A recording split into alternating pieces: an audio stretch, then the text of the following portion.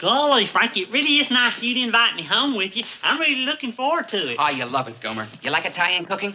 Well, just wait till you taste my mama's Italian cooking. Bellissima. Tonight we'll probably have some of her chicken cacciatore. Chicken what? Cacciatore. Go ahead, you can say it. Oh, I could never. Oh, come on. Try. Chicken? How's that so far? Now, cacciatore. Chicken cacciatore. How about that? Well, you're learning. Cacciatore. Hey, Frankie, how long will it take us to get to your house? Well, it's about a 3-hour ride on the bus, but it's worth it. Hey, we might even have some veal parmesan with cannelloni. Or maybe fettuccine. Or maybe even lasagna.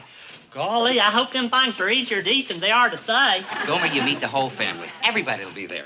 Mama, Papa, my sister Rosa, and her boyfriend Leo, and maybe even Uncle Julio.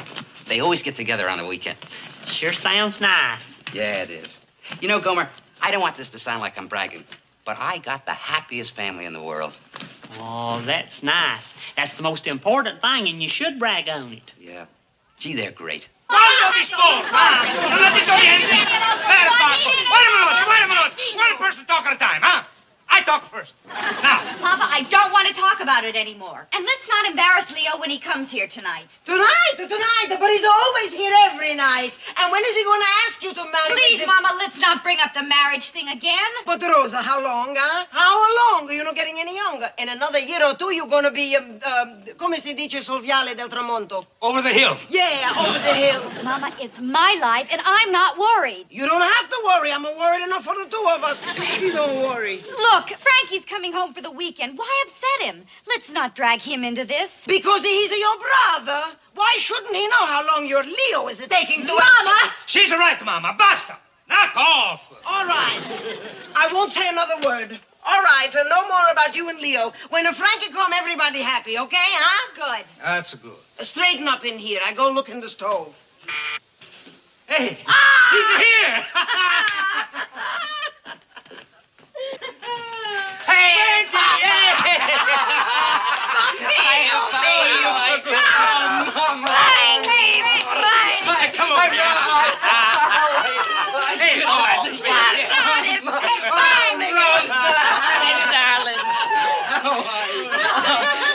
Oh, that's sweet, Frankie. How long since you been home? I was home last weekend. That's right. Oh, now, wait. I brought a friend home for the weekend. This is Gomer Pyle. Gomer, this is my mother, my sister Rosa, and my father. Hey, everybody. Ah, Mr. Gomer Pyle. Benvenuto. Welcome, huh? What's your first name, Mr. Gomer Pyle? Hey, that is my first name, Gomer. Como? Hey, you relation to Perry Como? He's a paisano. No, it's Gomer Pyle. Ma io non capisco. Non ha nome, soltanto il cognome. Any friend of Frankie's. Glad you could come, Gomer. Go on, Gomer. Say it. Listen to this, Papa. Oh, No, go on. well. Buongiorno, everybody, and ciao. Hey, that's a good Italiano, huh? I taught him on the way up. Come on, let's go in. Come on. I think you're getting scared. I'm going to Buongiorno and ciao. What'd I tell you, Gomer? Happiest family in the world, huh? What's new, Mama? What's new? You want to know what's new? I'm going to tell you what's... No, you tell him what's new. You know better than anybody what's new. Please, you promised you weren't He's gonna my bring it up. son. Don't He's start We're going to start that again, huh? Fast, huh? in this house. Mama, what I'm going to do? Hold it. Remember, Mama, he's here to enjoy. Mama, what's going on? Nothing. I promise to say nothing to make you upset this weekend. We're going to laugh and enjoy and have a good time, even though my heart is breaking. Mama, please. Frankie is... I'm not talking to Frankie. I'm talking to Mr. Gomer Pyle. You're not involved. You outside. Mr. Gomer Pyle, look at Rosa. What's wrong with her? Wrong? Has she been feeling sick? Mama. She's feeling fine. Me, I'm the one that's sick. Mama, please. Look, why don't you take Gomer up to his room? Go ahead, Gomer. Papa will show you where your room is. I'll be with you in a minute. Go ahead. Thank you. Yeah, all right. I'm glad to have met all of you and hope you're feeling better, ma'am. Get this way, huh? All right, Mama. Now, what's going on? Look at the ring on Rosa's finger. There isn't any. Ah, and just because of that dumb fella she goes with. He is not. Frankie, you know Leo. Not like I do. Every night for 2 years he comes here for a free supper. You make it sound like you don't even know why he comes here. Why he comes here is to feed his fat face with lasagna and go home. That's why he comes here. Mama, he loves me. He told me. When was his mouth empty long enough to tell you? Leo will marry me when he's ready. When he's ready for marriage, you'll be ready for Medicare. Oh, Rosa, cara, I want to see you happy and married, and I want to have grandchildren. Mama.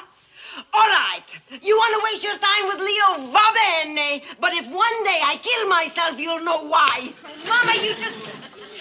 Oh. Mamma, please, what are you doing?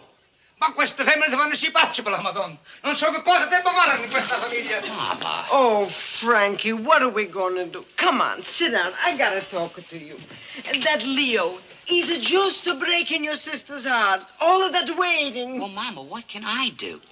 Maybe you could have given him a little hint or something. Well, is he coming to supper tonight? Like every night, please. He just needs a little spintarella. A what?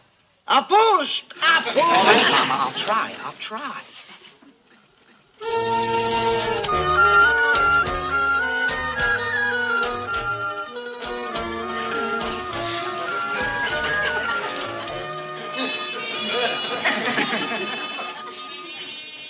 Well, it sure is nice seeing the whole family together like this. It's a lucky man who has a family. Gives you the feeling of roots, something to work for. You're absolutely right, Frankie. Yeah. Hey, Mama, how long you and Papa been married? 27 years. Oh, that's wonderful, just wonderful. Nothing like marriage, I always say. I say it, too. Me too, if it's the right boy and girl. Boy, you said it. Of course, if it ain't, it can be just awful.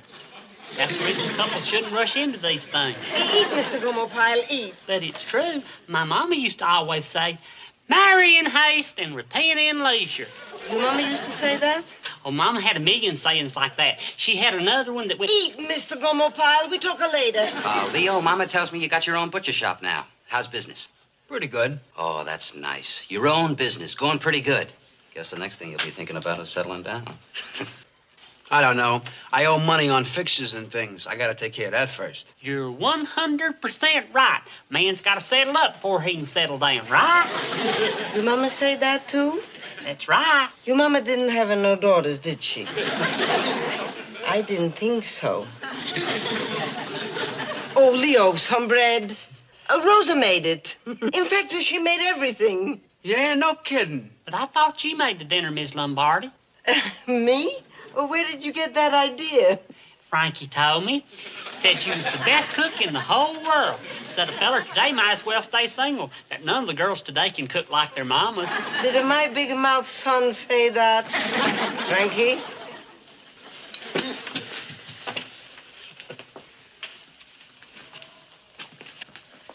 Did you really say that? What he said? Yeah, Mama, Gomer got it a little twisted. He got me a little twisted, too. Frankie, you got to do something about him. He opened his mouth one more time. Rosa's an old maid.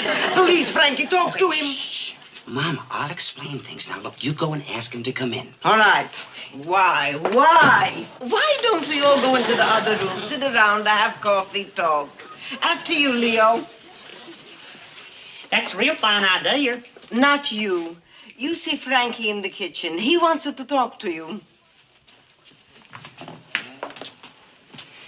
Do you want me, Frankie? Yeah, look, Gomer. Look, it's about Rosa and Leo. See, we'd all kind of like to see them get married. Oh, that'd be nice. When's it gonna be?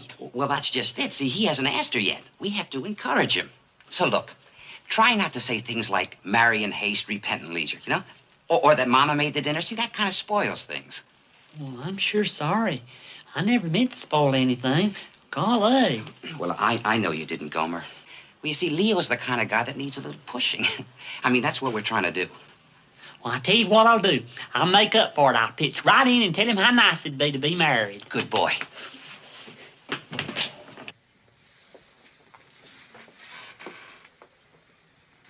Gomer, why don't you sit right over there?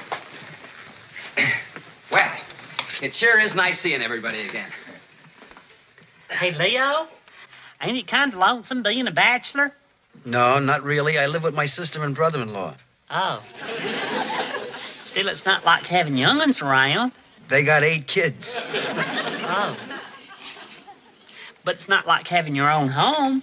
It is my home. They rent the top floor from me. You mean you got a home and a business? And a car and a color television set. Still, a man wants something else. I don't know what. Seems to me you've got everything. Some cake? Anybody want some cake with the coffee? None for me, Mrs. Lombardi. I gotta be getting home. Thanks anyway. But it's a very nice cake. Rosa made it. And she really did make it the cake. Thanks, but I really gotta go. Gomer, nice meeting you. It's nice meeting you, Leo. Oh, I won't be here tomorrow night. I'm working late at the shop. Frank, you're looking good. Yeah, leave it. I'll go out with you.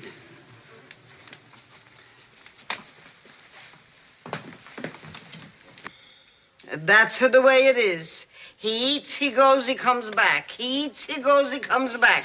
But about a wedding, Silenzio. Just seeing that Leo asleep on his feet makes me sleepy, too. Come, Papa. It's very nice. Rosa made it herself. He's gone. Come on. Wait, Mama, it's still early. We're not going to go to sleep so early, are we? What do we got to stay up for? Well, anything? Mama, please. All right, don't say it. I know already. It's a nothing. Papa, let's go. Oh, Mama, wait. Don't go up yet. What are we going to do? Rehearse the wedding march? Mama, but we don't want to go to sleep so early. Hey, how about some music? Gomer sings, you know that? Do a song for us, Gomer, huh? How about it?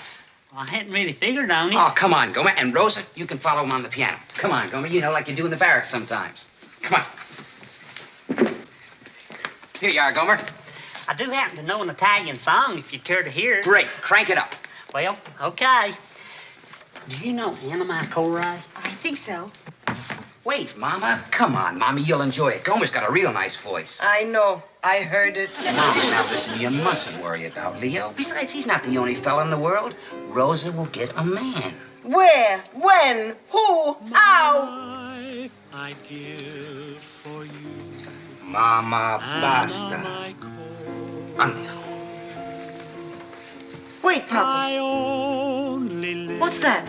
for What? you. Listen. Anna, my Cori. A love song. I have but one desire, and it's to love you with all my heart. Come on, Mama. Let's go in and sit down. No. My whole life through. From stars I'll make your crown and kneel before you. I pray you'll take my hand, for I adore you. Open up the doors leading to heaven, a heaven mine and yours, Anna, my Cori.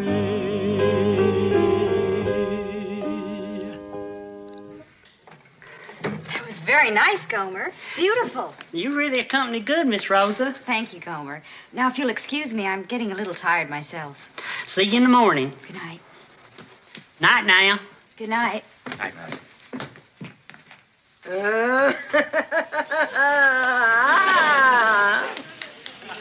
What is it, Miss Lombardi? Call me Mama. You sang that song like you meant it. The answer to a prayer.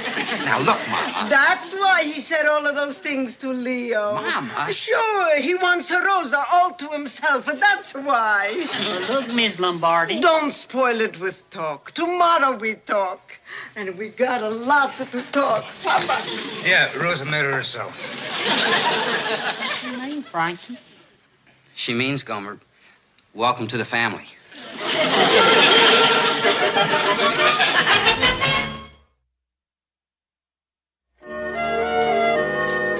Morning, everybody. Buongiorno, buongiorno. Papa, look who's here, Mr. Gomer Pyle. Mr. Gomer Pyle, good morning. Last Buongiorno. night was wonderful. You sang that song beautiful. But I wasn't really... Buongiorno. Giulio, grazie. Giulio. Hey, Giulio. Eccolo. That's him? This is your uncle Giulio. I'm pleased to know... My uncle? What do you think? You're right. Just like a John Wayne. Sit down, sit down. Mr. Gomer Pyle, you are getting a good girl. A good girl. She's getting a good boy. He sings it like a Caruso. Caruso, John Wayne, and a government check every month. Oh, she's getting some package. Tell me, son, what do you do when you're going to leave with the Marines, huh? Well, I used to work in a filling station. A gas station. That's perfect. We put him in with Dominic. Hey, he's another cousin. He's got a 12-pumper. But I couldn't... Don't thank us. What's a family for? Hey, do you like kids? Beg your pardon? Let me see your hand. Giulio, he reads the palms. But I couldn't let... Mamma mia, guarda, guarda. What? What? He's going to have 11 kids. Giulio, you're sure? Sure, absolutely. Look. 3 girls and 8 boys. Papa, you hear? 11 bambini. Hey, maybe 12. Oh, figlio mio. I wish I could tell you how happy you make me and Papa. Giulio, grazie. Caro fratello, mi hai fatto tanto contento.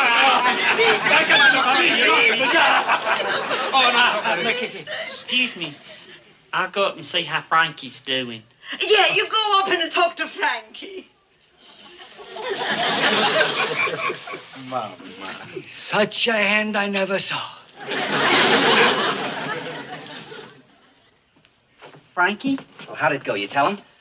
Well, it was mostly a case of them telling me. Telling you what? Well, lots of things. Like I'm going to be a father with 12 young ones. Well, it makes sense. Your Uncle Julio's seen it all right there.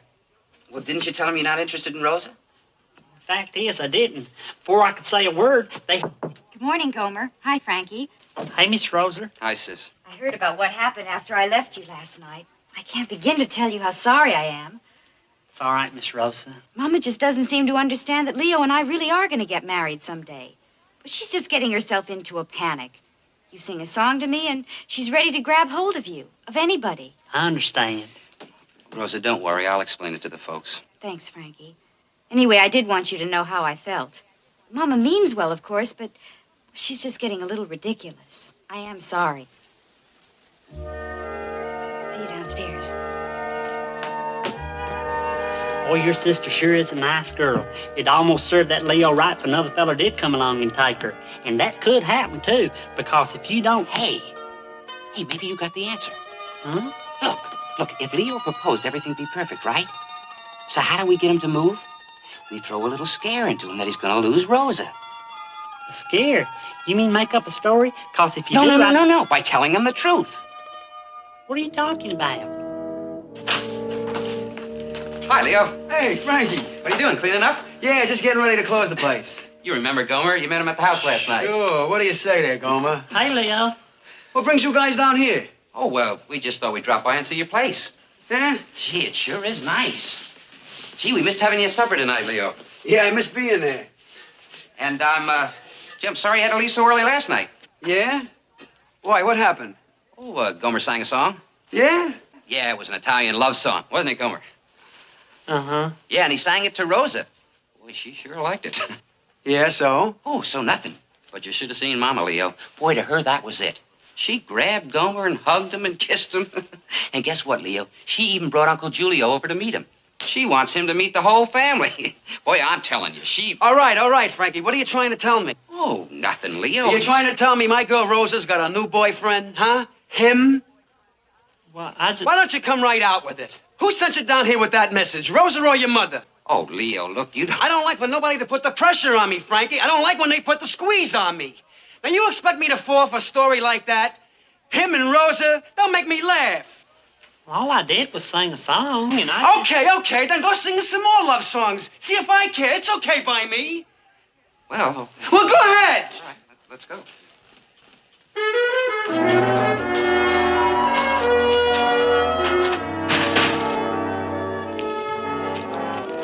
Just figure it would backfire like that. Who? Now we've really got some bad news for your mama. Not only is she losing me, but from the way Leo sounded, she might be losing him too. Oh, the house is dark. Everybody's asleep. Well, that's good, because I don't think I can face telling them tonight. Uh-oh. What is it? Oh, I forgot the keys. Well, what are we going to do? Well, we'll just have to ring the bell, wake them up. Well, let's don't do that. Maybe there's a window open. Well, look, you stay here. I'll check around back. Maybe the back door's open.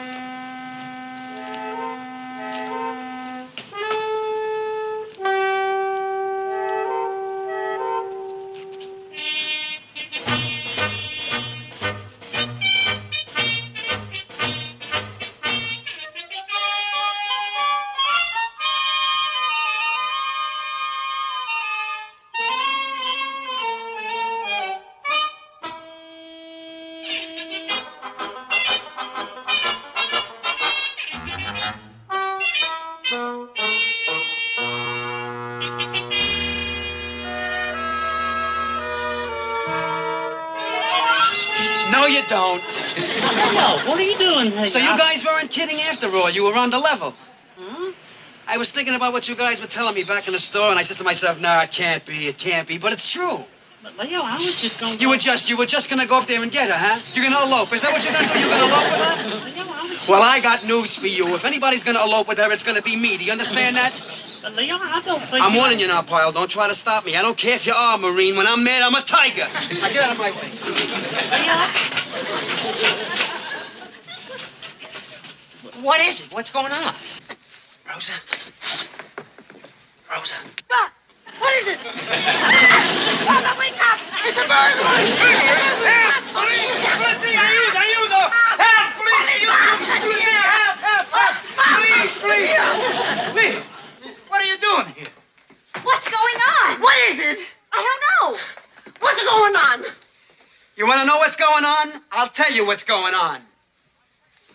I come for Rosa. She's gonna marry me. That's what's going on. And she's gonna elope with me, not him. Who's him? Him. Well, hey, everybody. 25 years, no husband for Rosa, and in one night we got two of them. Ain't that nice, Miss Lombardi? Ain't that real nice? You hear that? They're gonna get married. Rosa and Leo. My babies are getting married. But isn't that what you always wanted? Me to take my baby away from me. My baby.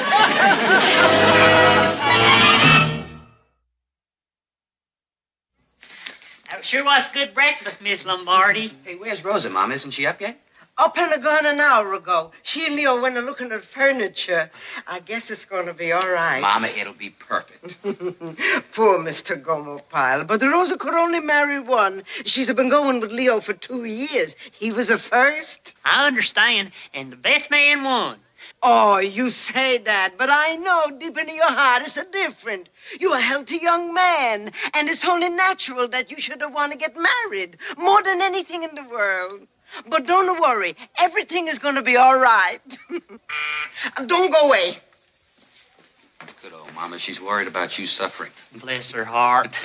Mr. Gomer Pyle, I want you to meet Rosa's cousin Gina. She's not married. Why don't you sing her that nice song you know? Frankie, can't you see they want to be alone? Come on. Da-dum-dum-dum,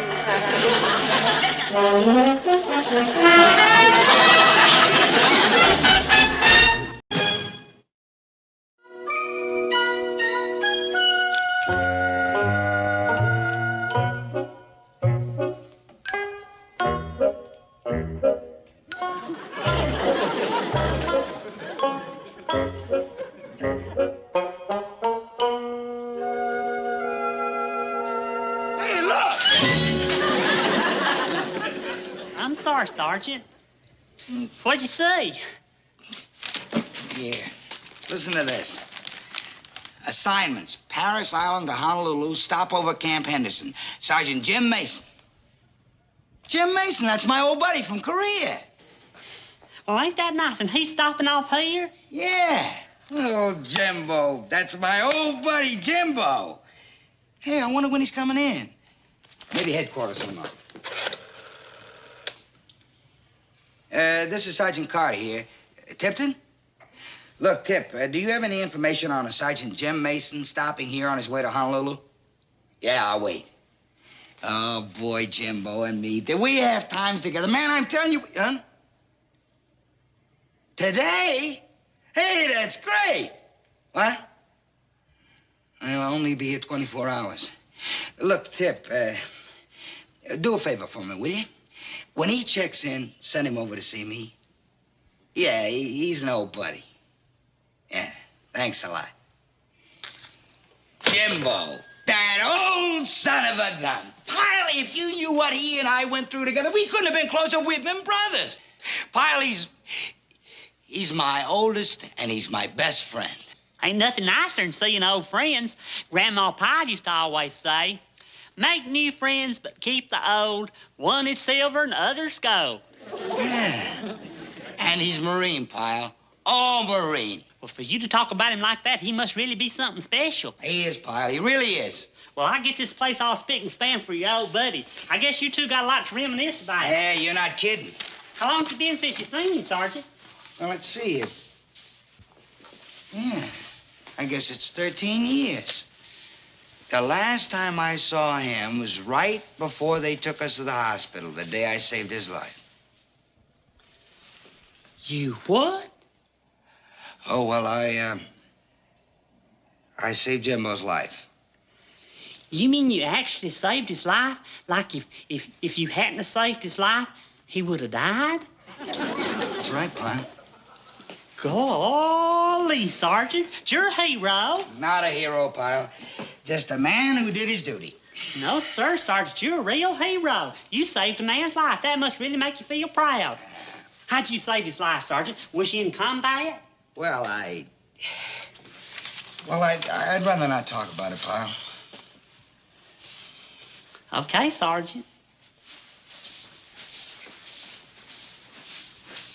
Okay, Pyle, I can see you're holding it in, and you won't get off my back till I tell you the whole story, so pull up a chair and let's get it over with, huh? Thank you, Sergeant. I sure love to listen to these hero stories.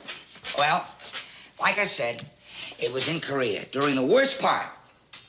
We were trying to take a hill that we needed real bad, and we ran into a pack of the enemy. I'd say they outnumbered us 5-1. 5-1? Shazam, I got goosebumps just listening already. How'd you ever get out of there? Please, Pyle, don't interrupt. Now, I ain't telling this story, so let me get it over with. Oh, I'm sorry, Sergeant. But if it really pains you to tell it, then I don't think that you... Please stop nagging. I told you I'll tell it, so I'll tell it. Where was I? The enemy had you outnumbered 5-1. Yeah. Did I say that, 5-1? Well, it might have been more than that. Maybe even 6-1 or 7-1. Yeah, but that doesn't matter. Anyway, the enemy had us surrounded. Well, we jumped for cover. But it still looked like we were done for. We just lay there, not moving a muscle. We thought if we could make it till dark, we might have a chance to get out of there alive. We might even have a chance to take that hill. What happened, Sergeant? Well, like I said, we were just waiting and hoping that we could make it till dark, when all of a sudden, one of the kids in the platoon, a kid by the name of Stuart Billett, well, he couldn't wait because he jumped up and started to make a run for it. Right away, the enemy fire broke out all around us.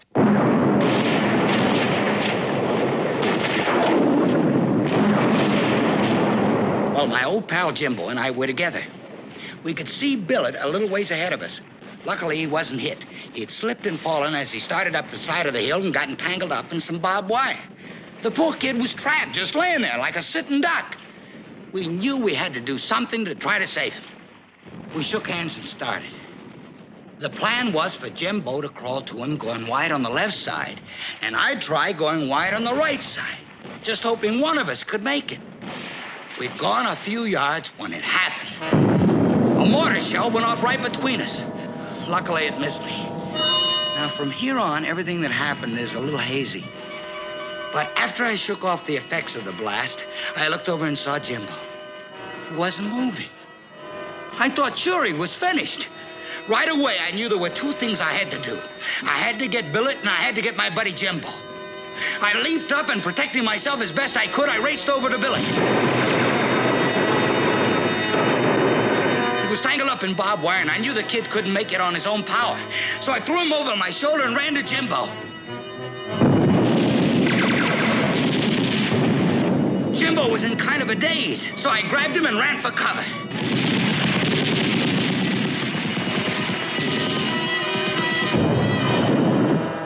And luckily, I made it to safety. They took us all the way to the hospital, and believe it or not, I've never seen Jem Mason since. We never even got a chance to talk about it.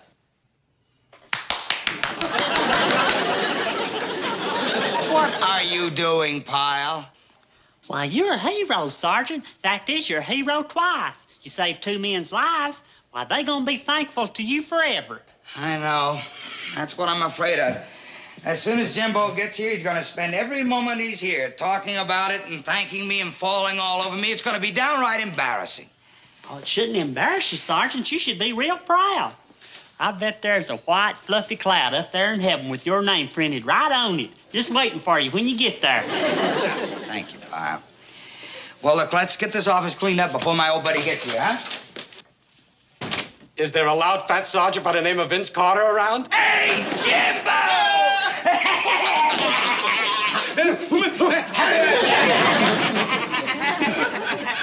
Hey, you put on a little weight around the middle since I saw you last, huh, Tubby? You're starting to look like a Zeppelin. Yeah? Well, at least I still got my hair. Hey, it's good to have you back. Son of a gun. It's good to see you. You look really great, Jimbo, really great. Hey, this is Private Gomer Pyle. Pyle, this is my old buddy, Jim Mason. Sure privileged to meet you, sir. I've heard an awful lot about you. What do you say? Some handshake, huh, Pyle? That's from karate. You still keep up with it, Jimbo? Not like I used to, a little bit. Hey, Jimbo. Do it. Watch this, Pyle. Come on, do it, Jimbo. Well, who's gonna pay for the chair? Me. It's worth it. Do it. Okay.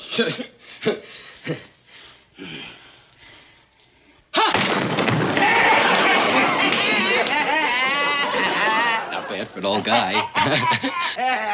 Well, he busted it. He busted it right in two. Sure he did. Hey, Jimbo, you're the greatest. Where you standing tonight? Oh, they got me checked in someplace they save for visiting dignitaries. Class hotel, Vince, old boy. Yeah. Well, why don't I run over to headquarters, ask the captain if you can bunk here with me? I got an extra sack. Great. Hey, we got a few things to talk about, right? Well, look, I'll be right back. It won't take a second. Pyle, take care of my old buddy Jimbo for me, will you? Sure will, Sergeant. Sure will.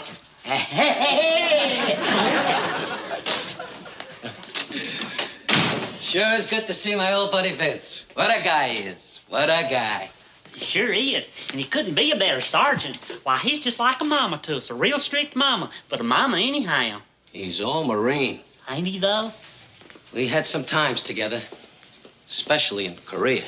I know. He told me so much about you. I feel like I know you already. Like that battle story about you two and that billet boy. That's one of the most thrilling stories I've ever heard. Really thrilling. Yeah. Hey, you must think a lot of Sergeant Carter. You bet I do. Hey, would you tell me that there battle story? Yeah. It is kind of interesting. You know, the part that I like best is where Private Billet was saved. Oh, that? Well, my pal Vince and I, we had taken cover together. You could see Billet trapped in some barbed wire up ahead. Vince and I knew we had to do something. Otherwise, Billet was done for. We shook hands and started. The plan was for Vince to go on the right side, and I'd try going wide on the left side. Our only hope was that one of us would make it. We'd only gone a few yards when, well, I never heard anything like it. This water shell just burst there right between us. Now, from here on in, the story's a little hazy to me, but I shook off the effects of the blast and looked over at Vince. He wasn't moving. I figured he was done for. It was then I knew I had two things to do. Get Billet and my pal Vince. I jumped up and fighting back as best I could, I ran over to Billet.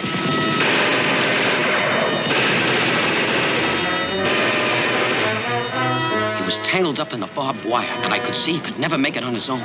So I threw him over my shoulder and raced to my pal Vince. Vince was just coming to. So I shoved him along, and we all ran for cover.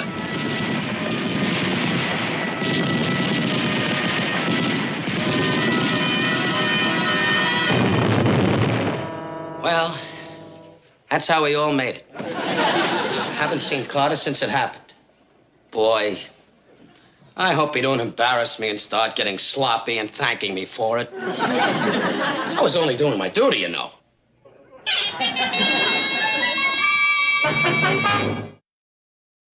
That is funny. Boy, oh boy. That is really funny. You know what, Duke? You got a warped sense of humor, Swat. A warped sense of humor. Oh, come on, Gomer.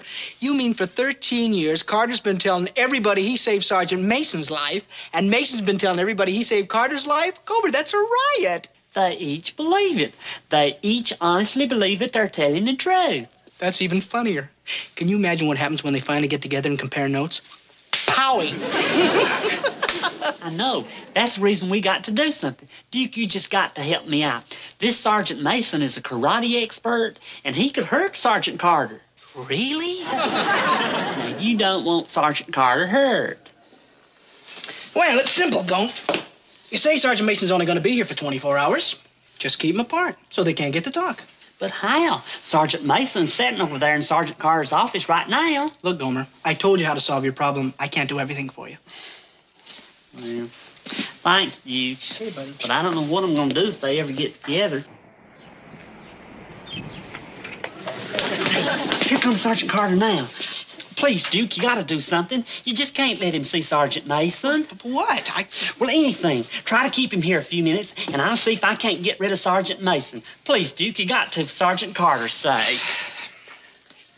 Sergeant Carter? Sergeant Carter? Well, what do you want? Could I see you for a second? Oh. What do you want? Oh, I've got a problem. See the chaplain. No, Sergeant, it's not that kind of problem. Well, what kind of problem is it? It's my lock. Your lock? What about it? Oh, I can't get it open. I was going to clean my rifle. You can't get it open? What are you, stupid or something? What's the combination? Oh, the combination, yes. Well, it's, let's see, a left to 19. Left to 19. Right to 32. Where's Sergeant Carter? I don't have much time, you know. Yeah, well, ain't it a shame? He didn't say he had some other things to do today, did he? No, Sergeant, he didn't. I can't get it open either. Look, maybe I better go find him myself. Sergeant, I got an idea. Huh? Yeah. Yes, sir, I bet that's it. What? Well, if I was Sergeant Carter, I know what I'd be doing. I'd be in town buying you a present. Yes, sir, that's what I'd be doing, all right. A present for me? Why, sure, he hadn't seen you in all these years, and you did save his life. But if it was me, I'd be mighty embarrassed to be empty-handed whenever I got a present. There I go, talking out of turn again. You probably didn't even have time to buy him a present. Yeah, I was too busy, that's it. But if... Listen, do you think I could get him a gift over at the PX? Well, they ain't got much of a selection over there. But town's just north of here about 2 miles. It's just a short ride on the bus. And they got lots of stores there. Okay. But listen, if Sergeant Carter gets back before I do, don't tell him where I went, okay? Right, Sergeant. 19. Right. 32. Left. 27. Gee, Sarge, I just remembered. It's left to 18, not 19. 18.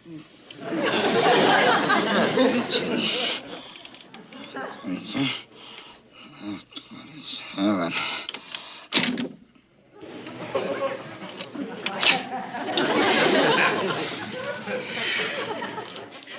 Thanks, Sarge. Thanks a lot.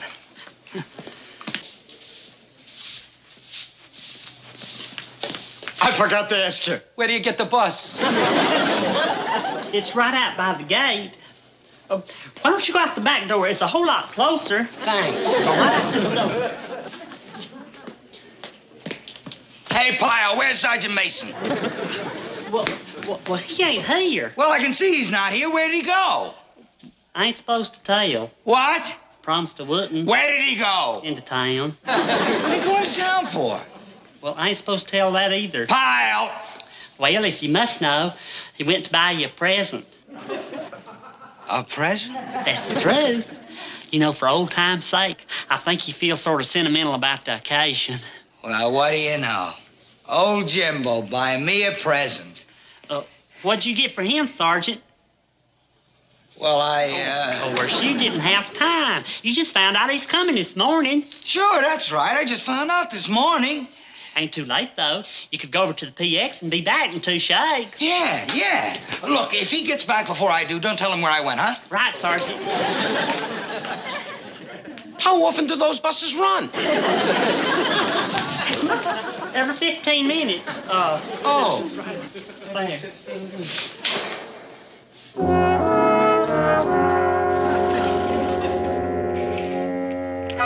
Did Sergeant Carter get back?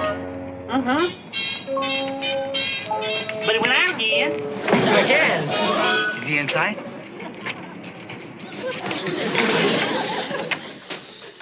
Hi, Vince. Where you been? I'm sorry, Jimbo. I had a little errand to take care of. Oh, sure. I understand. Look, Pyle, you don't have to hang around. Well, I ain't finished my cleaning up yet. Well, make it fast. Here, buddy. From me to you. A gift? For me? Hey, Pyle, you see that? My old buddy brought me a present. Open it.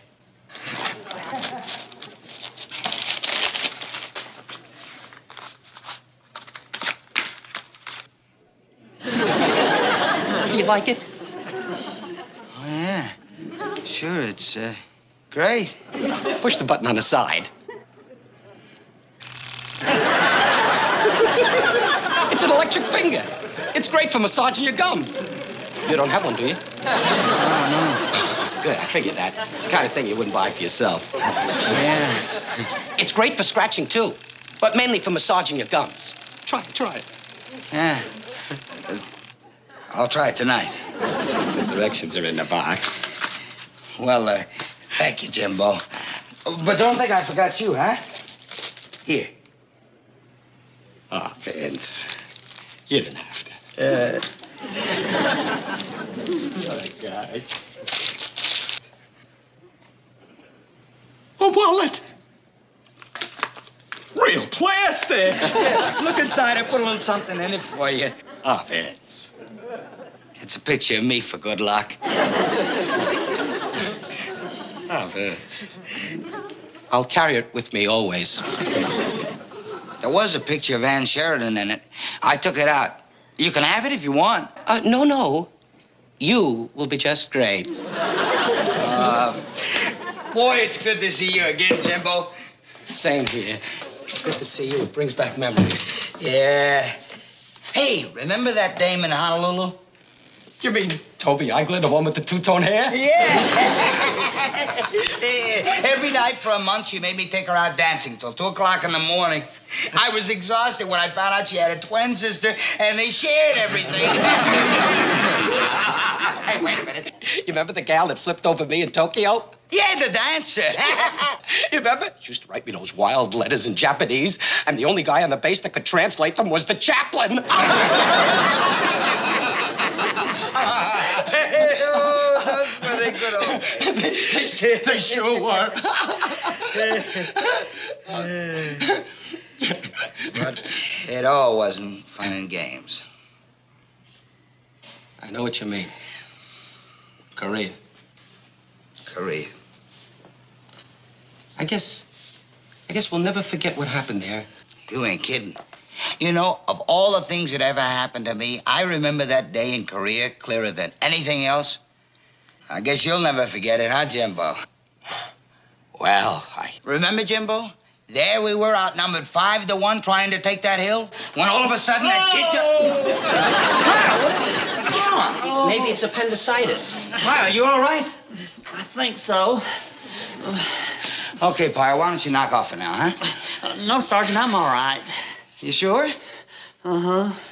Suit yourself. What were we talking about? Oh, excuse me, Sergeant. You was talking about Toby Iger, Japanese dancer. No, that was before. No, Korea. Yeah, that was it, Korea. Remember, Excuse you and me were Sergeant. behind the log, Jimbo, and you would... I'm sorry, I never did get the Queen under here today. It paid you but a minute, though. The enemy, they were up on the hill. They were opening fire, remember? And we didn't have a chance. When they opened up with those rockets, what is it with this nut? Look, why don't we just cut out of here, grab a couple of beers, and shoot the breeze at the club, huh? Why don't you go to the movie? What? Who wants to go to the movies? Well, it's a real good picture. It's the Yalu Showdown. That's a war picture about Korea. What do we want to see that for? Yeah, we lived it. Remember Jimbo the Hill? Yeah, and that crazy billet kid. It's in Technicolor. And you and me decided we had to try to save him, so you went wide on the left and I went wide on the right. It's got a real good cartoon with it. And the enemy was all around us, blasting all over, remember? I remember that big one, the shell that burst right between us, knocking you unconscious. I remember I ran for Billet. Tossed the kid over my shoulder, still blasting away with a Tommy gun. Wait a minute. I was knocked unconscious? You were knocked unconscious. You're kidding. I remember it like it was yesterday. You don't remember good. Well, who do you think saved Billet? Vince, look at me. You don't remember. I saved you, and I saved the kid, too. You were unconscious. You're crazy. You were unconscious. Look, I'll show you. No! I'll show you! Don't tell me. I'm telling you! I saved you! Never! I did it! I saved... I knew it was going to happen. I knew it. Sergeant, are you all right? Sergeant?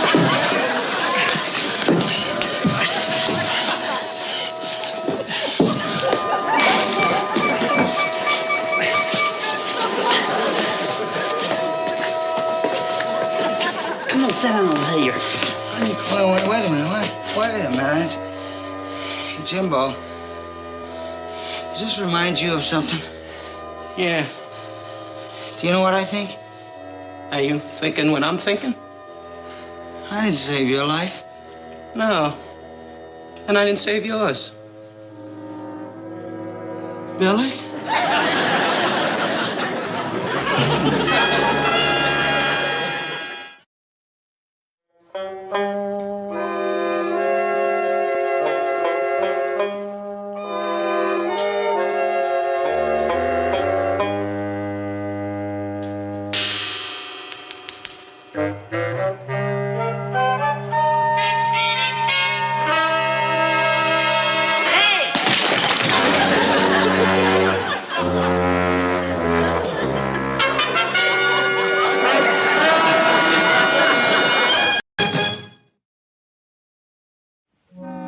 You gotta see this place to believe it, Vince. When I'm not working, it's all sandy white beaches, a party here and there, sailing, surfing, and beautiful hula girls. Now I know why they put the Lulu in Honolulu. That's cute. Sounds like he's got it made. Yeah, leave it to my old pal Nick Hollenreich to always get stationed in the best places. I told all the gals here about you, Vince. And I've already got a long, cool, tropical drink sitting here in the shell of a pineapple with a gardenia floating on top just waiting for you.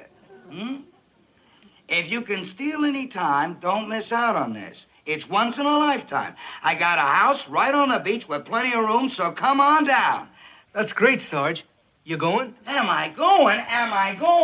Man, I got 10 days accumulated leave saved up. 10 whole days I've been hoarding, just waiting for the right opportunity. And, brother, this is it. Am I going, he asked. And would you like to know how? How? Well, we got Marine jets winging out of here every day, and some of them go straight to Honolulu. And who do you think is gonna hop a ride on one of them little jet jobs? Hey, that's great, Sarge. You got nothing to keep you here. I mean, there's nothing coming up. You're in the clear. Good. Oh, just this. Yeah, what's that? A memo came through this morning about the test for PFC. 6 of our men haven't taken it yet. Those meatballs in the Marines for over a year and still privates. Well, I want a whole platoon of PFCs. In fact, I want a whole platoon of PFCs before I go to Honolulu. When are they giving that test? Tomorrow. Good. That'll make a nice going-away present for me. All PFCs. I don't know. What do you mean? Pyle. Wouldn't you know it? Wouldn't you know that lunkhead would be one of the last ones to make PFC? Wouldn't you just know it? Boy, it stings me. It really stings me. Sarge, a minute ago you were happy as a lark talking about your trip. Why let something like this spoil it? Well, it's important. I mean, think back to what you were talking about. Hawaii, those sandy white beaches, the hula girls, the tropical drink. Yeah. The gardenia floating around on top. That's right. You're right. You're right. This is a golden opportunity to go to Honolulu, and I'm not going to let them foul it up. Believe me, I'm not going to. I'm just going to walk over and talk to them real calm-like. Calm and easy, easy and calm. Stupid, stupid, stupid. The 6 of you, the last 6. Now, everybody else in this platoon has made PFC except you 6 meatballs. Now, what is it with you? Well, what about you, Lipton? What's your excuse? I don't have one. That's no excuse. Would you like to hear my excuse, Sergeant? No. I got one, and I thought... I don't want to hear it. But it might explain why. Pyle, I said I didn't want to hear your excuse. Is that clear? Yes, it is, Sergeant. See, it's just that as long as you was expecting an excuse from Private Lipton, he didn't have one. I thought I'd tell you mine so you wouldn't be disappointed. Knock it off. Now, all of you, listen up. That test is being given tomorrow, so get on the stick. Remember, it's for your good, not mine. But I want all PFCs in this platoon. Is that clear? Aye, sir. I can hear you. Aye, sir. All right, you take that test and you make it. I don't want to hear it. Never did get to tell him my excuse. What is your excuse, Gomer? Well, it's just that I wished I didn't have to take that test. Why? It's not hard. That ain't what I'm afraid of. Then what? Well, maybe it won't make too much sense. Well, what is it? Well, the fact is, I couldn't be no happier than I am right now. To tell you the truth, I like things just the way they are. Huh? Remember back in boot camp, Sergeant Carter told us that the private is the backbone of the Marine Corps. Well, fact is, I like being the backbone. And another thing is I wouldn't want people to think that I'm getting uppity, and that's just what the folks back home might think if I got me a stripe on my arm, that I'm getting uppity. Oh, now you're putting me on. No, I ain't, Duke, honest. So you see, I'm better off being a private because I'm a whole lot better at followership than I am at leadership. Gomer. So you see, I don't care a whole lot about being a private first class is what it boils down to. Well, Gomer, you should. Take the test. Well, I'll take the test, all right. But I know how I am, Duke. If I ain't interested in something, I just can't concentrate. That's how I am. I just can't concentrate if I ain't interested.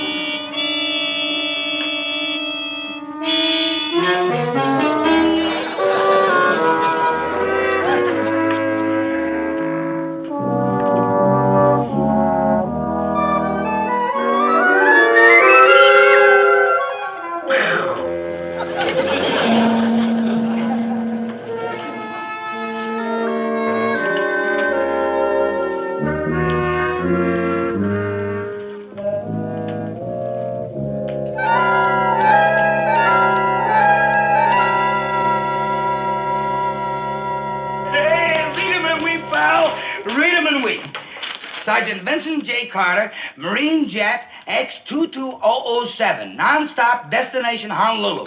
Aloha and ta-ta.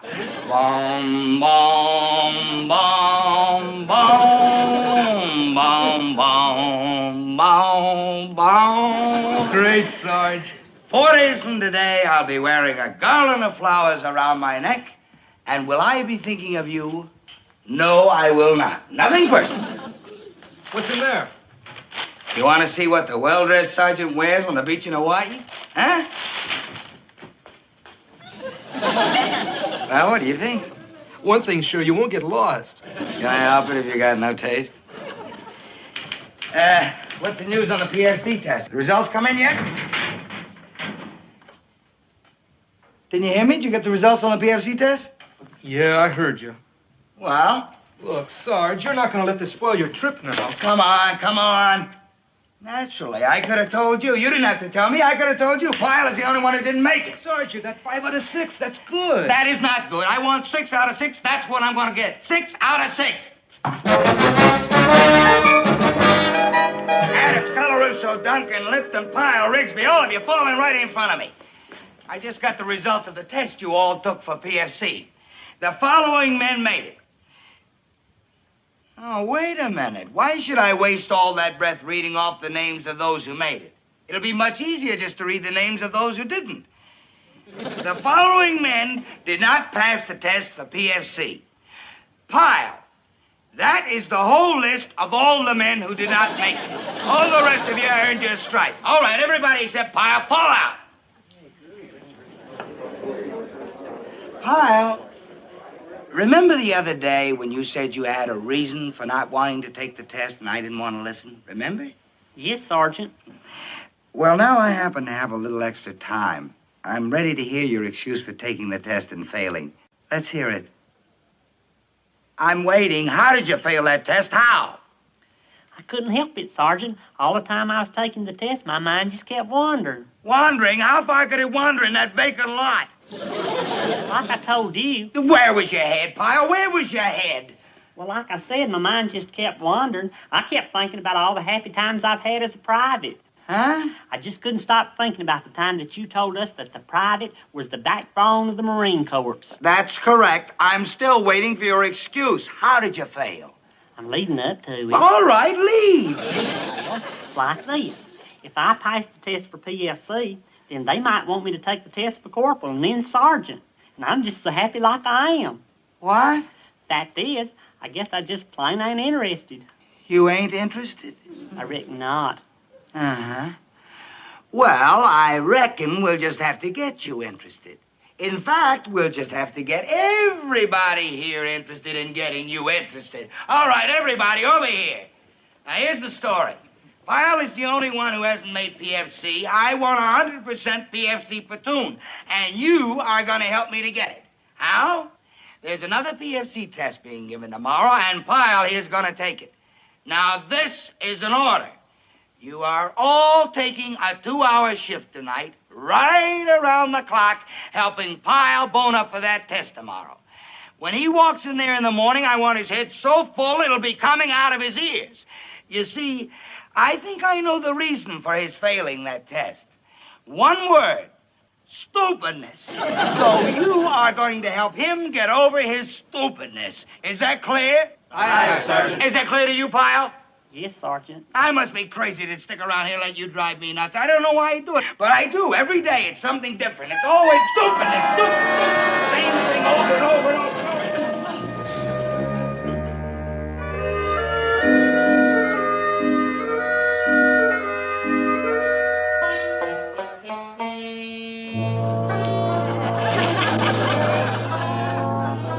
I got it. Hey, Garson. Garson, I got the part about ascending to 45. Oh, that's wonderful. What time is it? 2:15. I'm not getting paid for overtime. 2 to 4 is later shift. Where is he? I was just coming for you. Patient is all yours, Doctor. I heard a nice girl, but this is ridiculous. Hey, Duke. Hey, Gomer. Sure nice of you fellers to help me out like this. You know that? Yeah, I know that. You're a good friend, Duke, a real good friend. But we don't have too much time. You sleepy? No, I'm wide awake. I really am. See? My eyes ain't even bloodshot yet. Ain't the least bit tired. Good. If you feel yourself getting sleepy, just throw some cold water on your face. Main thing is to stay awake. I'm fine. Okay, good. Let's go.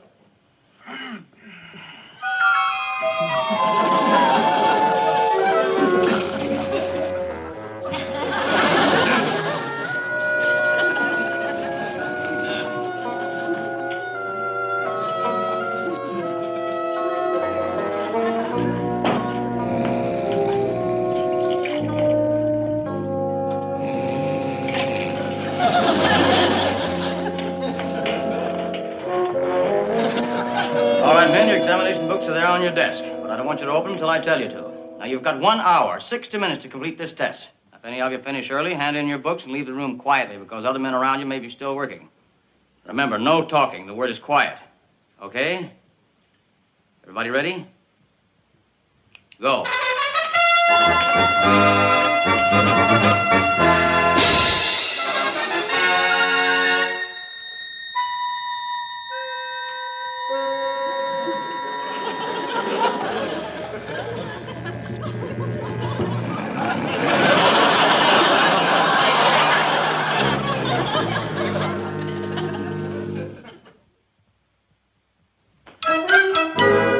I guess you heard what happened to Pyle at the PSC test. Yeah, I guess you did. Fell asleep. Right in the middle of the test, he fell asleep. That yo-yo. Well, let me tell you something. I'm not going to let him spoil my trip. I'm going to Hawaii, and I'm going to have fun. Do you hear me? Fun, fun, fun. I'm going to enjoy. Sorry. But aren't you packing kind of early? I'm in a hurry. When Friday morning gets here, I go. The sooner I get away from Pyle, the happier I'll be. I've got to get this press and pick up some stuff at the PX. You got my travel orders typed up yet? I was going to do it this morning, Sarge. Well, get moving. I want them on the colonel's desk ready for his signature right away. Okay, Sarge. Fell asleep. He fell asleep.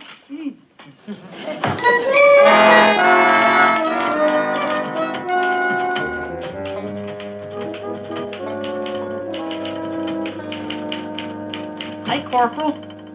Well, look who's here. Sleeping Beauty. Is Sergeant Carter around? Look, Pyle, I wouldn't go looking for Sergeant Carter if I were you. Guess he is pretty sore at me, huh? You pulled some buttes in the past, Pyle, but this one tops them all. I know. That's the reason I'm here. I wanted to apologize to Sergeant Carter. Well, he won't be back for a while. Oh, do you mind if I wait for him? Wait for him. Thank you. Hey, Corporal, did somebody just ship in? What? I just seen that bag on the bunk over there, and I wondered if somebody was coming in. No one's coming in, Pyle. Someone's going out. Sergeant Carter, if you must know. Sergeant Carter? Right. Where's he going? Honolulu. You mean he's leaving? That's right, Pyle. You can't go to Honolulu without leaving. It's all said. It's official. It will be if I ever get these orders typed and signed by the colonel. Effective 9 a.m. Friday morning. Golly, when did all this take place? Pyle, will you quit pestering me? Now I know why Carter wants to get away from you.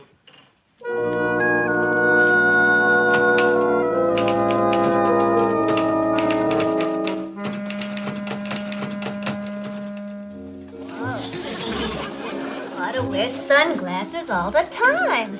You look kind of glamorous. Oh, are you glamorous? Vince, you're a glamorous animal. Come on.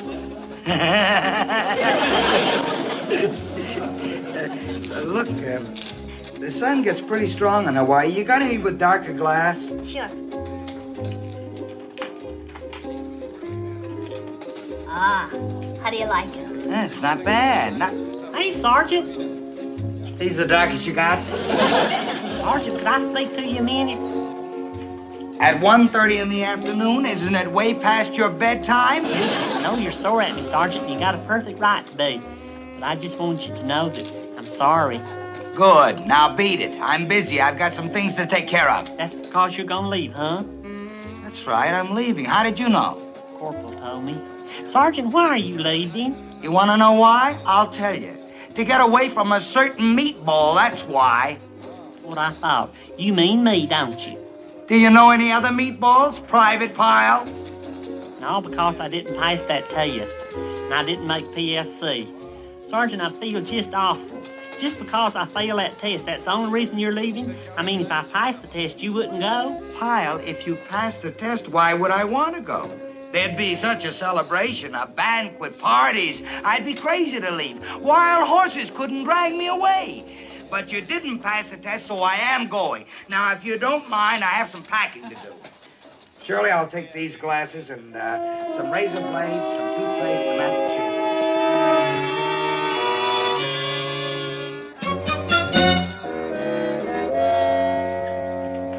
Let me understand. You want to take this test again? Is that right, Private? That's right, sir. Well, according to this report, you failed it twice within a week. Yes, sir, I know. I can't imagine why you should have so much trouble. I should think the second time you took it, you should have been able to pass it with your eyes closed. Oh, no, sir, that don't work. Well, we want to see our men try to advance themselves, so it shouldn't be too difficult to arrange another test for you. We'll notify you, probably in about a month. A month? Oh, no, sir, not a month. I can't wait that long. I got to take the test tomorrow. That is with the lieutenant's permission, sir. What's a rush, Private? You think you're going to get the same questions you had yesterday? Oh, no. We keep changing the test, you know. The next one you get will be entirely different. I don't care. I'll take them all, but I just got to take it tomorrow. Well, this is a bit irregular. Please, it's very important. Please, sir. There's a group from A Company scheduled to take the test tomorrow. You can sit with them. Thank you. I really appreciate it, sir. I really appreciate it.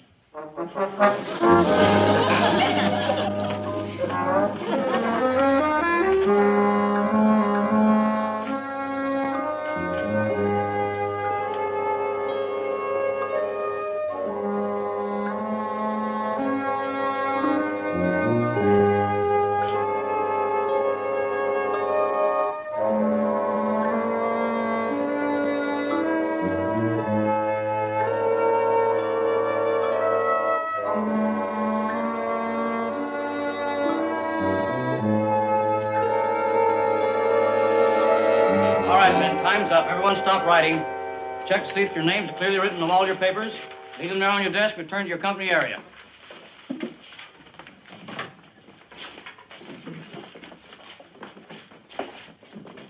Just a minute, Pyle. I want to talk to you.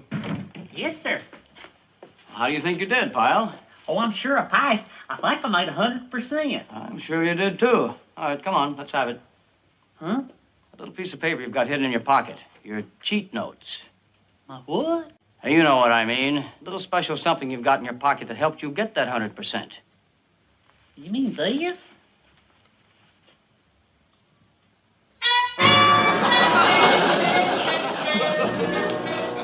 Really not a very good picture of him. Sergeant Carter?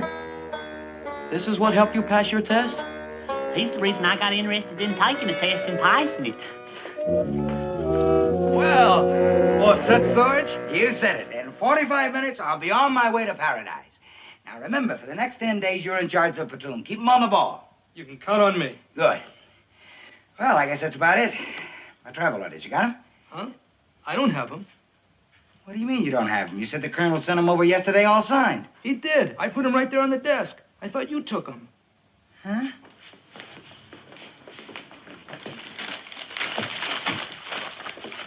Look in the back. Go through the lockers everywhere.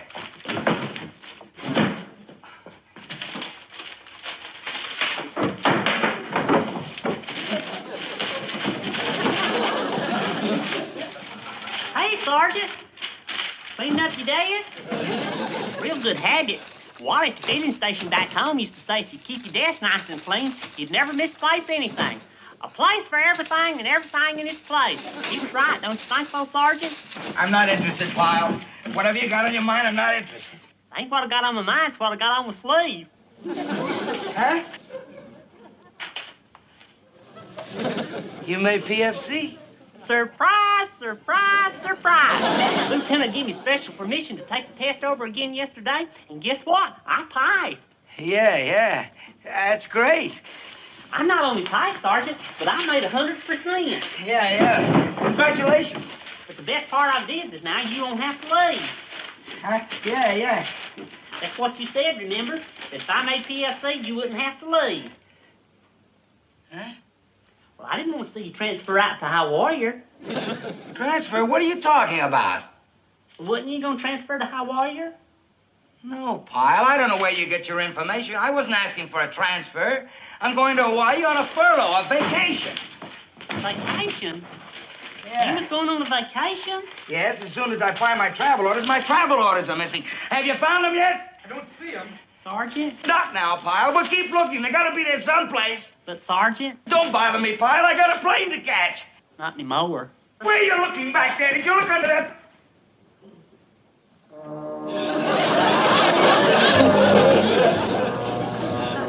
I haven't got a plane to catch.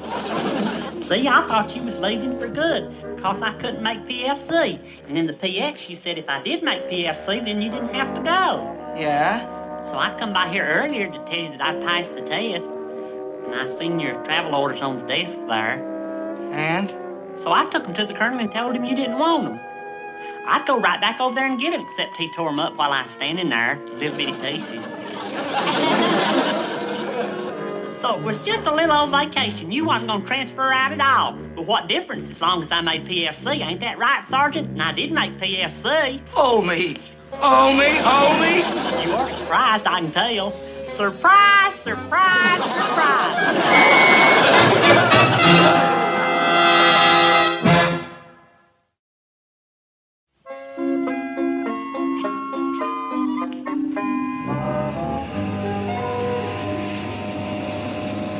Boy, them jets sure do go fast, don't they, Sergeant? Whoosh! Hey, there goes another one. You know, sometimes I just like to look up at them planes and guess where they're going. Do you ever do that, Sergeant? Just look up there and try to guess where they're going? Why, I bet they're going to different places all over the world. Whoosh!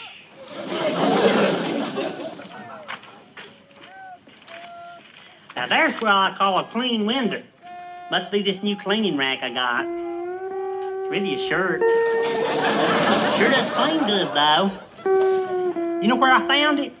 In the garbage? That's right. How'd you know? I guessed. Well, to be perfectly honest, can't blame anybody for throwing it out. Now, where in the world would anybody wear a shirt like this? I wouldn't know, Pyle. I wouldn't know.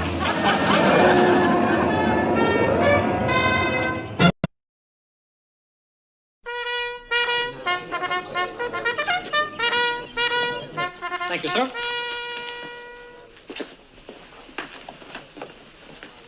PFC Slater, Gilbert, $67. Thank you, sir. PFC Pyle, Gomer, $73. Pyle?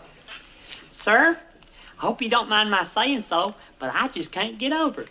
I come here month after month, and you give me all this money for something I just love doing. That's fine, Pyle. Glad to hear you're enjoying your enlistment. And I also wanted to say about the food you've been serving, it's just been wonderful. Take last night, we had those tuna croquettes. I went back for seconds, but there was so much left over, I could have had thirds if I'd have wanted. That's fine, Pyle. Now, if you'll... And them new mattress covers that we got in last week, if I was staying at the finest hotel in this country, I couldn't ask for any better. Good, Pyle, good. Next. Well, Next. I can see you're busy, sir, so I'll see you next month. It's a long time between paydays, Hummel. Well, that's the truth. Well, here's my plan. First, I pick up my pass. Then I borrow Frisbee's car. I know this drive-in that's just crawling with wild-looking chicks. Really? Mm-hmm. What makes you so sure any of them will talk to you? They have to. They're car hops. I'll just keep eating till I get off duty. Huh? Well, there you are, fellas. I wondered where you all went. Listen, Gome, I'm going into town to meet some girls. You want to come along? Thanks a lot, but my plans is already made. First of all, I'm going to write a letter home, and then I'm going over to the PX. They're having a sale on some shower clogs, and I thought I'd pick me up a couple of pair. Gome, you're not going to spend your whole payday buying shower clogs. But I have to. My other pair's warped, and you know what they say? Good hygiene starts from the feet on up. Well, that's the way you want it. We'll see you later. See you, fellas. Have a good time. Hey, Maureen, you! Over here. Oh, there you are. You want to see me? Yeah, I got something to show you. You have? Come here. Oh, that's a mighty nice watch there, mister. It's not just a watch, son. This here's an 18-carat, 21-jewel movement with a gold expansion bracelet, and it can be yours. You mean you're selling it? Oh, I could never afford an expensive watch like that. Why not, friend? You've just been paid, haven't you? Why, yes. How in the world do you know that? Well, being an ex-serviceman like I am, you just kind of feel it in the air. How about it, son? Wouldn't you like to have this watch for your very own? Well, I'd like it very much, but a watch like that wouldn't come within my budget. You see, I've got my allotments, and I got to buy my shower clogs, and I got to get a present for my aunt's birthday. No, it's impossible. I could never afford an expensive watch like that. Wait a minute. How much you think it cost? Well, it's got to be at least $12.95. Only $12.95? Golly! That's right, son. $12.95, and that includes sales tax and a lifetime warranty, including parts and labor. Thank you very much, mister, but I just couldn't. You can't? Well, $12.95 for a watch like that? Why, you'd be cheating yourself. Huh? Everybody knows that a gold watch costs 10 times that much. No, I just couldn't do that to you. What's your name, son? PFC Pyle, Gomer Pyle. My name's Freddie. Friendly Freddie, the serviceman's pal. And let me tell you something, Lyle. Pyle. In all my years in business catering to men in the armed forces, I've never felt such a rapport with a customer. Imagine worrying about my profit. Take the watch, son, please. Oh, I just couldn't, Mr. Friendly Freddie. As much as I'd like to have it, I just wouldn't enjoy it, knowing how I'd taken advantage of you. Well, look, son, would you feel any better if I told you I was making a little something? How can you? Practically giving it to me like you are. Well, once in a while, one of my suppliers gets a hold of a piece of merchandise, and he has to unload it in a hurry. You know what I mean? Oh, sure. You mean he's overstocked? Overstocked? Uh-huh. Back home at the gas station, sometimes we'd get overstocked on inner tubes, and then we'd have to run a sale. Yeah, whatever you want to call it. Son, this is the opportunity of a lifetime, and it would just break my heart to see you pass it up. Well, if you really feel that way about it... How else can I feel? Take it, please. Golly. Well, here's the money. 5, 10, 11, 12, 13. You can just keep the change. Well, thanks, son. This has made my day. Mr. Friendly Freddie, about the lifetime guarantee? A lifetime guarantee? Oh, yeah, what about it? Well, for what you charged me for the watch, 10 or 15 years would be more than fair.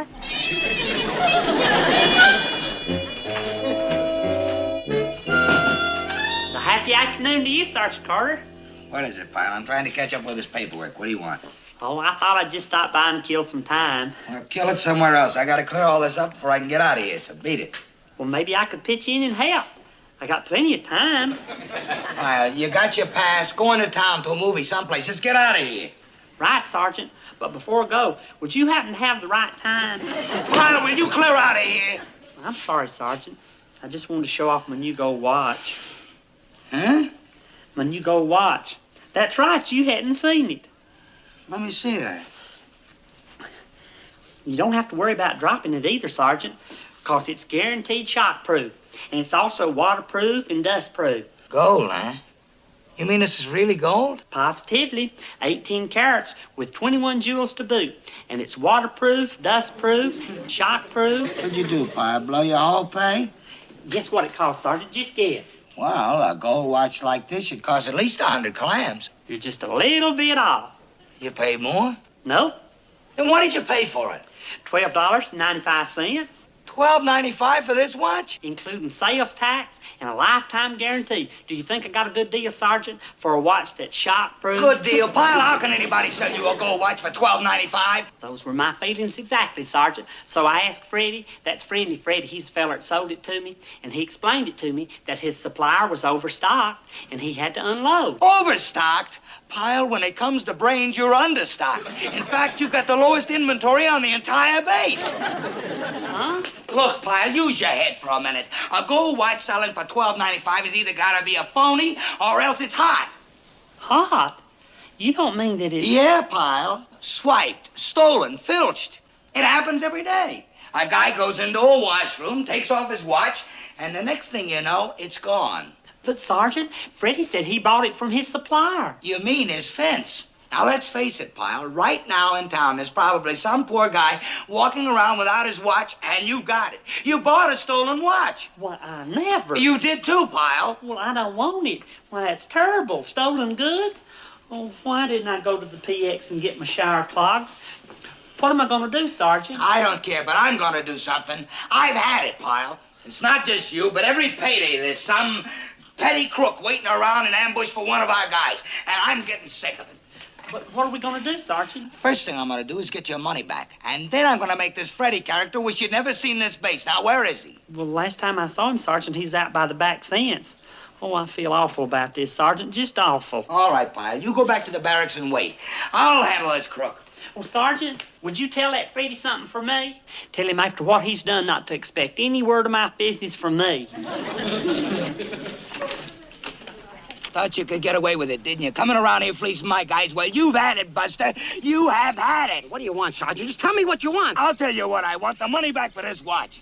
The money? Well, why didn't you say so, Sergeant? I'd be glad to give you a refund. Oh, don't hand me that stuff, you phony. You mean you're going to give me the money? Of course. Here, and you tell your buddy I'm sorry he wasn't happy. You mean you're giving me a refund? Well, of course I'm giving you a refund, and I'll give you an explanation also, because you're entitled to it. Yeah? Yeah. You want to know about this watch, Sergeant? Well, right now it's at a window of Wilson's Jewelry Store, selling for $97.50, and that's on sale. Oh, come on. What do you take me for, some kind of rube? I was raised in the city, mister, you know, with people and freeways. All right, you were born in the city, but you still got a lot to learn about merchandising. Okay, then you tell me, how do you sell a $100 gold watch for $12.95? Simple. Low overhead. Low overhead? Well, sure. You go downtown to any of these high-class jewelry stores, and what do you see? Fancy fixtures, thick carpets, high-priced salesmen. Do you see any of it around here? Huh? Do you see it? No, but... Well, I still don't see how a gold watch can sell for $12.95. There's got to be a catch. Of course there's a catch, and it's the markup. The markup? Have you any idea of the markup? No. Well, not many of us know. There's a 60 and 70% profit attached to these luxury items. Yeah, and when you buy by the carload... The carload? Of course, I'm a high-volume dealer. I make a tiny profit, but I go for the big turnover. Even taking this time to talk to you has cost me money, but it's worth it. I mean, how many times do I get to talk shop with a guy who understands the business? Well, I was always pretty good in arithmetic. Good. Well, let me really explain it to you. Now, when the manufacturer gets an item, see, any product, you know, particularly your watch. How in the world could I fall for such a scheme, Duke? Imagine me being so foolish. It's not as if I was 2 years old. I'm a grown man, a Marine, a high school graduate. Homer, stop aggravating yourself. It was just one of those things. You got taken, chalk it up to experience. Well, one thing for sure, Sergeant Carter's not going to let him get away with it. No, sir. I'll bet you he puts that feller out of business and gets my money back. I wouldn't count on it, Gomer. Right now, that Freddy character and your $13 are probably halfway across the border. Well, I sure hope he enjoys that money and has himself a good time, because he's got his conscience to live with. Sergeant Carter, did you find him? Did you find that friendly Freddy? Did you catch up with him, did you? Yeah, Pyle, I found him. I knew it. See there, Duke, when Sergeant Carter starts to do something, he does it. Did you get my money back for me? I did better than that, Pyle. I got your watch back. Watch? Yeah. And see that you take good care of that. A watch like that can last you a lifetime. Sergeant, what about it being stolen? You know, hot, like you said? Oh, there's nothing to worry about there. We had a little talk. You did? Yeah, and I made a little investment with Friendly Freddy myself. Just feast your eyes on that, huh? Dang, a fur piece. How in the world could you afford a thing like that, Sergeant? Simple, Pyle. Low overhead.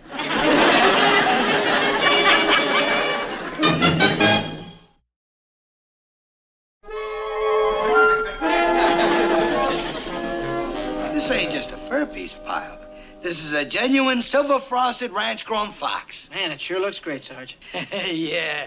I just can't wait till Bunny sees this. It'll make up for her birthday present. She wasn't crazy about them bath salts. It sure will. It must have cost you a fortune, Sergeant. Take a guess. What do you think it cost? Well, my sister's got one like that. Cost her about $200. $49.95, and that includes a free cleaning. $49.95 for that? Well, how in the world could they sell you a snazzy-looking fur like that for so little? Well, obviously, Pyle, you don't understand the ins and outs of modern-day merchandising. $49.95, Sergeant. Sounds impossible. Look, Pyle, I'll explain it to you. When you buy a fur like this downtown, you pay for a lot of extras. But when you deal with a guy like Friendly Freddy, you forget all that. You cut out the middleman. It's like dealing directly with the fox. Oh, my. I sure would like to see Miss Bunny's face when you give her that package. When you gonna give it to her, Sergeant? When? Well, I thought I'd take her to the 5 o'clock club tonight and give it to her there. Oh, I'd give anything to see her face light up. Well, tonight at the 5 o'clock club. That's where you'll see it happen. Gosh, Sergeant, if you don't mind, I'd like to be there just to see it. That's all. I won't interfere or nothing. Be my guest.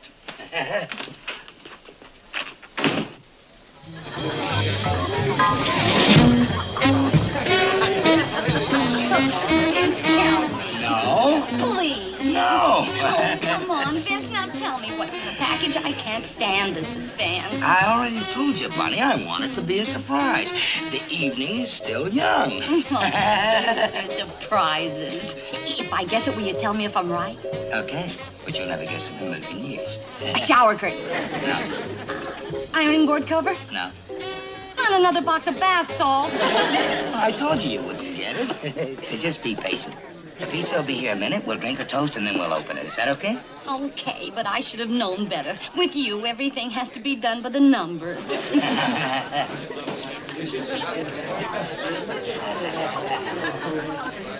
Hey, Sergeant Carter, Miss Bunny. Oh, hi, Gomer. I wanted to get here sooner, but I missed the bus. Did you give her the fur yet? You got the fur? Why, you stupid nit, would you spoil the surprise? Shazam, you mean you hadn't told her yet? Oh, it's gorgeous. And it's real. A real fur. Oh, Vince. I say it's a silver frosted ranch grown fox. Right, Sergeant? Yeah, but do you have to blab everything? Vince, you big mug. This is the nicest surprise I've ever had. Oh. Sergeant, I knew you'd just love it, Miss Bunny. Boy, did he get a terrific bite. Smile. Vince, let's dance. I want everybody to see the new fur. Enjoy yourselves. I'll mind the beer.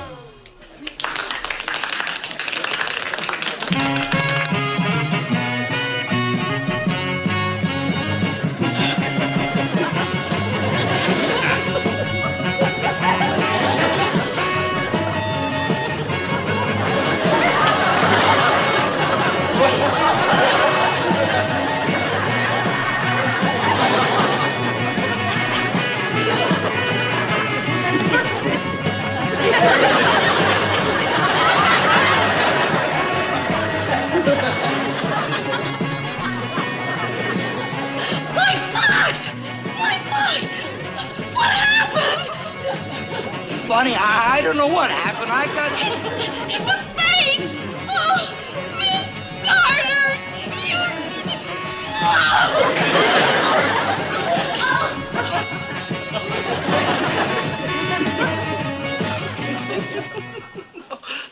I wish I'd have been there to see it. The fur was really flying. I go... It wasn't funny, Duke. It wasn't funny at all. Not funny. A fox fur molting in the middle of the dance floor is not funny? Come on, Gomer. Where's your sense of humor? But it's a mess, Duke. Miss Bunny will probably never speak to him again. That's just gonna break his heart. If I know Carter, what's breaking his heart right now is that $49.95 he blew on the fur.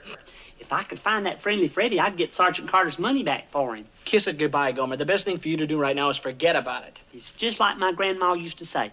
When you try to get something for nothing, that's just what you end up with, something that's worth nothing. Hello, men. What's doing, Al? Well, what do you think? What do we think about what? Well, this new watch of mine. Shazam, where'd you get it? Well, I happened to be passing the pool hall in town, and a fellow out front there sold it to me. Do you have any idea what I paid? $12.95. Amazing. How did you know? I got one just like it. Friendly Freddy Strikes Again. That his name? Friendly Freddy? No, this fellow's name is Lucky Louie. Louie? That's probably just his downtown name. Do you know where I can find him? Well, I imagine he's still at the pool hall. Maybe if I hurry, I can still catch him and get Sergeant Carter's money back. Wait a minute. What's going on? Congratulations, PFC Hummel. You've just been initiated to membership in the Patsy Club. So there you are. I'm sorry to ruin your shot, Mr. Freddy, but there's something I got to talk to you about. Well, if it isn't my old Marine buddy, PFC Lyle. Hi, Gomer Pyle. Of course, Gomer. Nice to see you again, son. How about a little game of rotation? I'm just learning the game myself. I couldn't think about playing a game right now. You just don't know all the trouble you've caused. Trouble, son? What kind of trouble? Well, you know that fur that you sold Sergeant Carter? Well, all the fur blew out of it, and it's balder than that there cue ball. It's what? That's right. It happened right out there on the dance floor. It was awful, just awful. You're kidding. No, and you should see what happened to Sergeant Carter and Miss Bunny. They may never talk to each other again. Oh, that darn furrier. How could he do this to me? You deal with somebody for 20 years, and he slips you a second. You didn't know that fox fur wasn't any good? You think I want to cut my throat? Spend 20 years building a clientele, and now this? What can I do? What can I do to help? Tell me. Well, you could start off by giving Sergeant Carter his money back. His money back? Yeah. That way there wouldn't be any trouble, because he was fixing to go to the police. Come on now, there's no need for that. Let's see now, it was $49.95, wasn't it? Here you go, Pyle. 10, 20, 30. Well, here, take this 50 and keep the change. Well, thank you very much, Mr. Friendly Freddy, and thank you for Sergeant Carter. Well, that's okay. You tell the sergeant to use the money and maybe take his girl to some fancy restaurant to square things with her. Well, I will, and thank you very much. It's a pleasure doing business with you. Okay, and you tell Sergeant Carter that I'm sorry about this whole thing, and I'm going to go straight to that furrier and tell him a couple of things. Oh, well. No, it's humiliating. I mean, humiliating. Excuse me. Well, this transistor radio you sold me, it doesn't seem to be working. So long, Pyle. So long. What'd you do, kid? Open the back? You mustn't open the back. I can't believe it. You mean he actually gave you the dough without a fight? That's right, Sergeant, and he was just as nice as he could be about it. I guess this teaches us a lesson. Before condemning a person, you ought to give him the benefit of the doubt. Well, maybe so, but after what happened with that fur, I thought he was a swindler for sure. Just goes to show, you can't judge a crook by his cover. A crook by his cover. That's a good one, Sergeant. I'll have to remember that and tell it to Dee. You know something? I think I'll take that Freddy's advice and use this dough to buy Bunny a fancy dinner. Hey, that's a good idea, Sergeant. You could take her to that pancake place on the highway, Buckwheat Bill's. She'd just love that. They got 27 different kinds of syrup. Syrup? Pancakes? What's the matter with you, Pyle? This calls for something classy. Like that fancy French restaurant, Le Petit Chateau. A little candlelight, wine. It'll cost a bundle, but I'll shoot the works. Oh, what a wonderful reunion. I'd give anything to be there. I just love happy endings. Well, look, Pyle, since you're kind of responsible for getting my dough back, why don't you come around tomorrow night at the restaurant? Oh, no, Sergeant. This night is just for you and Miss Bunny. I'd enjoy having dinner with you, but Who said anything about dinner? Come around later for coffee. Well, thank you. And to think you didn't even want to talk to me when I called. I must have been in that phone booth for an hour. Well, you can't exactly blame me, Vince, after what happened. Oh, honey, let's not bring that up. Miss. I'll take a handful of these. And here. This is for you, Bun. Just put it on my check. Thank you. Vince, that's beautiful. Oh.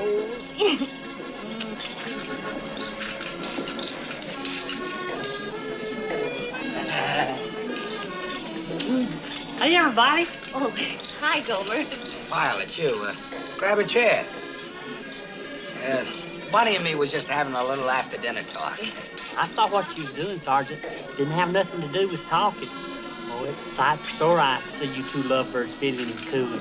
Well, it's been a perfect evening, hasn't it, honey? Oh, it's been an evening I'll never forget, Vince. Yeah.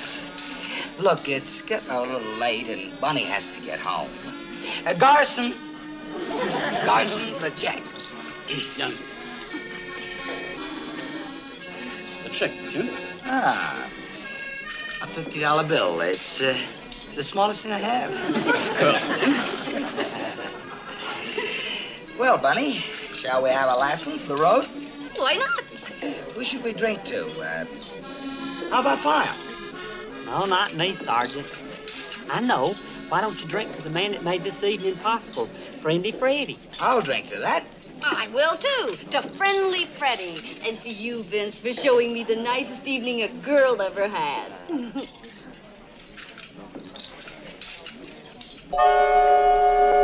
Counterfeit! It's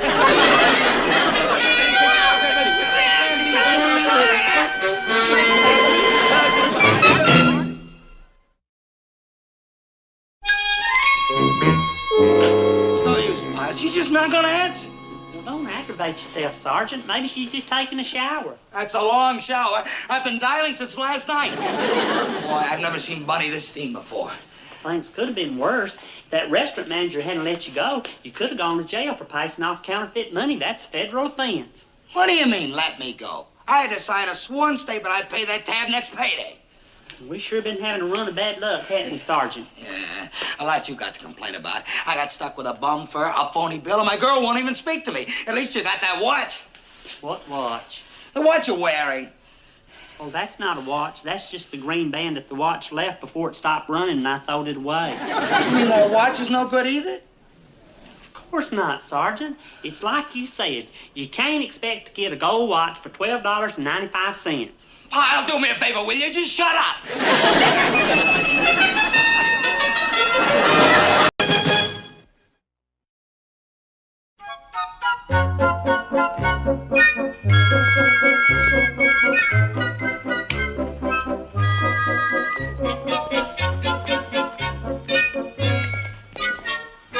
Excuse me.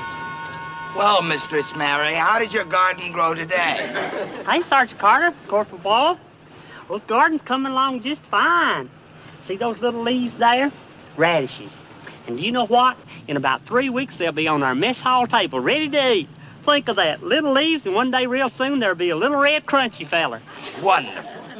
Pyle, you're a Marine right now, not a farmer. What should you be doing right this minute instead of standing around here waiting for a radish to be born? Well, nothing, Sergeant. I finished all my chores back at the barracks. Yeah? Absolutely. You remember that's the reason I got permission to have this here garden in the first place. Long as I wouldn't let it interfere with my Marine work. And I hadn't let it interfere with my Marine work, you can be sure of that. You better not, Pyle. Let's go, Boyle. Hey, Sergeant Carter, look here at my collards. They're already up out of the ground. Did you ever taste collards? Some people call them tree cabbage. They're the best vegetable you ever tasted, especially if you cook them with a little ham hock. How about that? Come on. Hey, Sergeant, look over here at my watermelons. Some of them are as big as my fist in less than 2 weeks. That's 'cause I raised them up on the mound and treated them with some special fertilizer. McAvoy super nitrate's the best. Grandpa Pyle says it gets to the roots faster than anything else will. Well, what do you know? It gets right to them, huh? That's right. McAvoy super nitrate. It's sold in all the better feed stores. Yeah? And what have they got to put over yourself so I can get to you? Huh? Pyle, permission or no permission, you get back to the barracks, like right now. We got an inspection in 10 minutes. Move it, move it! Right, Sergeant. Radishes, watermelons, brother. Well, why does it bug you? It just does. A garden on a Marine base, did you ever hear of that? What kind of job is that for a Marine, huh? Well, he says it's not interfering with his duties. You want to bet? Besides, I've seen some of Pyle's garden work, and I don't like it. Huh? What garden work? That pumpkin he's got for a head. I don't like it.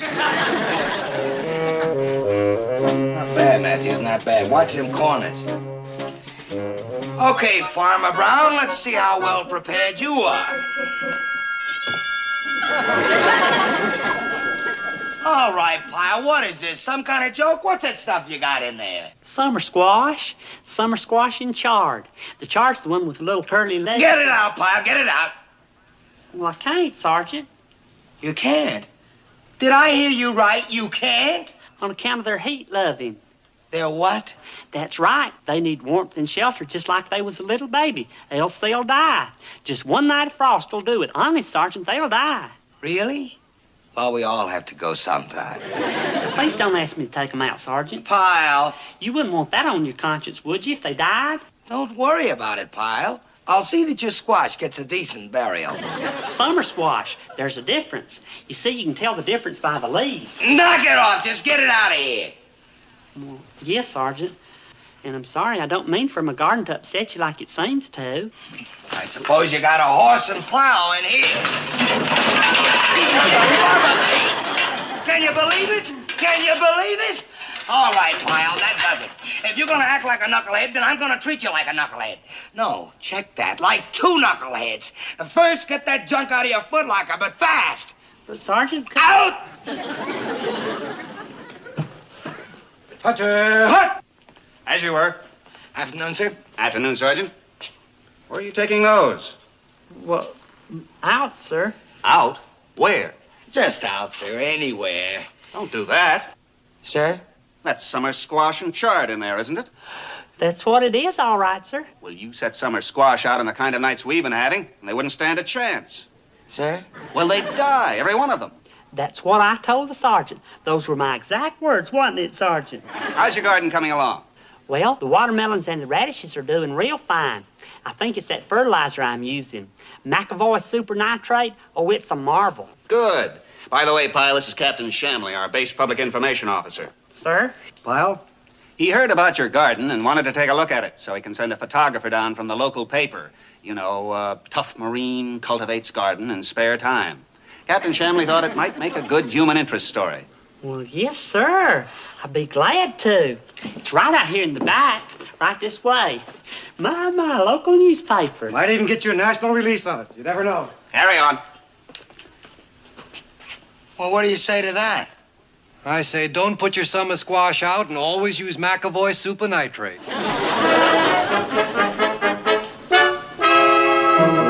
Where's Pyle? Gardening? Right. A farmer I got on my hands. Can you believe it?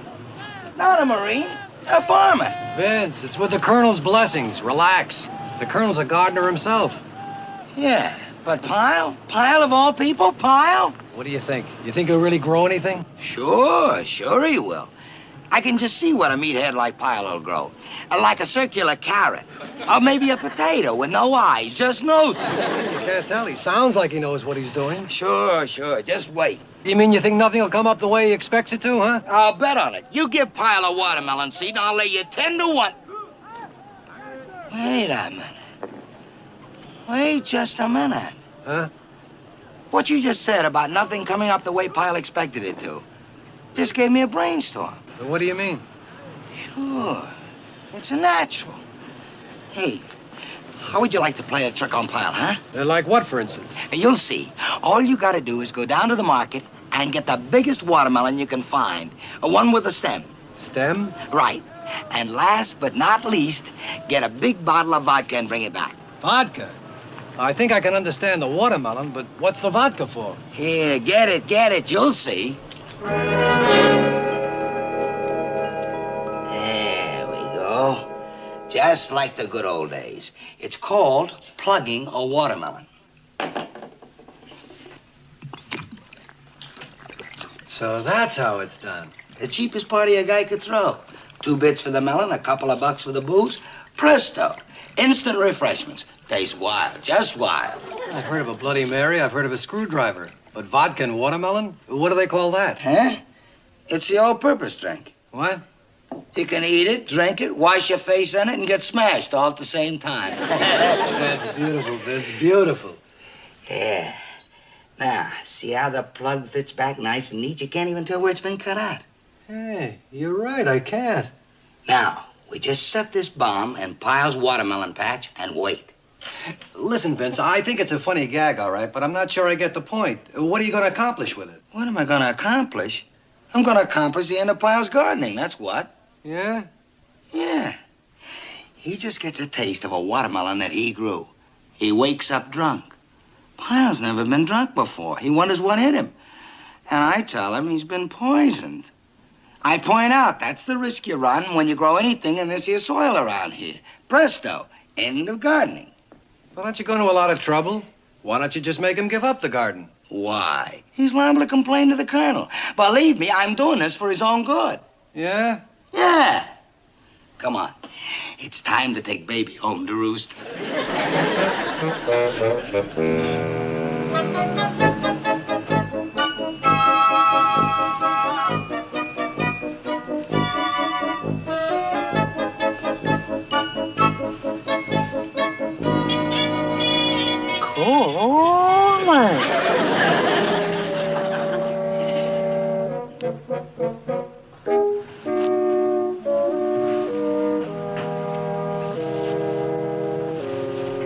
Golly, golly.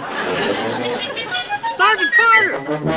Sergeant Carter! Here he comes. Right on schedule. Come on, look busy. Like you don't know from nothing.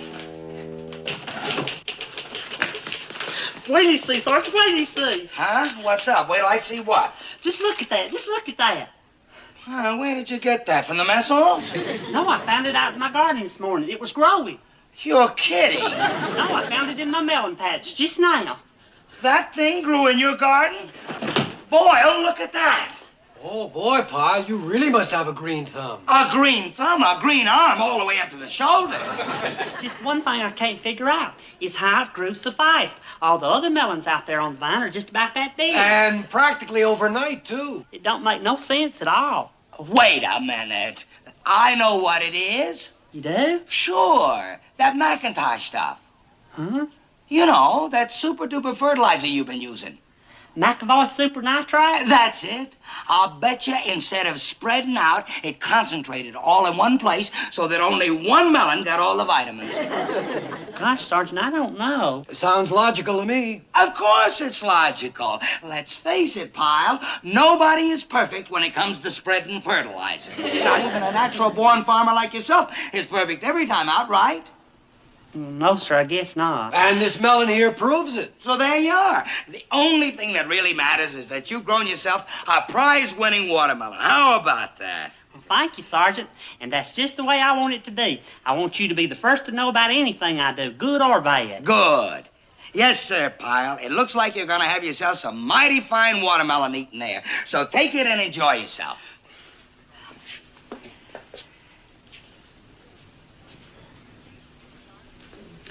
Sergeant, I want you to have the watermelon. On account it's the only way I can show my appreciation for you being so cooperative and letting me have the garden in the first place. Oh, no, Pyle. I couldn't do that. This is your melon. You grew it. It wouldn't be right for me to even take one bite of it. And that goes for Boyle, too. And the entire platoon, in fact. So you take it. But, Sergeant... The satisfaction is all yours, Pyle. Every bit of it. Or should I say, every bite of it. But I'd feel a whole lot better if you had it. No, Pyle, I wouldn't think of it. Well, please take it. No! Please. Pyle, I want you to take this watermelon and eat every bite of it yourself. And that's an order. I mean, well, it's nice of you to offer, but, well, right is right. Here, take it and eat it in good health, Pyle. Cheers. I mean, enjoy it. All right, Sergeant. And thank you. I only hope that someday I can be just half as thoughtful towards you as you are towards me. Yeah, well, the next melon, Pyle. Maybe the next one, okay? I consider that a promise, Sergeant. Bye. Bye. Boy, he almost stuck you with your own gag. Yeah. You know, I kind of hate to do it. But like I said, it's for his own good. He's not that hot a Marine that he can afford to start taking up hobbies. Say, how much time do you give it? Well, he's, curious. I'd say it's a matter of minutes before he starts eating himself into a hangover. Sergeant Carter! Sergeant Carter! I've been looking all over for you. Pyle! Are you all right, Pyle? I'm fine, just fine. Are you sure? Yes, sir, I never felt better. Why, did I look bad? Huh? Oh, well, no. It's just I thought after eating all that prize watermelon, well, you know what they say, the eyes are bigger than the stomach. Well, that's what I wanted to tell you, Sergeant. I didn't eat it. You didn't? No, sir. After I left you, I got to thinking about what you said. Remember, you said right is right. Yeah, so? So, I got to thinking about who above all else deserved that watermelon more than anybody, even me. Who, Pyle, who? The one man without who I wouldn't even have a garden at all. You didn't. Yes, I did. I gave it to the colonel. I couldn't think of any better way to show my appreciation. What do you think, Sergeant?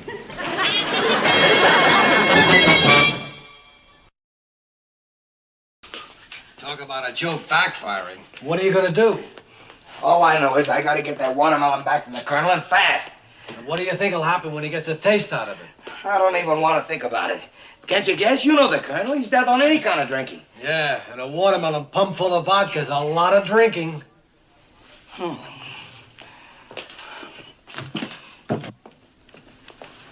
You want to see me, Sergeant? Oh, yeah. Come on in, Pyle. Hey, Corporal Boyle. You know, Pyle, Corporal Boyle and I were just thinking. About what? The mistake you made giving that watermelon to the colonel. Mistake? But that wasn't a mistake. I wanted him to have it. I know. Nobody's knocking your motives, just your brains. Huh? Pyle, how could you give it to him without tasting it first? You don't even know what's inside. Suppose it's rotten. Or yellow and black inside and tastes like shoe polish. What then? Well, it looked like a perfectly good melon from the outside. Pyle, you don't judge a book by its cover. You don't judge a watermelon by its rind. Remember, it was awful big, and it grew awful fast. I'd worry about that. You would? Sure would. Might even be poisonous. Poisonous? Yeah, poisonous. I just hope it ain't too late to get it back. Back? Well, naturally. Unless, of course, you want to run the risk of having the colonel close down your garden for keeps right after he's had his stomach pumped. All right. I better get that watermelon back right away. Yeah. And the first place we better look is the officer's mess. It's probably sitting in the icebox there right now. But, Sergeant, are you going with me? Well, sure, Pyle. I don't want you to get in a jam with the colonel. Well, that sure is thoughtful of you, Sergeant. Yeah. All I gotta do is find a melon with a plug in it. It'll be a cinch. Yeah, but you better get it out of here. Huh? I mean, I don't want to serve the brass around here any spiked watermelons, or it'll be my head in a sling. Okay, come on over here. Okay, help yourself. Just stay out of sight, huh? I got an inspection due today. God. Ain't that a coincidence? They must be planning on serving watermelon for dessert for the men as well tonight. What are you doing, Sergeant? Huh? Oh, I'm looking for your watermelon. What do you think I'm doing? Well, they all look alike. Yeah, well, yeah. I guess you're right. I can't tell anything by feeling them. Oh, I know one. I'll taste them. And that way, if they all taste all right, then there's no problem. Oh, good. I'll be glad to help. I just love it. No, Pyle. Remember what I said about it being poison? Well, I can spot poison faster than you can.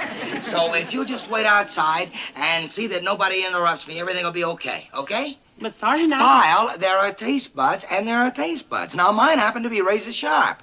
That's why I can't stand sea rations and you can. Now, if you'll just do as I say, we'll be in great shape, okay? Well, yes, sir. I'll be outside if you want me.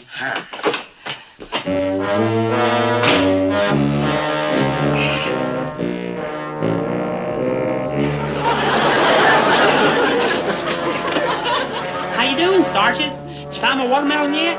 No, I didn't. And I'm not going to either.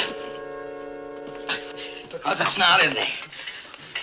Well, how do you know? I just know. Well, did you find a particular one that tasted bad? No, they're all fine. Well, then everything's all right.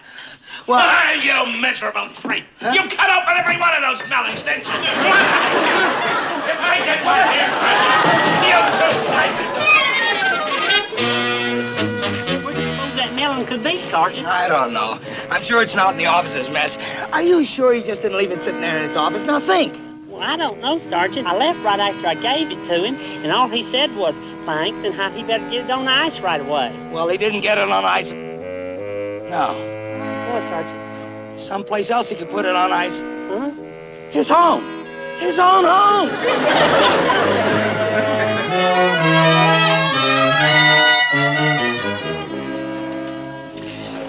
You really sure my melon's gonna turn out to be bad, huh?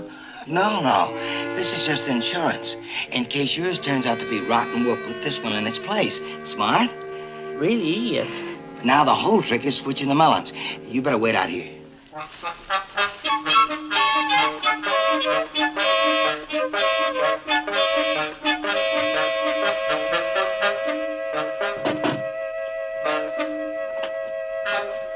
Yes, Sergeant. What is it? Watermelon for Colonel Gray. Watermelon? Another one? One's already been delivered. Yeah? The Colonel sent this over himself? That's right. Were you, gonna serve it? That's right. Mrs. Gray's having a lunch, and I was about to serve it for dessert. Oh, well, then I'm just in time. You see, there's been a mix-up. Mix-up? Yes, ma'am, that's right. That one's store-bought. This is the one that was grown right here on the base by one of the Colonel's own men. You see, it seems there was a mix-up right after it was picked. Well, all right. Yes, ma'am. You should have seen how proud the Colonel was when he saw.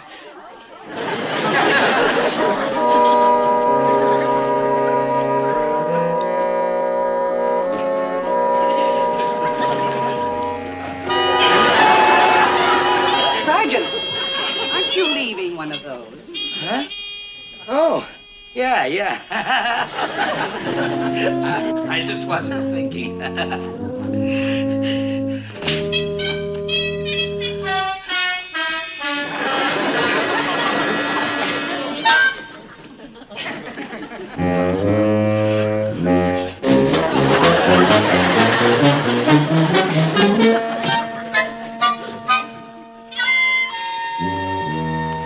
You did it, Sergeant. You got the watermelon back. I think so, Pyle. I think so.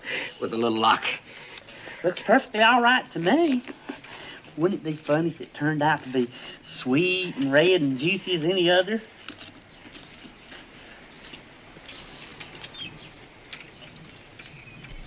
What's wrong, Sergeant? No. I picked the wrong one. The wrong one. Well, I don't understand, Sergeant. Didn't you go in there? You would, Pyle. You would. You would have to stick your big fat head in the window. I'm sorry, Sergeant. I did. Shh.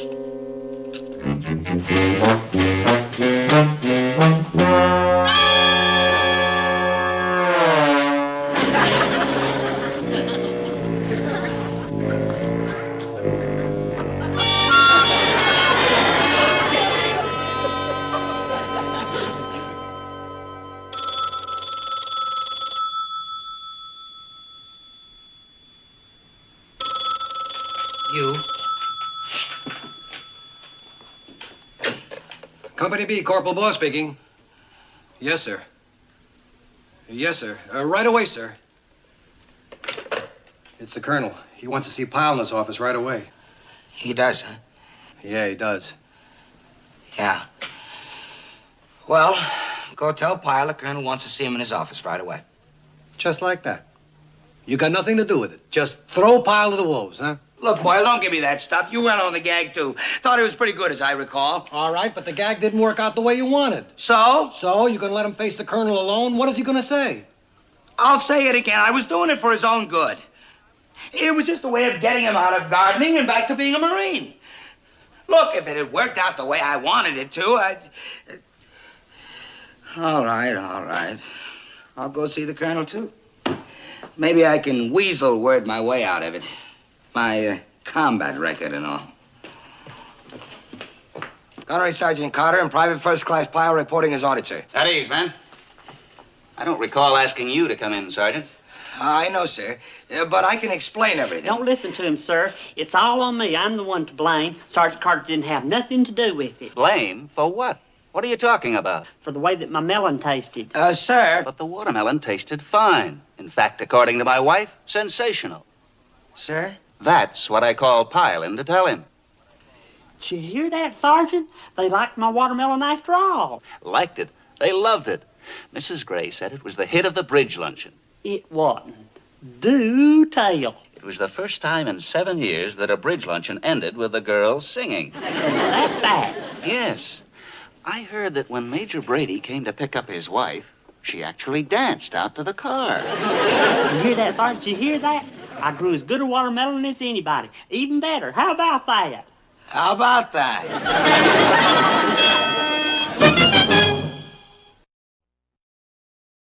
Pyle? Yes, Sergeant. I know. Inspection in 15 minutes. I'm all prepared. Okay. Just as long as you know, Pyle.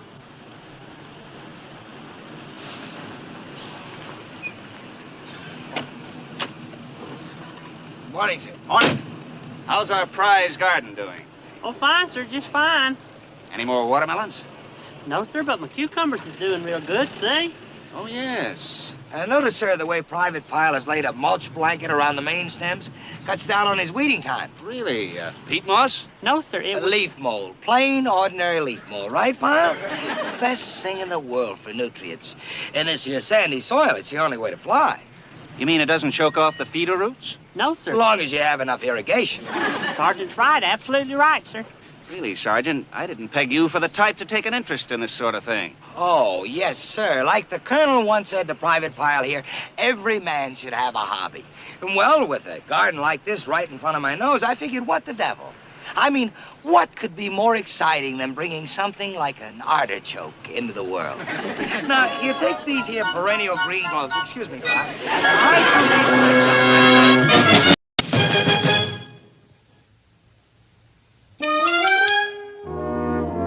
I'm still cutting y'all. I got an idea.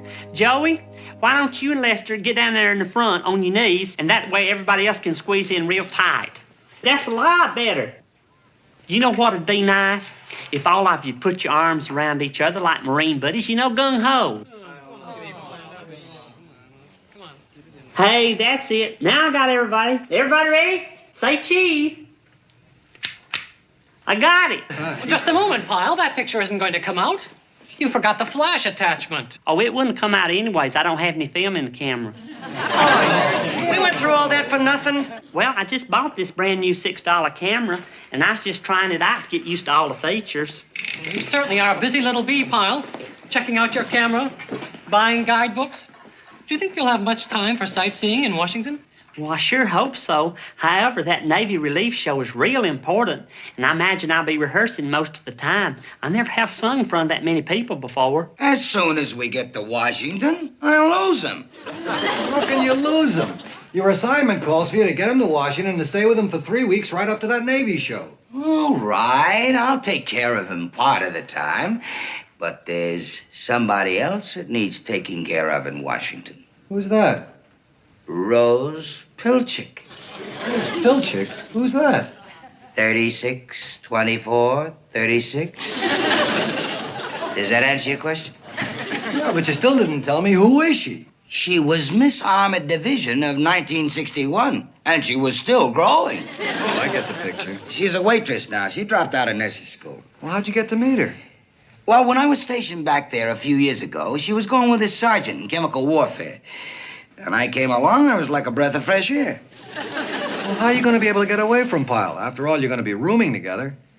Rooming together? Boyle, I am an NCO. He is a private. That means separate quarters. Once we get to town, he'll be out of my way and I'll be on my own. See? You didn't want to go. You thought you'd be stuck with Pyle for 3 weeks. Well, that's the way I operate. I turn every defeat into a victory. That's my horoscope. I'm Scorpio. I always land on my feet. Or should I say my claws? Excuse me, Sergeant. Have you got a minute before you close up your sea bag? Sure, Pyle. What is it? Well, I was just wondering which guidebooks you're taking along.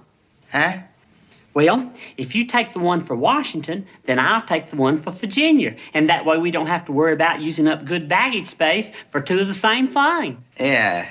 Well, you take whichever one you like, and I'll borrow from you. Okay? Excuse me, Sergeant. The Jeep is here for the airport. All right, Pyle. Let's go. I'll get your gear, Sarge. Do you know where I think we ought to go to first? Mount Vernon. I've seen all the pictures. Hey, Gomer, I brought your bag. Hey, thank you. Hey, Gomer.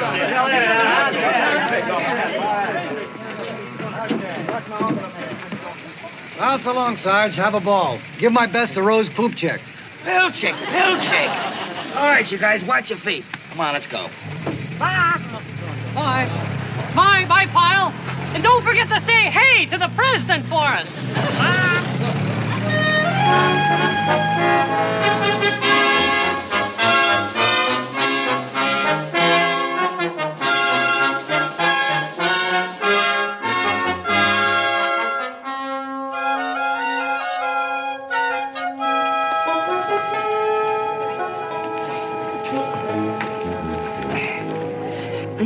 something, Sergeant? There is more marble per square mile here than any other city in the world except Rome, and twice as much as Paris and Seattle together. Yeah, fascinating. Sergeant Vincent Carter checking in. I was told that Marine Corps Billeting requisitioned a room for me. Oh, yes, Sergeant. If you'll just sign here, please. That will be room 816. Golly, Sergeant. Do you know how many cross ties there are in that underground railway between the Senate and Congressional Building? There are 3,200. Yes, sir. And what can I do for you? Private first class Gomer Pyle, sir. I wonder where Sergeant Carter went. Here you are, sir. Here's your air conditioning control, your bathroom. Over here's your closet. And we hope you enjoy your stay in Washington. Nice, very nice. Here you are, son. Oh, boy.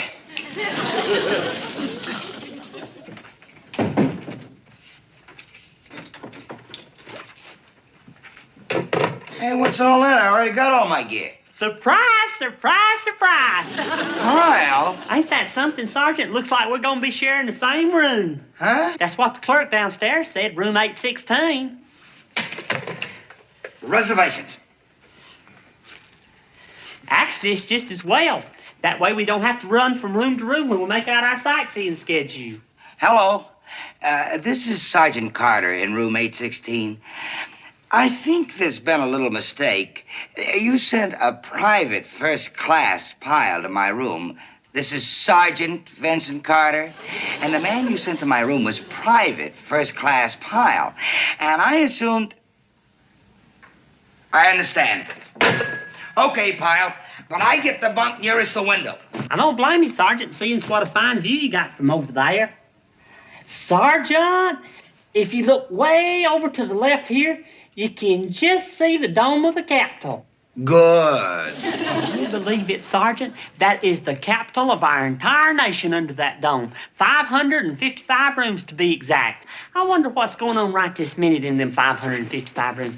Look, Pyle, we can talk later after you take a nice, long, hot shower. I mean, now that we're going to be roomies, we got to work out a shower arrangement, right? So why don't you start scrubbing up first? I will just as fast as I can, Sergeant. Take your time, Pyle. Take your time.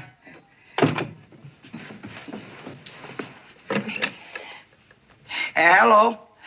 Would you give me National 83097?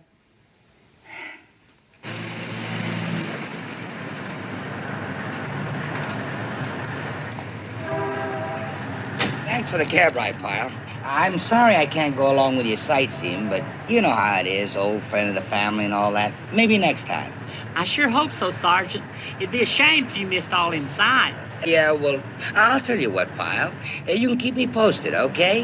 Whenever you see something that really grabs you, you can fill me in on it just in case I don't make it. How's that sound? Fine, Sergeant, I'll do that. That's just what I'll do. Right, Pyle. You just go along and have fun. Fun.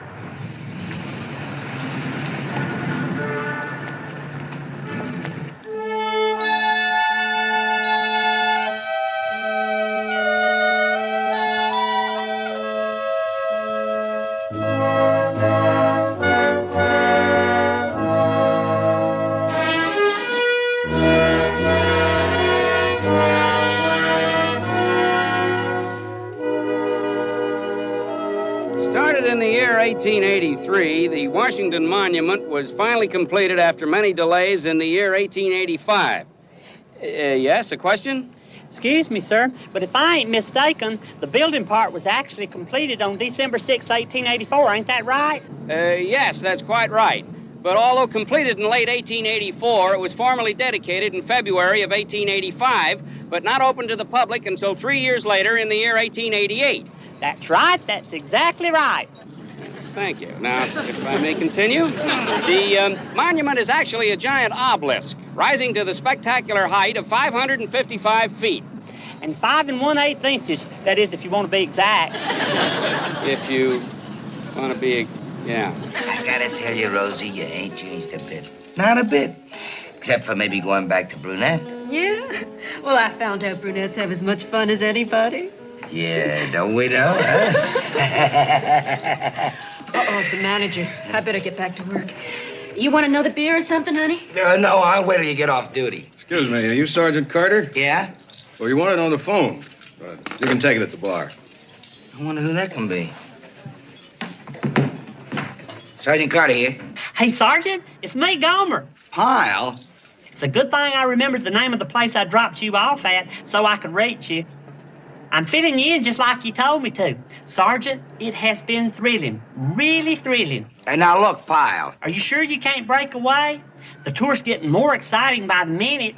One of our stops is going to be the Department of Agriculture, and they've promised everybody seeds. No, Pyle, as much as I'd like to. I gotta get off. I got 6 people breathing down my neck waiting to get on the phone. Oh, I'm sorry, Sergeant. I didn't realize. But no reason I can't fill you in later since you ain't gonna be able to get away. Right, Pyle. You do that little thing.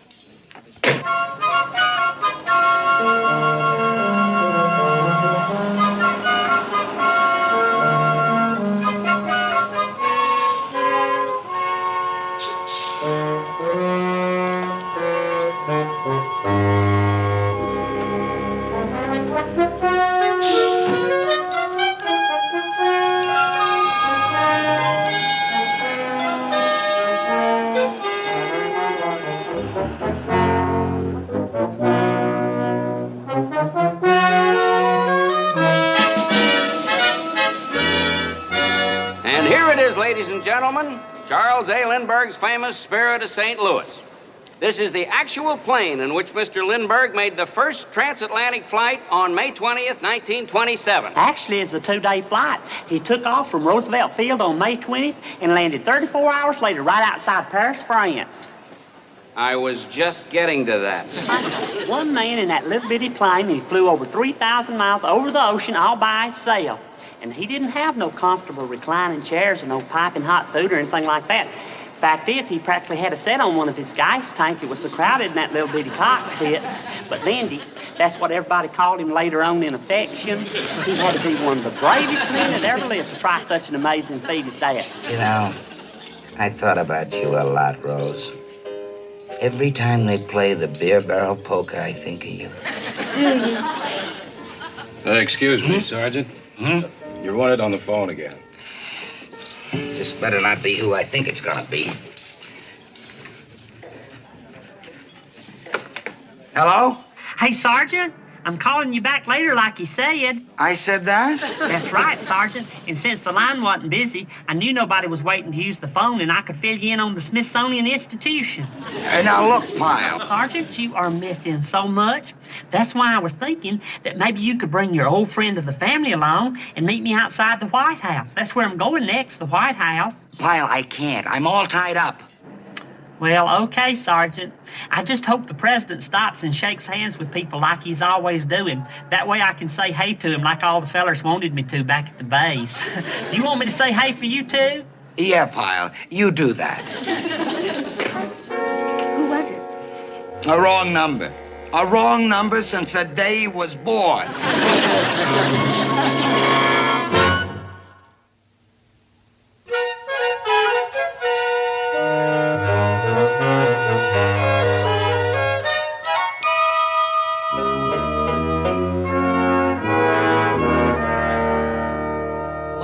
Famous of all the rooms on the first floor of the White House. The Red Room is often used for after-dinner receptions. And you'll notice on the mantel shelf the 17th century French musical clock, presented by President Vincent Auriol of France in 1952. Now, if you'll just step this way, please. Excuse me, but ain't you gonna tell him about that chair over there by the bookcase? This one? Uh-huh. I was talking to the balloon salesman outside when we was waiting in line, and he was telling me all about it. It seems that way back in 1903, Teddy Roosevelt's little nephew stuck some chewing gum up under it, and none of the cleaning people have ever noticed it, not even to this day. Yes, well, needless to say, you'll hear many stories of that nature, but I assure you, they're only hearsay. Now, if you'll just step this way, please, we'll move on to the renowned East Room.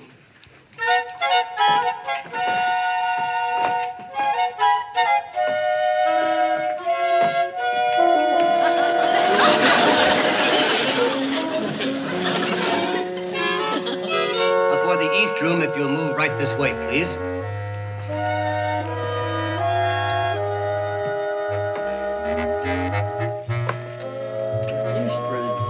measuring 80 by 40 feet, is used mostly for public receptions.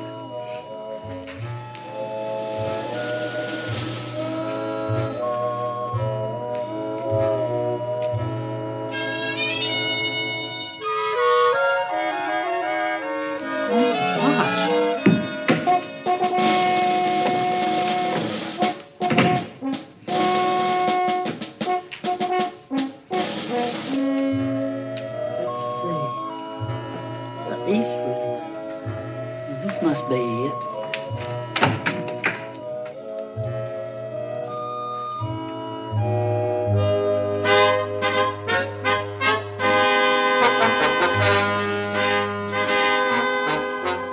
It's him.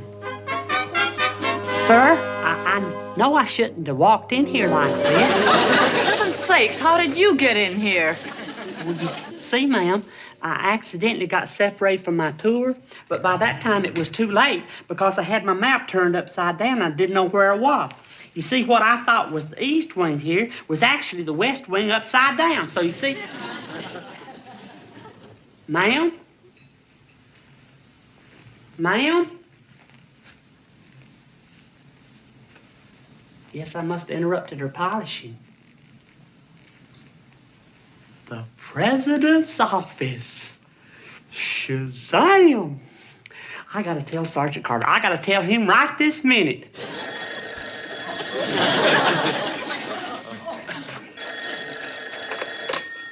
Hello? Sergeant Carter? Well, yes, he is. It's for you, Vince. Some guy. For the love of... Hello? Sergeant Carter? Guess where I am? Guess where I am? Pyle.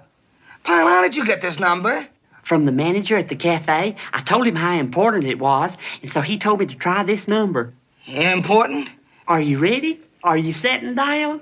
Now look, Pyle. I am standing right in the middle of the office of the President of the United States. The President of the United States. I can't get over it. But it was so easy. I just opened the door and there it was. I would take some pictures, but they took my camera away from me. Would you like me to make a drawing? Golly, I didn't do nothing wrong, did I? That's just what we want to find out, and fast. Well, if you're worried about how I got into the president's office, it was just an accident. It's like I told that cleaning lady right after I interrupted her polishing. All right. Now, let's take it back and start from the beginning, shall we? Like, who are you? Well, first of all, my name is Pyle. Private First Class Gomer Pyle. And if you don't believe me, you can call the fella I was talking to on the phone upstairs. He's on orders with me, and he knows all about me. Hey, you know, it's funny how nothing changes over the years. You knucklehead, you featherbrain! I told you not to call me here. I gave you orders, now I'm going to give you another order. Drop dead! How was I supposed to know it was the Secret Service? Vince, what happened? Where are they taking you? I don't know, I swear, honey, I don't know. Now, where did you go after the Washington Monument? The Smithsonian Institution. That's right, I can vouch for that, sir. Have you ever been to the Smithsonian Institution, Mr. Parker? Not lately. Well, you owe it to yourself to get over there. Why, they've got the plane that Charles A. Lindbergh flew over the Atlantic in. Very interesting. Now, roughly, what time was that? Well, I think May 20th, 1927. Why don't you listen to the man, Pyle? That ain't what he meant. You are, Herb. Just got positive identity. Sergeant Carter and PFC Pyle are both on temporary assignment to headquarters as indicated. Fingerprints, dog tags, and photo ID all check out. Immediate release approved. Well, I guess it does it then. You mean it's all over now? We can go? That's right. Just watch the kind of doors you open from now on. Well, I'm sorry if we caused you any inconvenience. But you know, in a situation like this, we can't take any chances. Oh, sure. We all got our jobs to do. Actually, it was no inconvenience. It was real nice talking to you. I don't think I ever met a Secret Service man before. All right, let's go. Right, Sergeant. And don't forget to go over to the Smithsonian Institution. You hear? Ain't that always the way, though? If you live in a city for years and years, you never do get to see your own sights. Come on. Sorry, Sergeant. You know what you got, Pyle? Raw nerve. Thinking anyone can just walk in the White House and say hello to the president just like that. You're right, Sergeant. And then to drag me into it out of a clear blue sky, that really was too much. I know, Sergeant, and I'm sorry. Pyle, when are you gonna learn? When are you gonna learn? You don't need a sergeant to come to Washington with you. You need a platoon, a whole battalion, just to follow you around every minute of the day and see that you don't foul up. Because everything that you do, Pyle, every single thing that you do, always ends up in... Pyle, watch out! Are you all right? Oh, I think so. Just a little scared's all, maybe a few dirt marks here and there. It never touched me. Well, you sure now? Oh, I'm fine. Really, I am. Well, okay, if you say so. He says he's all right, sir. God. Hey, Mr. President.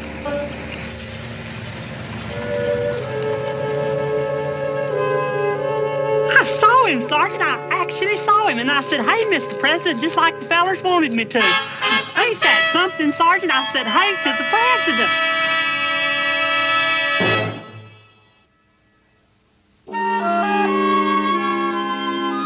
I thought we'd have dinner here in the hotel, in the embassy room. It's cozy, it's intimate, it's dark, and best of all, there won't be any phone calls to bug us. Oh, it sounds swell, Ben.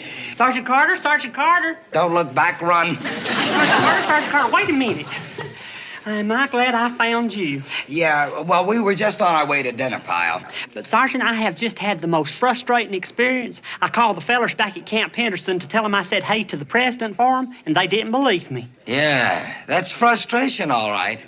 See you, Pyle. Wait a minute. You saw the president? Is that what you just said? And you talked to him? I was as close to him as I am to you. No kidding. Did you hear that, Vince? He talked to the president. So what did he sound like anyway? Come on in and have dinner with us and tell us all about it. Well, I still can't get over it myself. It all happened on account of a freak accident. See, I was standing there.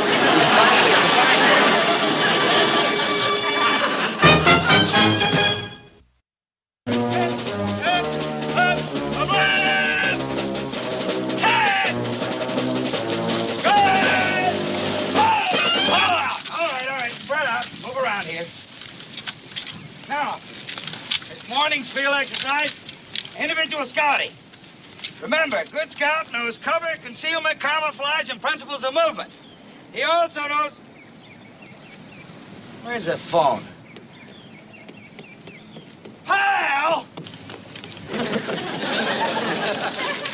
What took you so long? Well, sir... I was just telling these men the things that make a good scout, and pokiness ain't one of them. Yes, sir. Do you know the things that do make a good scout? Yes, sir. A good scout is trustworthy, loyal, helpful, friendly, courteous, kind, cheerful, obedient, and thrifty. Pyle! A Boy Scout is also brave, clean, and reverent, and they salute like this with 3 fingers. Are you kidding me? Are you putting me on? Oh, no, sir. I was in Troop 437, Mayberry Branch. I wasn't talking about Boy Scouts. I'm talking about scouting, Marine scouting. Now, that's a different thing entirely. Oh, it is? Yes, sir. Scouting and patrolling, Chapter 16 of the Marine Guidebook. That's the part where you're supposed to know about cover, concealment, and camouflage, and the principle of movement. Now, that's an altogether different thing from Boy Scouting. You see, a Boy Scout is trustworthy, loyal... Knock it off! Must be for you, Sergeant. Ain't a soul one knows I'm out here. Hello? This here's Gomer Pyle talking. You want to talk to the sergeant? He's standing right here at the side of me. Alpha checkpoint, Sergeant Carter. Hey, yes, sir. We're just about to begin. Sir? That was just one of the men who... Yes, sir. I'll tell him.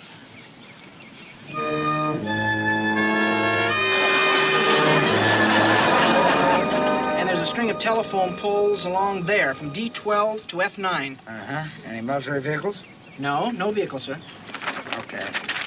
Where's Pyle now? Everybody else is here. Sir? Huh?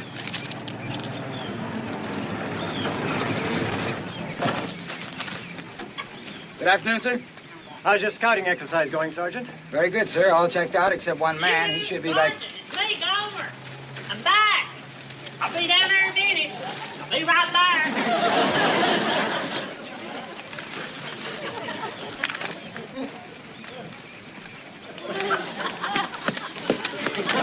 You know, it was me with all this plant life on my helmet.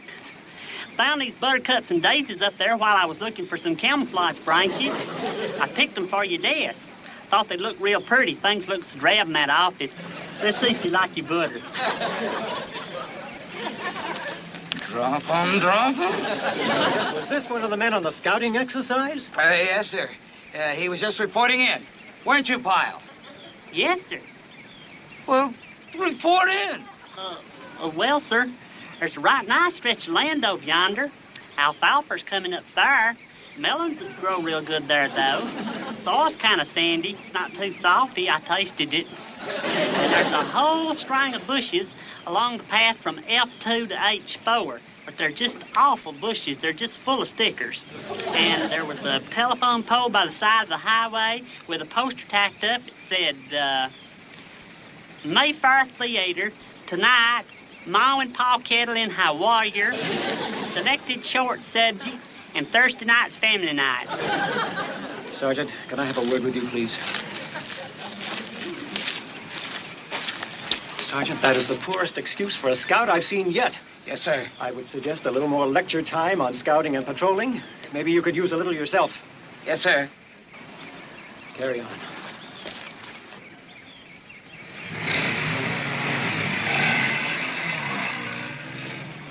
All right, you people. I was going to give you all liberty tonight, provided nobody fouled up on this exercise. Well, one man fouled up, so the liberty is canceled. It's terrible, sir. Not to embarrass the man, but who was it? You, Pyle. The man was you. Me, sir? You. Pyle, you violated all the principle of movement on your scouting mission. You were strolling around picking daisies and looking at movie posters. You blew it. But, sir... You blew it, Pyle. You blew it for everybody. I just feel terrible, sir. Do all the men have to suffer on account of me? That's right. That was the deal. One foul up and the liberty was off. And what did you do? I blew it, sir. Right. All right, everybody, fall in.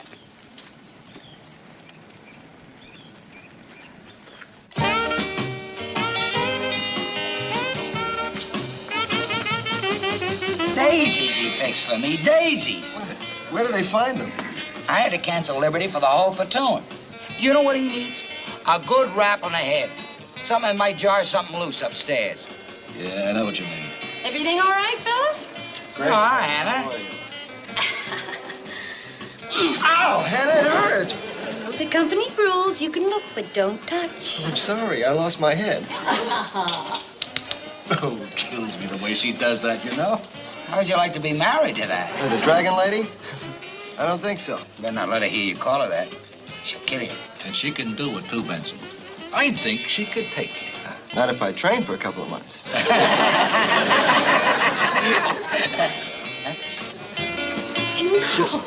No, will you just let up? You must be new around here. Maybe he's gonna get learn real fast.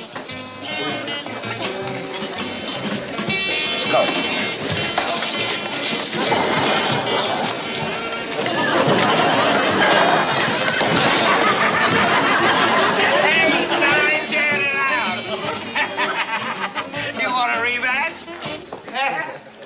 Ouch. Oh, why couldn't that have been Pyle, huh? Flying through the air like that. You'd like that, wouldn't you? Why can't it be Pyle? What are you talking? We'll set him up against Hannah. Oh, how I'd love to see that. How are you gonna set him up? Now, don't worry about it. I'll set him up. I'll fix it. I'll fix it real good. How come we got our liberty back, huh? You know what I think? I'll tell you what I think. I think the sergeant's just being nice to us is what I think. He never does stay mad at us long. You know what else I think? I'll tell you what I think. I think we ought to go and tell him how nice it is of him. No, Gomer. You fouled us up yesterday and made us lose the liberty. We got it back by a miracle, and we ain't gonna let you foul us up again. Well, I sure am sorry about yesterday. Honest, I am. Look, in 30 minutes, we'll be on that bus into town. Do you think you can stay out of trouble just that long? Well, I sure don't mean to get in no trouble. Good. Don't do anything. Don't say anything. If you say so, Duke. As you were. All right, two things. First, transportation will leave the main gate at 17:30. Hey, great. And second, since this is your first liberty in town, we've got to observe a certain tradition. Every man will put his ID card in this hat, and the name I draw will represent this particular company. What's it all about, Sarge? What's the tradition? We have this tradition that one man from each company collects his first liberty kiss from Miss Hannah Troy. Who's she? She runs a tavern in town. Come on, let's go, let's go, let's go. Come on, come on, come on. Pyle, Pyle, Pyle. I think I'll pass up the drawing, Sergeant. What? Let somebody else have my chance. But you can't. I mean, it's got to be representative. But... Pyle, it's tradition. You going against tradition? Well... Of course not. There's nothing more sacred in the Marines than tradition. Good. Now everybody's in. Now for the drawing. For the tradition. All right, give me some room, some room. The winner is... Gomer Pyle. And what do you think of that? And you were the one that weren't even interested. Congratulations, Pyle. Here's the way the tradition of the first Liberty kiss works. Sergeant... You just go up to her and you say, Dragon Lady, I'm here for my first Liberty kiss. But, It'll be a moment you will never forget. All right, Pyle, now I'll see you tonight at Hannah's Bar and Grill. That's on Exchange Street. Is that clear? Yes, sir. All right, now you be there. But, sir... You lucky stiff. Free kiss. I just can't do it. What? I just can't do it. I just couldn't up and kiss some strange girl. Why, we ain't done no stepping out or courting. This is different, Gomer. It's just a kiss. But I don't even know her folks or nothing. You don't have to kiss her folks, just her. I just couldn't. Why, back home, we go calling for a whole summer before we even get to biting on the same apple together. Besides, I did make other plans. Ever since I seen that movie poster on the telephone pole, I've been looking forward to going to the picture show to see Ma and Pa Kettle in High Warrior. You've been stuck in training for months. This is your first trip to town, and you want to see Ma and Pa Kettle? Right. What's the matter with you, Gomer? You got something against kissing? Oh, no. I like kissing. Kissing can be fun. But back home, I went with Ida Carrington for 11 months before I kissed her. Then it took 2 hours of coaxing. Oh, boy. I only did it to stop her coaxing. I'm sorry. I just don't like strangers kissing. That's why I never did like New Year's Eve. Come 12 o'clock and smack-ho. Everybody's kissing everybody else, and the next day everybody wakes up with a cold to start out the new year. You mind if I take your place? What? Well, you were the one that was picked for the kiss. Why can't I tell this chick I'm the one that was picked? That ain't truthful, Duke. Suppose I tell her I'm your proxy. You're my what? Your proxy. You appointed me to collect for you because you couldn't make it. That's a proxy? Yeah, how about it? Well, if you want to. Oh, I want to. Okay. Good. You're gonna be my what? I'm gonna be your proxy. Gosh, you know something? I never had a proxy before. Shoot, I never even had a godfather. When's he coming? Oh, any minute. This is gonna be beautiful. Beautiful.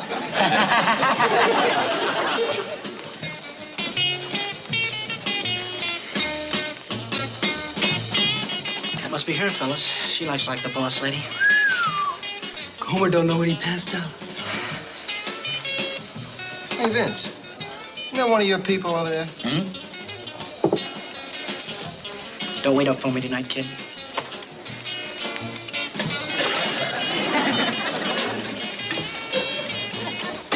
What's happened, sweetness? What does that idiot think he's doing? He'll ruin everything. So you're the famous dragon lady, huh? Well, I'm the famous Duke Slater, baby, Company B. They call me LB for short. Lover boy. Old LB's here to collect his first liberty kiss. So now that the introductions are out of the way, let's go to the moon, baby. No, thank you. Let's go. Come on. Oh, dear.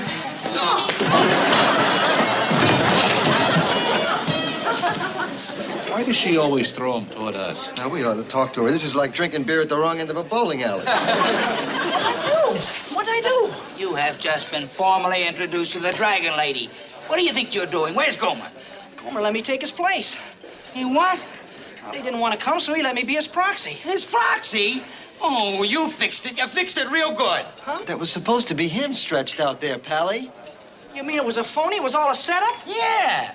I wanted to see Gomer go flying through the air, not you. You happy now? I'm sorry, Sarge. No, I thought... sorry ain't enough. Now, you go get Gomer in here. Huh? That's right. You took all my fun away. Go get him. Go get him? Yeah. Look, don't you want to see Gomer go flying through the air? You're entitled now. Through the... Oh, yeah. Yeah, good idea, Sarge. Go. I'll go get him, Sarge. Go. Now, come on. I'm gonna get Gomer.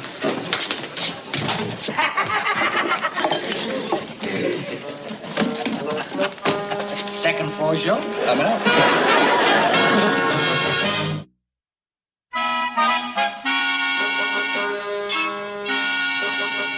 Are you sure he went to the movies? Probably stayed to see it twice. Here he is. Okay, just follow my lead. Hey, Duke. Hey, fellas. Hey, Gomer. Hi, Gomer. Are you going to the picture show? It's a real good one. I'll go see it with you again if you'd like. I've seen it twice already, but it'll go again. No, I couldn't, Gomer. Not tonight. I'm just not in the mood for a picture. But this will cheer you up. It's a real funny picture. There's one place in the picture where Ma and Pa Kettle are rocking on the front porch.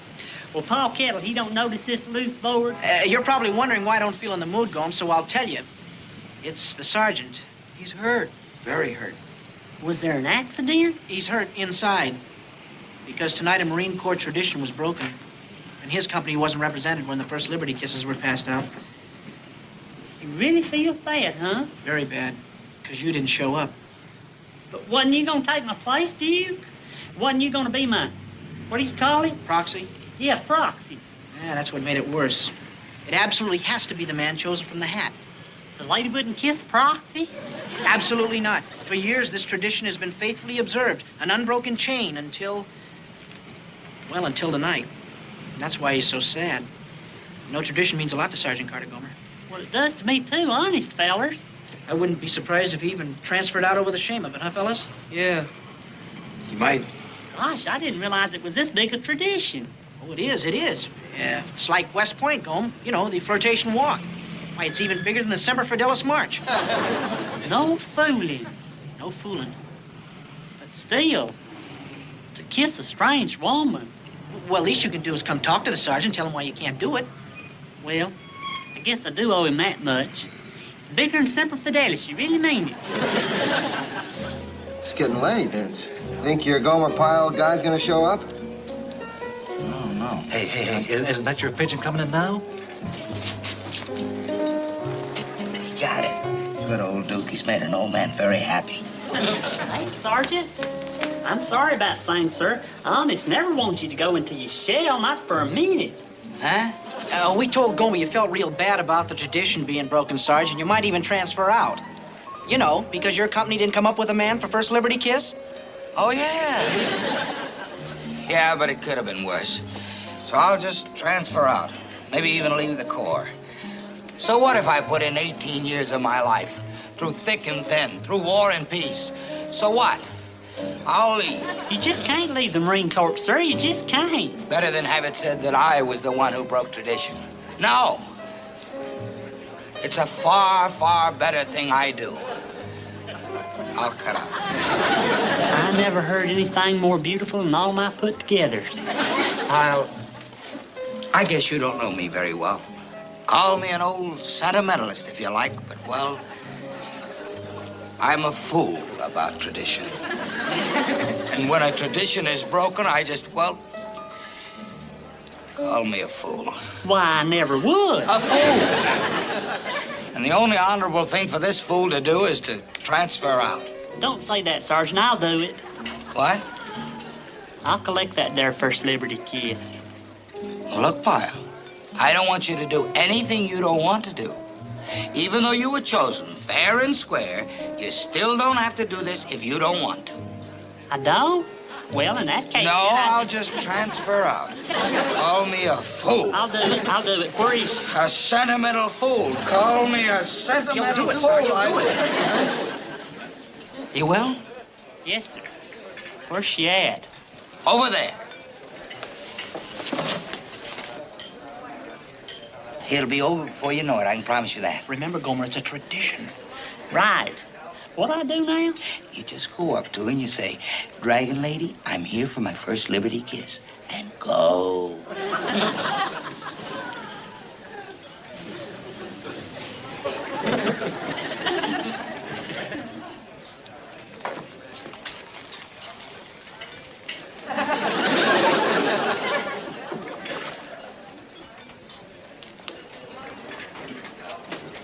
Hey, ma'am. Hello. First off, I don't much care for the name Dragon Lady, so I won't call you that. And second, it ain't nothing personal against you, ma'am. It's just that my upbringing's against kissing strangers, but it's got to be done on account of the sergeant over there did spend 18 years in war and peace and through thick and thin. And if he's a fool about tradition, then I ain't gonna stand in his way. Joe, what have you been giving him? And most of all, since it is a glorious tradition bigger than Semper Fidelis, it ain't fitting that one little old person like me stands up against it. The only thing I ask, ma'am, is could the kiss be along the jawbone here? And that'd make it friendly and all without getting too involved and be enough to satisfy the sergeant over there. Wait a minute. Now, let me get this straight. You want a kiss. But not for you. But for your sergeant. Uh-huh.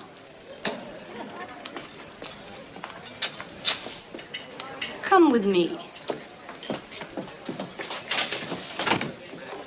They're going into the back room. I won't see him flying through the air. She's never done that before. Maybe she's gonna throw him through the door. Yeah. That'll be just as good.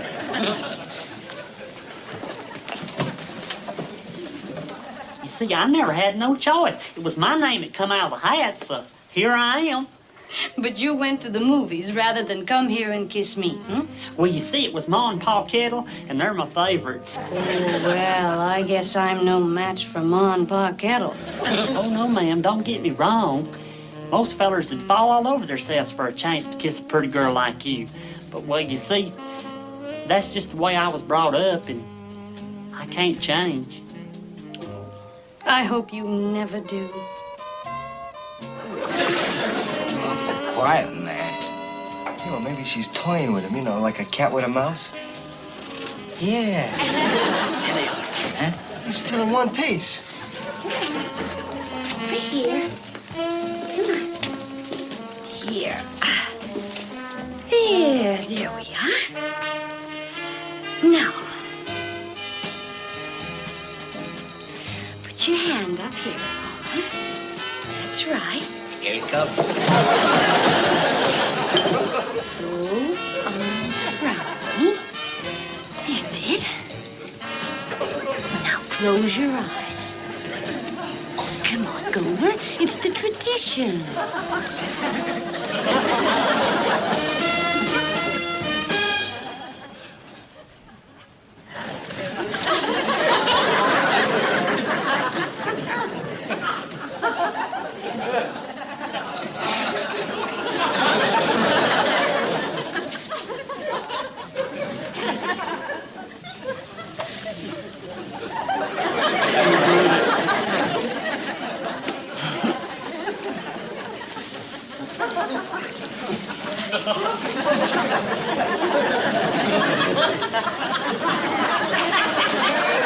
I done it, Sergeant.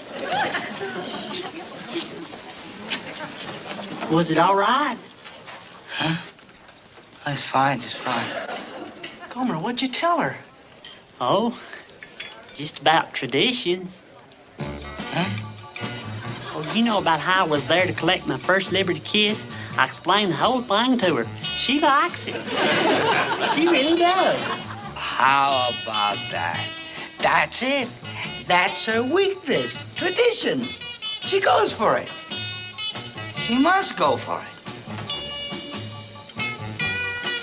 What do you know?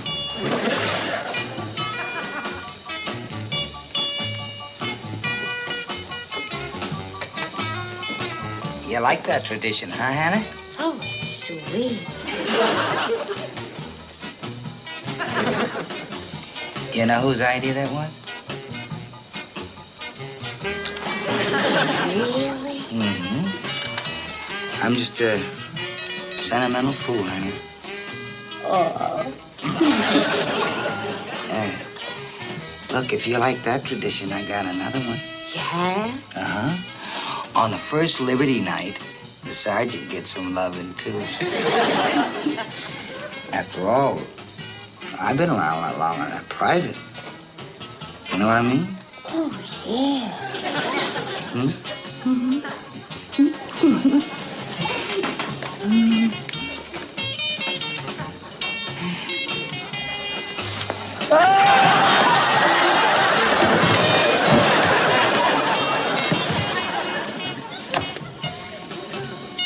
What happened?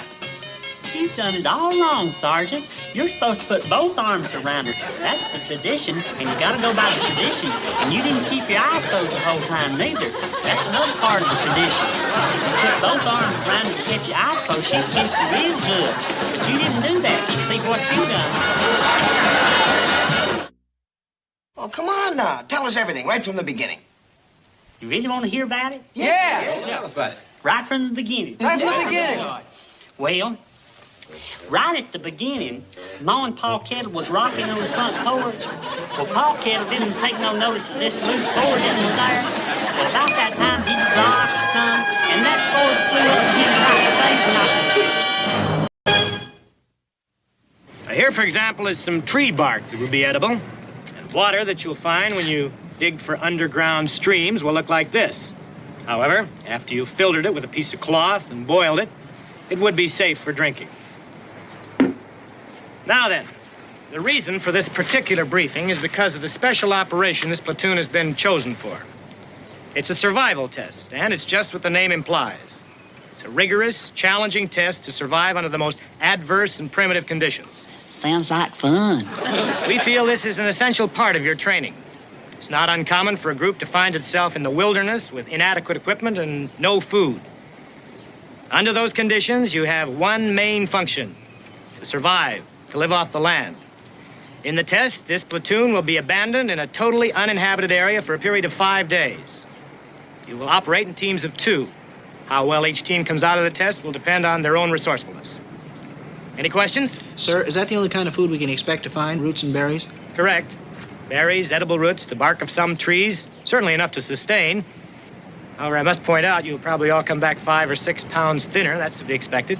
I always lose it in my face first. Do you have a question, Private? No, sir. I was just saying I always lose it in my face first. My cheeks get all holler. But it's nothing to worry about. I never feel as bad as I look. We'll bear that in mind. Now, during the coming week, your troop leader will put you through a training program to prepare you for this test. You'll receive instructions in mapping, foraging, all phases of survival.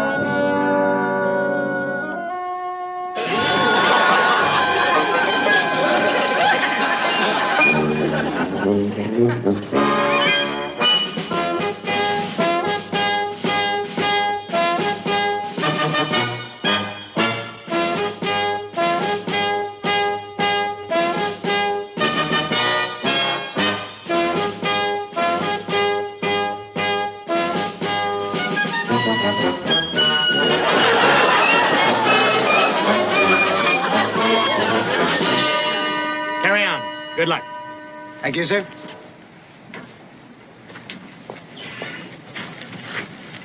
Corporal. All right, Corporal, these are the teams. Slater is all right on first aid. He can go with Peters. He can take care of the mapping. Burnside. Sailing, wasn't it? Well, he can team up with Fletcher. He'll handle the foraging. Pyle. Let's see, what was he good at, huh? Pyle, I'd better go with you. He picked me over everybody. Lucky you. You know, him and me just hit it off good right from the start. Just one of them lucky things, I guess, to find a buddy like that. Somebody to watch over you and to look after you and to keep an eye on you. Pyle, you're at attention. Keep that mouth shut. See?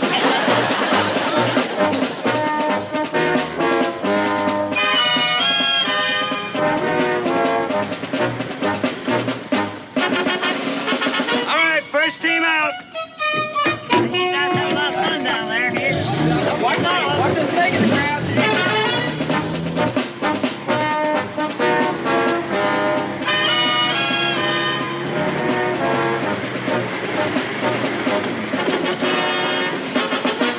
Okay, Pyle.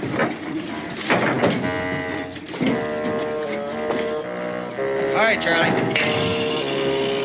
Do you want me to get out my compass now, Sergeant? No, Pyle, don't you do anything. But I can read my compass real good now. I'm fine.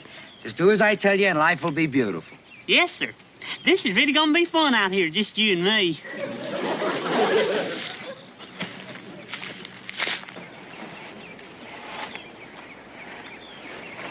This might be all right. This sure is pretty. Reminds me of a spot in the hills back home where we buried Grandpa Stokes. Peaceful and shady. We'll make it here. Grandpa Stokes would like it here, too. Set up the tent right over here next to this tree. That's how we buried Grandpa Stokes, right near a tree. I'll go out and do some foraging, and you set up the camp. Maybe if I was to forage some, too, sir. You set up the camp. But, sir, I was thinking... Pyle! Sit down, Pyle.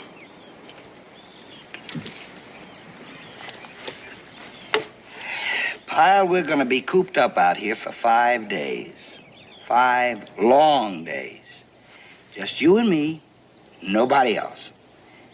Now, we don't want to get on each other's nerves, do we? Oh, no, sir. And you ain't got a thing to worry about neither, sir. 'Cause not one time have you ever got on my nerves. Not once. That's real good news. I've enjoyed serving under you, sir. Good. You'll fix up the camp, huh? Yes, sir. And I'll fix it up just as nice as I can. Good. And, sir, it won't look nothing like a burying place like where we buried Grandpa Stokes. No, sir. All right.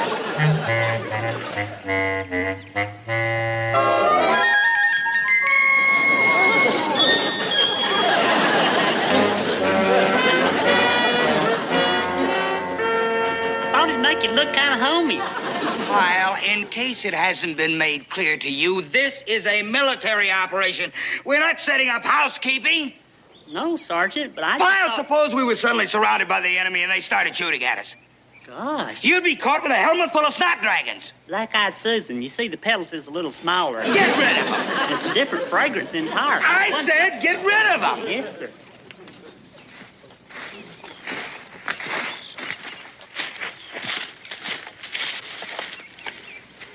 There must be some underground streams around here someplace. What if we don't find any? We're down to a high canteen. We'll find one. It's just a matter of looking. Instead of looking together, maybe if I was to go off by myself... Not again, Pyle. Double our chances. Look, Pyle, this kind of thing takes experience. Now, I've been through it. It's not just the soggy ground, the way the plants look. You've almost got to be able to smell the water in the air. Believe me, you wouldn't find it. You don't have that experience. I could try that smelling, too. Okay.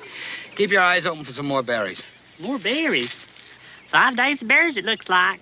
Nobody said this was gonna be a party. Are you complaining? No, Sergeant. Pyle, maybe I better tell you the facts of life about this project just in case you don't remember. We're gonna be out here for 5 days. We're gonna have to find our own food and water. There are gonna be times when we are hungry, thirsty, and tired. It's gonna be rough. It's gonna be hard. We're gonna have to suffer a little. But it has to be that way. Is that clear? Yes, sir. Good. And I can't think of nobody I'd rather be with during trying times like that. Thank you, Sergeant.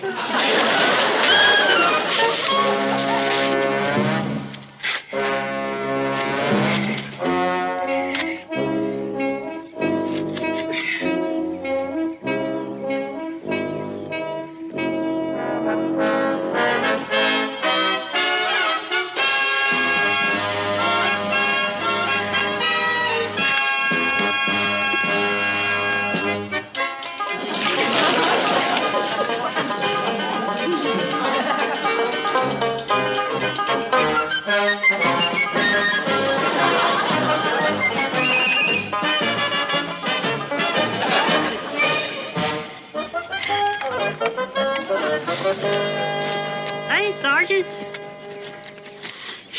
Looks like we both took the same direction. Yeah? I found some.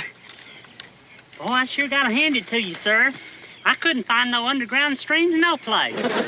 Just wouldn't believe me, huh? I kept looking at the ground and smelling. Must be an act like you said. Here we are. Strain it and boil it. We're all set. We can fill a canteen every day. Easy. Well, we don't really have to go to all that trouble. No. We could just call room service and ask them to send up a pitcher of ice water. Or we could call one of them bottled water companies and ask them for home delivery. But since we can't do that, we'll...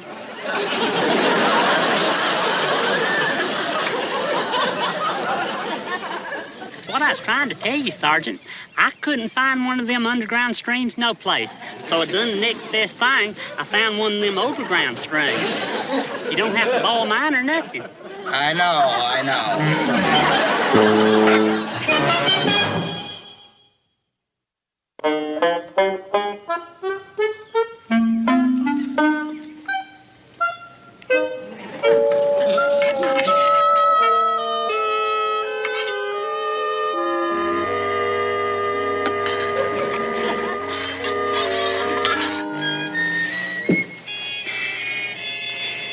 That there overground stream, I bet there's some fish in it. Maybe. Trout, most likely. It could be smoked salmon, but without a hook and a line, they got nothing to worry about. Yes, sir. Raspberries don't stay with you very long, do they? Sort of like what folks say about that there Chinese food. Are you complaining? No, Sergeant, no, sir. It's just that I don't seem to have as much get up and go as I done yesterday. And it's gonna be worse tomorrow, and worse the next day, and worse the day after that. Get used to it, buddy. We're on raspberries from here on out. Yes, sir. Still, I sure wouldn't mind having one of them there Chinese dinners right now. Some of that egg foo young and chow mein. Bet that'd stick to your ribs better than raspberries. Pyle, stop thinking about other kinds of food. It only makes it worse. I wasn't thinking about other kinds of food, only Chinese. I wasn't even thinking about baked ham or chicken or sweet potatoes or cornbread or... Pyle! Eat your raspberries. The main thing is to save your strength. Rest whenever you can. Yes, sir.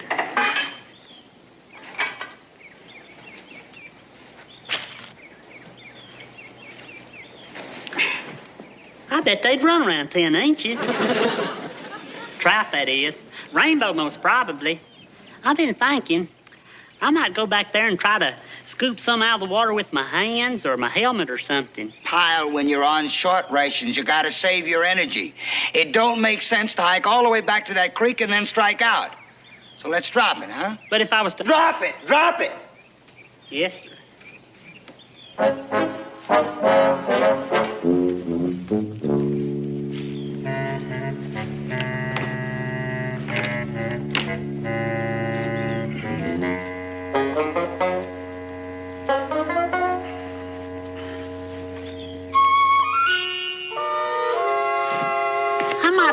Hasty in my judgment.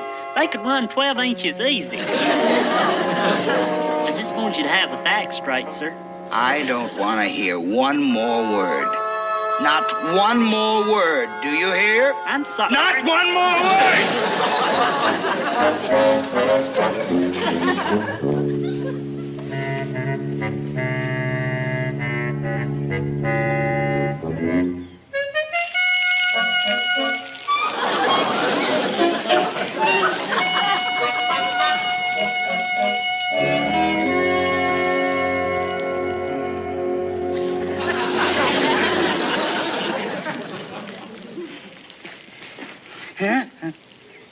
Well? You sure were right about that scooping, Sergeant. I must have tried for an hour, and I didn't catch a thing. I knew you wouldn't. You know, it's funny how the mind works. We were talking about this before. But when I was waking up just now, I could have sworn I smelled fish. It's funny how the mind works. It's what you call the power of suggestion. What's that?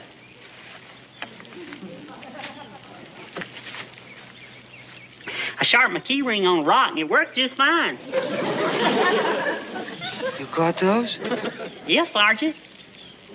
With the... Yeah. Well, are they done yet? Pretty near. Good, let's have them. Well, you know something, Sergeant? I couldn't decide where to pan fry them in their own oil or to fillet them and broil them on a stick over a low fire. Let's have them. Or I could have rigged up some kind of cover and steam baked them. Let's have them. Or they're... Pyle, let's have them, let's have them. Yes, sir.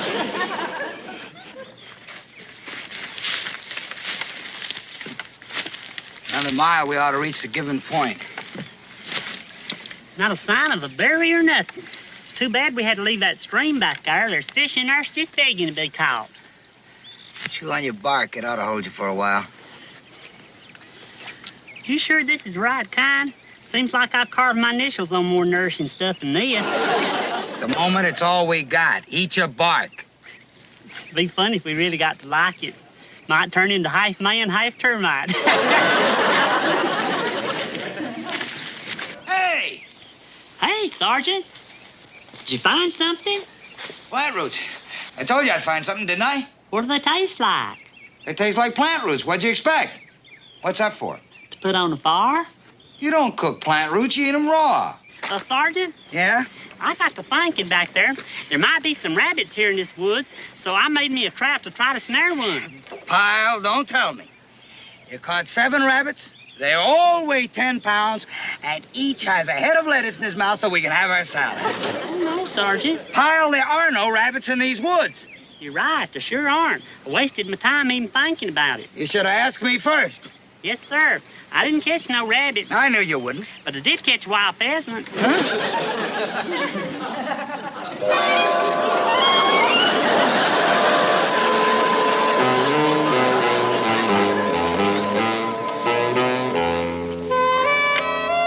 Look good? Hey, we can have your plant roots on the side. Do you know, like greens? My mama said you always ought to have greens with your meals. Lucky thing you found them.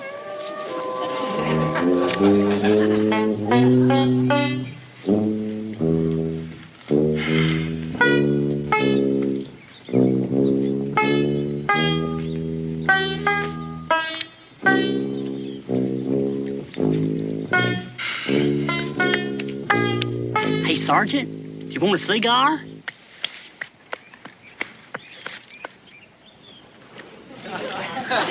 Those are homemade cigars, made right here in these woods. I found some tobacco down the road there ways, and I picked us a whole supply.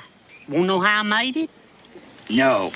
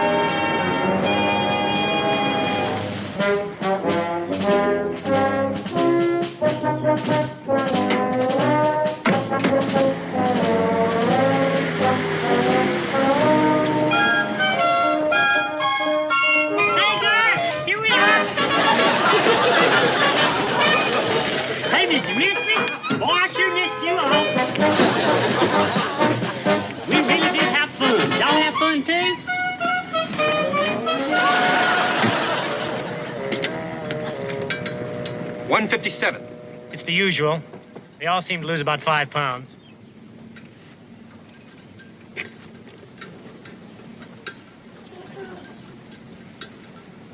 $174. Try again. He was 169.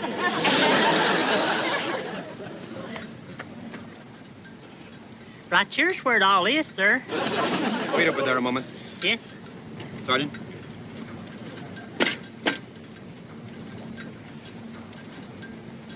$167. That's a gain of 6 pounds. Really, sir? You men were a team, weren't you? Yes, sir. Did you take rations with you? No, sir. You sure? We took no rations, positively. You left the designated area. You bought food, didn't you? No, sir. All right, I'll stop guessing.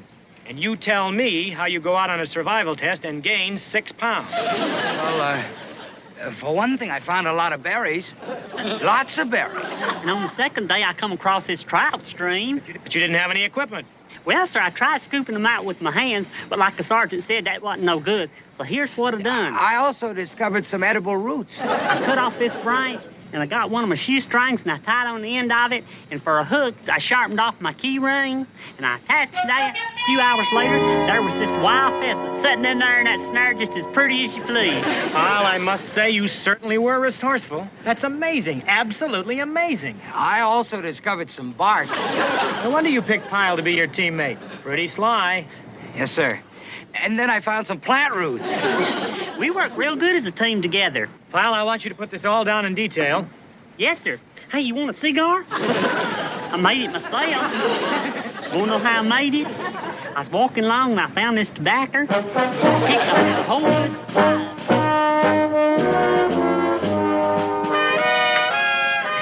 Hey, Sergeant.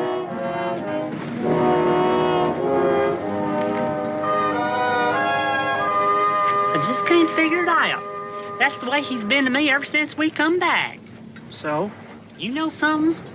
I don't think he likes me no more. Did he ever?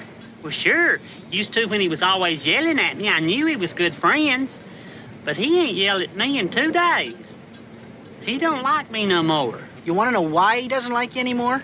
Yeah. Why? You hurt his pride. What? That's right. On the survival test. Don't you know why he took you along with him? 'Cause we was always hitting it off so good, I thought. No, Gomer, that's not the reason. He went along with you to protect you, to make sure you got through it okay. He did? Yeah. And then what happens? You go out there and you're like another Daniel Boone. You get all the praise and everything. Captain makes a big deal over you.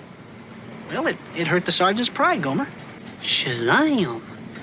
I sure didn't mean to do nothing like that. Come in. Sergeant? Yeah? I was just over to see Captain Hathaway. Yeah, what for? Well, sir, to talk about that there survival test we was both on. Yeah? Wanted some more compliments, get a few more pats on the back, make sure you get all the credit. Is that it? Oh, no, sir. I went to tell the captain the truth. The truth? Yes, sir. What I done in the woods back there catching the fish and the pheasant and all, shoot, there wasn't nothing to that. Back home, any 10-year-old young could have done the same thing. We was practically brought up in the woods. But it was you, Sergeant, that really got us through the thing. Huh? All that mapping and compass work and arriving where we was supposed to. I couldn't have done that for the life of me. I remember a couple of times there that I'd have gone off in an altogether different direction. I'd got lost shore as the Dickens. I didn't know where I was going. You told all this to the captain? Yes, sir. I told him I'd still been out there if it hadn't been for you. Well, you don't have any scouting experiences. Why? Well, you're right, sir, but what I'm trying to say is, Sergeant, that I just couldn't have gotten through the thing if it hadn't been for you. The captain really appreciated hearing that. He did, huh? Okay, Pyle, you better get back to your quarters. Yes, sir. And if we go on one of them survival tests again, I want to go with you. Yeah, all right, Pyle. 'Cause you really know your way around. Yeah? Yes, sir. You're the one I want to buddy up with. All right, Pyle. On account of you know how to get there and back. Fine. I think you better be getting... I'd still been lost out there if it hadn't been for you. Pyle, don't you have anything better to do than to stand around here running off the mouth? Get out of here, move! Move! Get out! Don't you people have anything to do around here? Hey, Howard. He likes me again. He really likes me. Great. Swell. Good.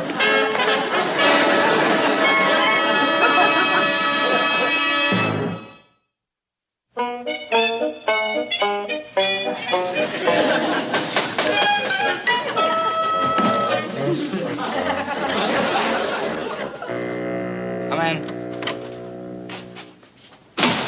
Sir, Private Pyle reporting his order. Here are your supply reports.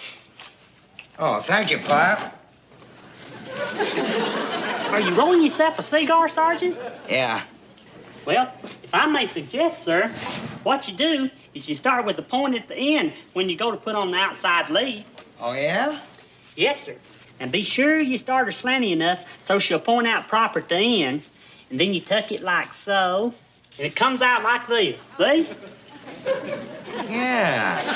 I declare, Sergeant, you make them better than I do. You really roll them good. Yes, sir.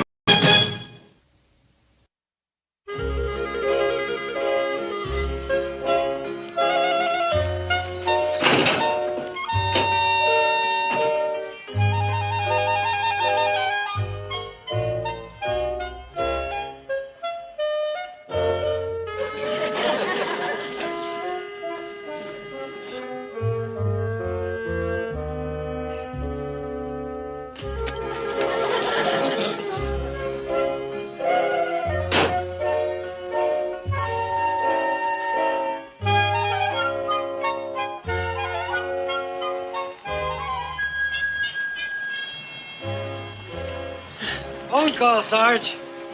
Yeah? Who is it? Sergeant Persky over at headquarters. Okay, tell him I'll be right there. Boy, Sarge, you really keep this car beautifully. Watch it, Boyle. Watch it. I don't want you to smudge it up. I didn't even touch it. Well, I know, but there may be some dust on your uniform, and that could get on the car, so just stand back. I'm sorry. If I realized I was going to be in the vicinity of your car, I would have had my uniform sterilized. Never mind the smart remarks. Just tell Persky to hang on.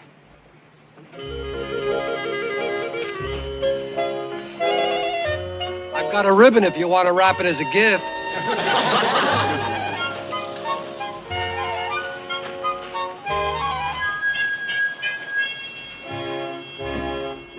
Yeah, I found him. He'll be here in a minute. Well, guess what he was doing? Right. You'd think he was married to that car. Well, here he is now. Hey, Sarge, who's watching the car? Sergeant Carter here. What? San Francisco? What for? You're kidding. Okay, sure. I'll bring him back. Sure. So long. What's up? Remember that guy Franklin that used to be in our outfit? Franklin. Sure. The guy who was AWOL for 3 weeks. Yeah, well, they found him in San Francisco. They want me to take a plane up there right away and bring him back to the base. Hey, this isn't the first time he's been AWOL. Are you kidding? He's been out and back so many times they call him Yo-Yo Franklin. But I'm gonna get him back here this time once and for all. How long you be gone? Well, I should be back tomorrow. Is the Jeep here? No, Gordon had to take it into town. Well, how am I gonna get to the airport? Take your car and park it overnight at the airport lot. And come back and find it all scratched up? The guy next to you opens his door against your car and makes all them little nicks and scratches. No, sir. Listen, why don't you drive me out to the airport and bring my car back here? I can't, Sarge. I got guard duty. Oh, that's right. I forgot. Wait a minute. You would let me drive your car to the airport? Well, sure. Why not? I thought you had to be at least a captain. Check the barracks.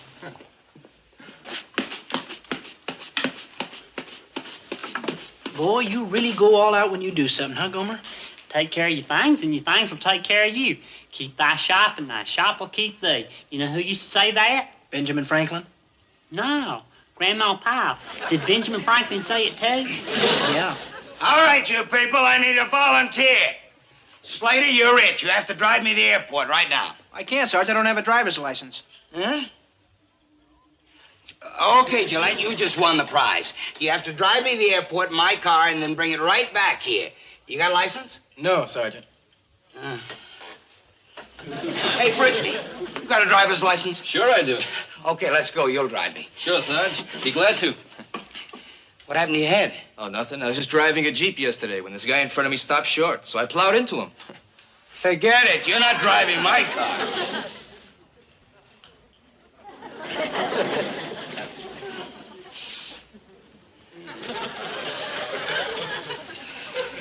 You got a driver's license, Pyle? I sure have, Sergeant. I got a license, and I'm a very good driver. I never have had an accident. I had a feeling you'd end up with me. Yeah. That's the reason I didn't say nothing. I didn't want to push myself. Okay. I'd be proud and honored to drive your car. Well... And I'll take good care of it, too. Keep thy shop, and thy shop will keep thee. You know who used to say that a lot? Grandma Pyle and Benjamin Franklin. Pyle, do you think you could drive me out the airport in my car and then bring it right back here without anything happening? Well, sure, Sergeant. Swear. Huh? Nothing. I just wanted to make sure that nothing happened to my car, that's all. Golly, nothing will happen to your car. Why, if anything happens to that car, I hope it happens to me, too. Don't worry, it will. All right, you know where I parked my car. Meet me there in 10 minutes. Don't forget to wash your hands.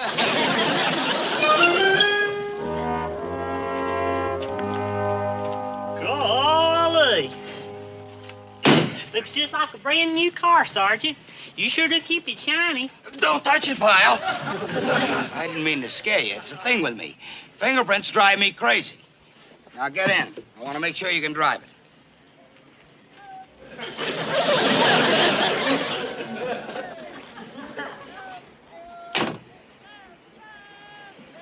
Now, what's the first thing you do? Well, first thing I like to do whenever I drive a strange car is get the feel of the brakes. Good, good.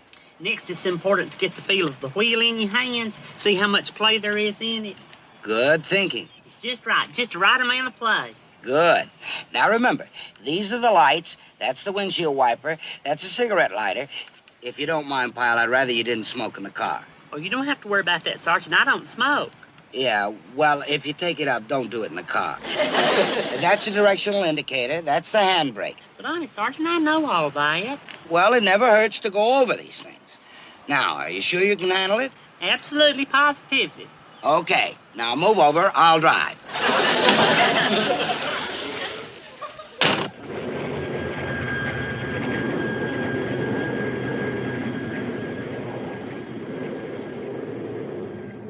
Okay, Pyle.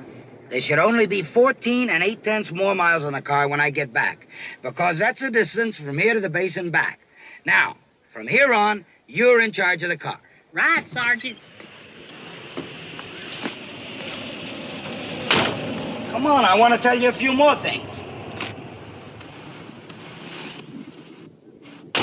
Remember, cover the car with a cover.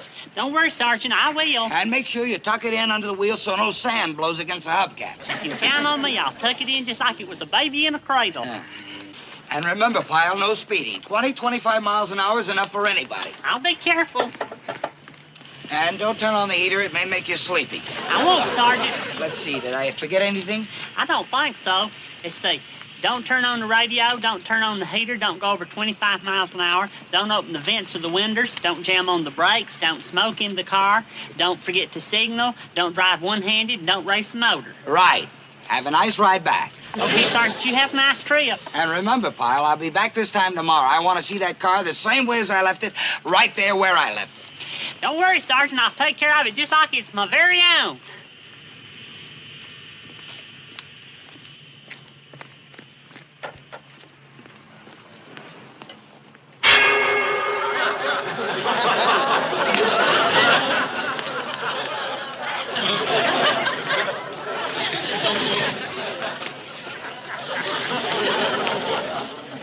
It's gone. Sergeant Carter's car's gone. All right, now let's have all the details. Stolen car. See, I was parked out at the airport. Hold it. First, a few other things. Name? Pyle. Gomer Pyle. All right, Pyle. When did you first discover your car was missing? Well, it's not my car. It's my sergeant's. All right, let's try it again. Now, whose car was stolen? That's the name I want. The name the car is registered under. Carter. Sergeant Vincent Carter. You see, Sergeant Carter went to San Francisco, and he asked me to drive him. Okay, Pyle. Now, when did you first discover your car was missing? When I went to get in it. When was that? Oh, I'd say it was just about, well, it couldn't have been too long. I'd say it was just a short time ago. Pyle, I can't type all that in this little space. Now, just give me a time. How long ago was it? Oh, I'd say about 10 minutes ago. Maybe 20. 30 tops. Look, Pyle, this isn't a multiple choice exam. Just stick with one answer. I'm sorry, I'm just so nervous. Golly, do you think you'll find it? Probably have a better chance if we know what kind of car it was. Now, what kind was it? It's a Dodge. What year? 1961, but it looks brand new. He keeps his car in real tip-top shape. What color? Well, I guess you'd call it a two-tone. It's white on the top and red on the bottom. Or was it red on the top and white on the bottom? No, it was white on the top and red on the bottom. Of course, the red was kind of a raspberry. Golly, I hate to rush you, officer, but I just got to find that car before Sergeant Carter gets back tomorrow. Look, we have to fill out these forms. Besides, 80% of the time, stolen cars are usually found abandoned somewhere within 3 or 4 days. 3 or 4 days? But I've got to have it back by tomorrow. Go. What happened, buddy? You sounded terrible on the phone. Did they find it? No, what am I going to do? Sergeant Carter's going to kill me. He's just going to kill me. He's going to kill me dead. Look, Carter can't be mad at you. It wasn't your fault. Yes, it was. I should have taken the keys out. You left the keys in the car? Sergeant Carter's going to come back tomorrow, and he's going to look for his car, and it's not going to be there, and he's going to say, where's my car? And I'm going to say, gone. He's going to say, gone, and then he's going to grab me, and he's going to kill me. He's going to kill me dead. Gomer, get a grip on yourself. All right, now, come on. The sooner we finish this, the better our chances are of finding the car. Were there any obvious marks? Joking. Really? What make? Hold on a second. This might be your lucky day. They just found an abandoned car. What year, Freddie? 61? He thinks it's a 61. That's it. That's it. Bless you, officer. Bless the officer that found it. Bless you all. Where is it? Yeah, where's it at? No kidding. Do they know where it is? It's in the ocean. It's in the ocean. They found the car, and it's in the ocean. In the ocean? Dude, Sergeant Carter's car's in the ocean.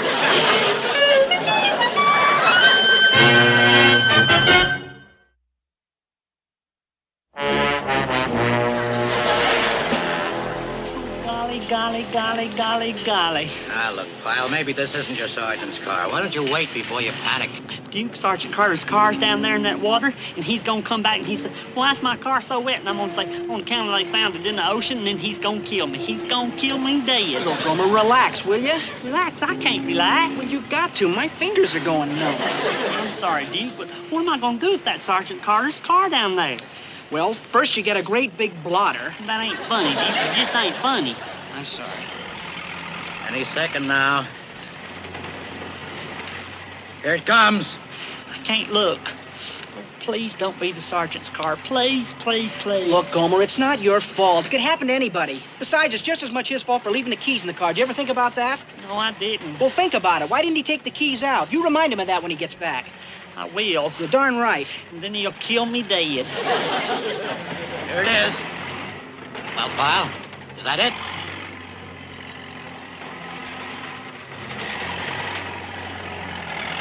That's a station wagon. See that, Duke? That ain't the sergeant's car. Yeah, you're right. Oh, thank you. Ain't that wonderful? I thought that was going to be the sergeant's car down there. But it's not. That's not the sergeant's car. What a lucky thing. That ain't the sergeant's car. But if that ain't the sergeant's car, then where is the sergeant's car? Let's go.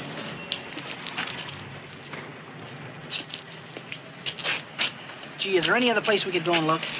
Well, we'd just be running around in circles. The only thing to do is wait and sit tight. But maybe if we Abandoned just... car reported in an empty lot on the corner of Fairview and Essex. Cars in vicinity investigated once. Abandoned car reported in an empty lot on the corner of Fairview and Essex. Abandoned car. That could be it, Gomer. Golly, maybe that's it, you think? Come on.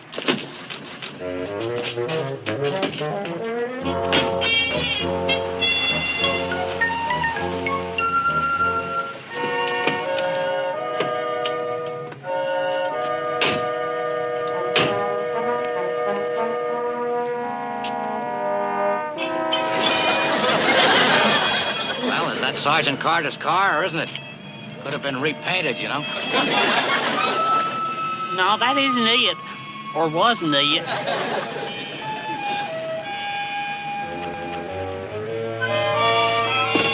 Maybe something came in while we were gone.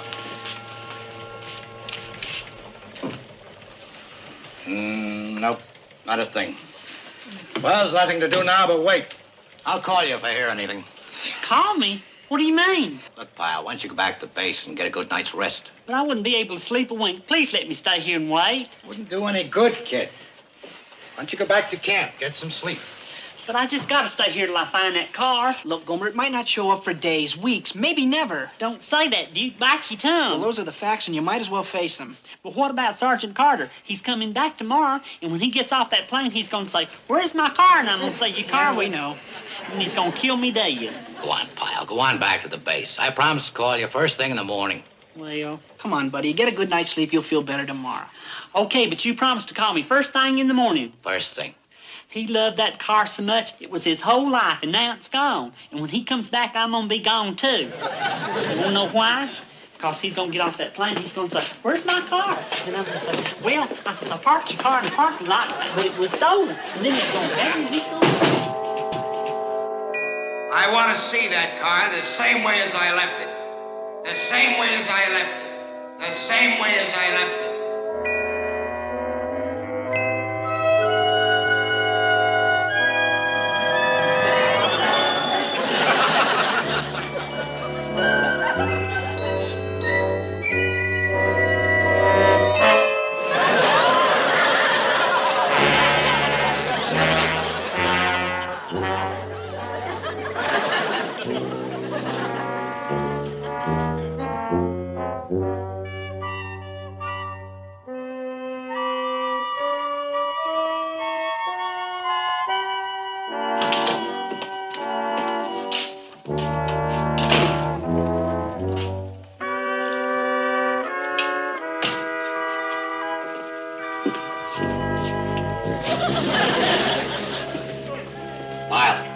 Pyle, hey.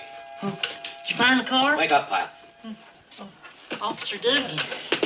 I'm sorry, but I just couldn't sleep back at the base. Want some coffee? No, thank you. Is there anything new? I just got in. Let's take a look.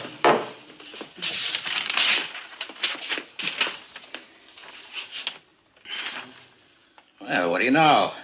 What's it say? Stolen car was spotted just an hour ago. Answers your description. Does it say where? 190th and Maryvale. That's on the outskirts of town where they're building a new housing project. Oh, glory be, glory be. Well, keep your fingers crossed.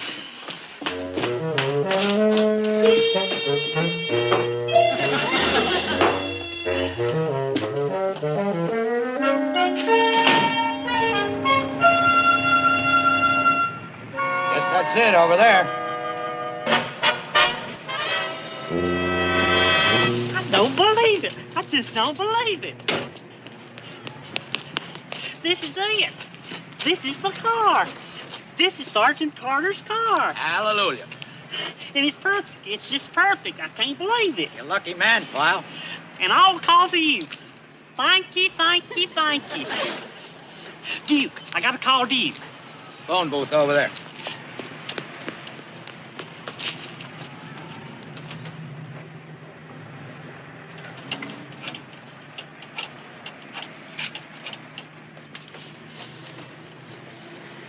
Hello, Camp Henderson? I'd like to speak to Private First Class Duke Slater in B Company, please. It's an emergency.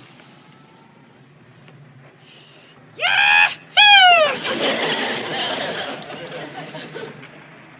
Hello, Duke? It's me, Gomer. Guess what? Right, we found the car. Uh-huh. Yeah, just this minute. It's way out here at the far end of town. And guess what, Duke? There ain't a scratch on it.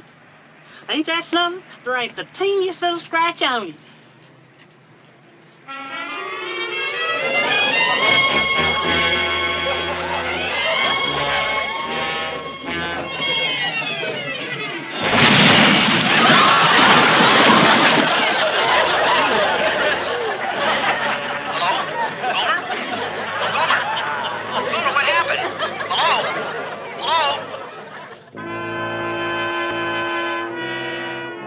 It's terrible. Just terrible. And it's stupid.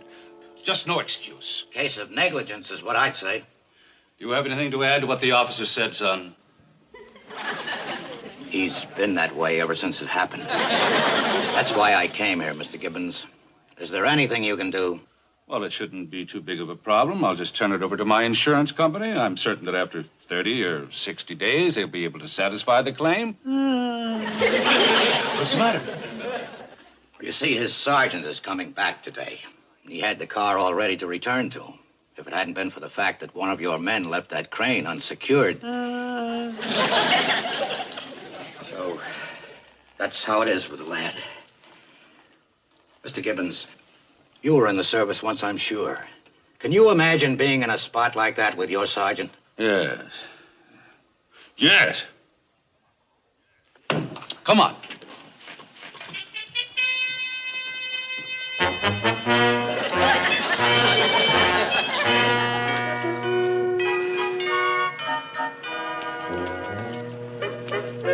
How do you like it, Pyle? If you do, it's all yours. Or I should say your sergeant's. Shazam! I never heard Shazam before, but I think it means he likes it. I've made a lot of fast purchases before, but this one beats them all. What time does your sergeant due in? Oh, golly, I just about got time to make it out to the airport. Well, then get going. I can't thank you enough, Mr. Gibbons. And you too, Officer Dugan. Better hurry, Pyle. I almost forgot you got the keys. They're in your hand.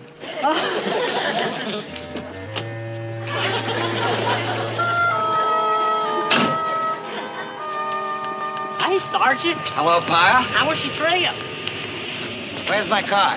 Hey, Franklin, you remember me, Gomer Pyle? Of course, you might have forgotten you hadn't been around too much lately, but welcome home. He's not a war hero, Pyle. He was AWOL. Now, where's my car? Where is it? Well, it's right over there. Where? I don't see my car. I know, that's what I got to explain. Maybe I better start at the beginning. I don't care where you start. Just start. Where's my car? Well, you see, right after you left yesterday, I went back to get your car, but I didn't really go back to your car because when I went back to your car wasn't there. What are you trying to tell me? What is it? Where is my car, huh? Well, your car was stolen. Stolen? My car was... Wait.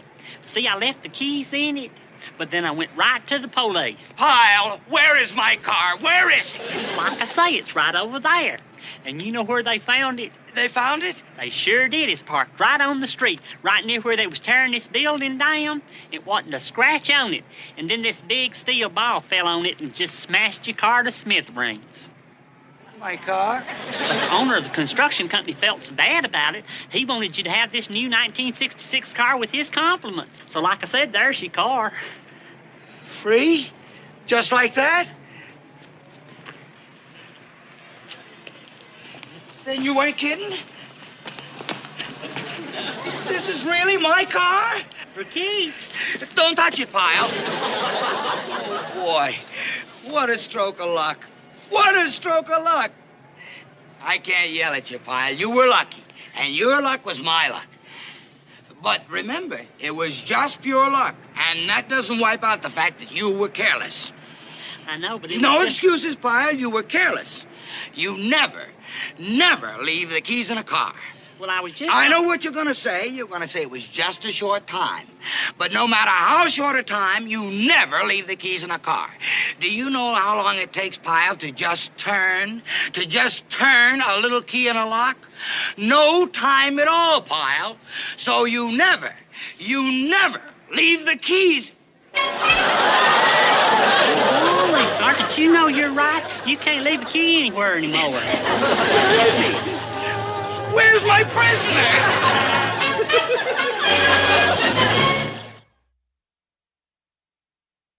Don't forget, Pyle, I'll catch the next plane out, so tell Boyle to take over for me.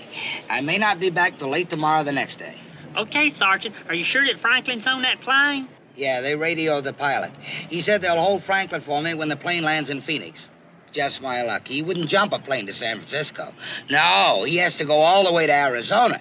That boy needs an air credit card. Very funny, Pyle. You just get back to the base, understand? Yes, sir. And you just take care of this car. Don't worry, Sergeant. I won't let it out of my sight. Make sure you don't, because we wouldn't want to have this nice brand new car stolen, would we? No, sir. But we don't have to worry about that, do we? Uh-uh. Good. Okay, Pyle, I gotta be going. So long. So long, Sergeant. I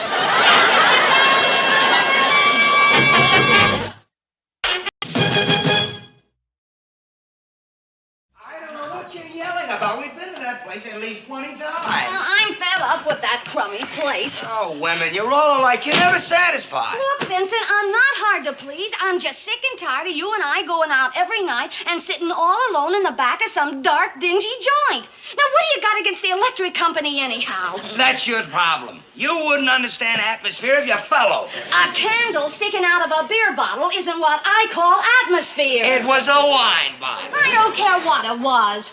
Why can't we ever go out dancing? Dancing? Yeah, dancing. Look, I get all the exercise I need out at the base. In the evening, I like to relax. I like to sit around In those little dark places, I know.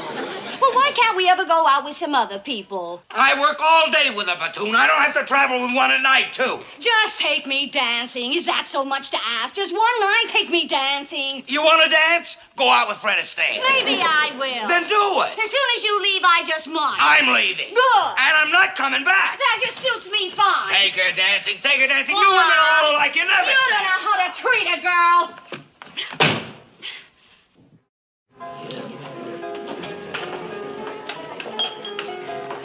Frankie, there's just one thing about that movie that I didn't understand. What? Well, you remember when the good guy went to jail posing as the bad guy so he could get information from the real bad guy as to where he hid the money? Yeah, so? Well, how did the bad guy, the real bad guy, know that the good guy wasn't really a bad guy, but was only acting like he was a bad guy when he was really a good guy? Don't you remember the guy who was in the cell with the bad guy? Do you mean the real bad guy or the bad guy that was really a good guy? No, in the cell with the real bad guy. That guy was a bad guy, too. And he knew the good guy because the good guy was the one who sent him up. So he told the other bad guy about it. Oh, so if the bad guy hadn't have known the good guy, then the other bad guy wouldn't have known that the good guy wasn't really the bad guy, right? Look, Gomer, why don't you wait till next year? By that time, it'll be on television. You can watch it again. No, I think I understand. If the bad guy... Hey, look over there.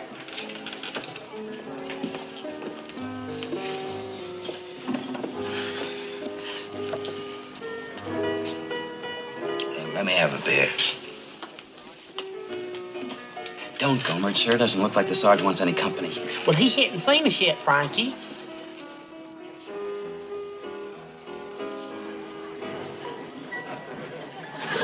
He just seen us, Frankie. He waved back.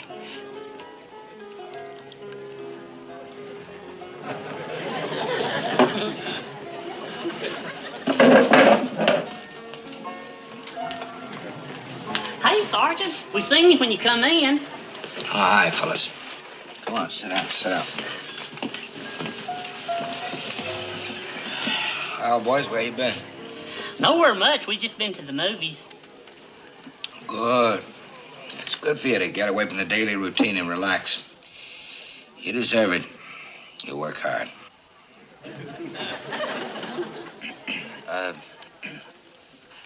Where you been, Sergeant?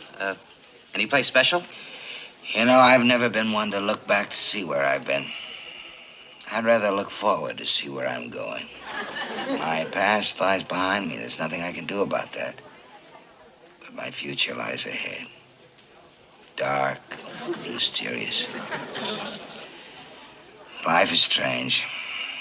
Here today, gone tomorrow.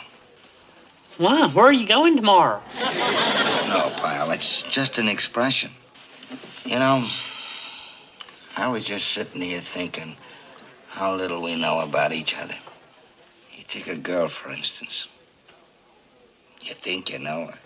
You think you have simpatico. Then all of a sudden, poof! The whole thing goes up in a cloud of smoke. Golly, that ain't never happened to me. You know Bunny? Miss Bunny, your girlfriend? Sure, I know her. She's real pretty and she's real nice. I really like her. How is she? Poof. Golly, you mean... Poof. Tonight, the whole thing went up in a cloud of smoke. Well, Sergeant, I might have married her. Now, you never know. You never know. Would you excuse us, please, Sergeant? We got to go. Oh, sure. Go ahead, fellas. Have a good time. I'll just sit here and think. We'll see you later. Come on. Another one. You know, life is like a beer. Once you lose your head, you're all finished. Gomer, wait a minute. Now, what's the matter? Why are we leaving so sudden? Ain't it terrible? Golly, I never have seen Sergeant Carter like that. Did you notice how red his eyes was? Oh, Gomer, come on. Now, There's nothing sadder in the whole world than a Marine sergeant that's been crying. Gomer, you don't have to worry about it. I mean, he'll get over it. Look, why don't we just go back inside? No, we got to do something. We just got to. Gomer, now look, you stay out of it.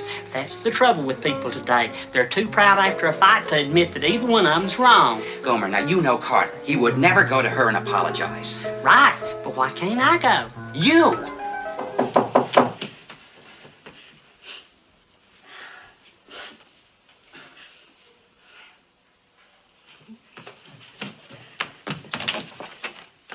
Hey, Miss Bunny.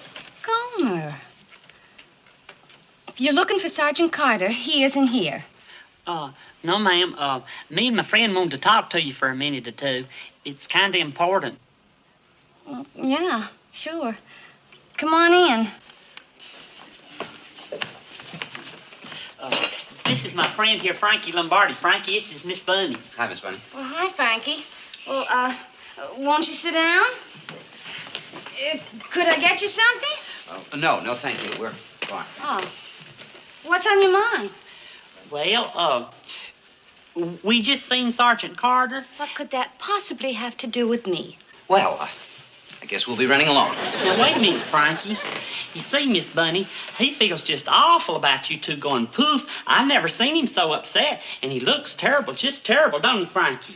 Oh, yeah. Well, I think he was crying. Is this on the level? If you don't believe us, why don't you come see for yourself? You'll see how bad he feels without you, and you'll see how lonesome he is just sitting there all alone. Gee, that's kind of hard to believe. Please say you'll come. Why, the sight of you'll make a new man out of you. Well, I don't know, Gomer. Why doesn't he call me? Oh, you know. Yeah, I know. That big, proud teddy bear. Then you'll come? All right. Wait, I'll go get my purse. Thank you, Miss Bunny. I thank you. And the teddy bear's gonna thank you. You know, life is like a paper napkin.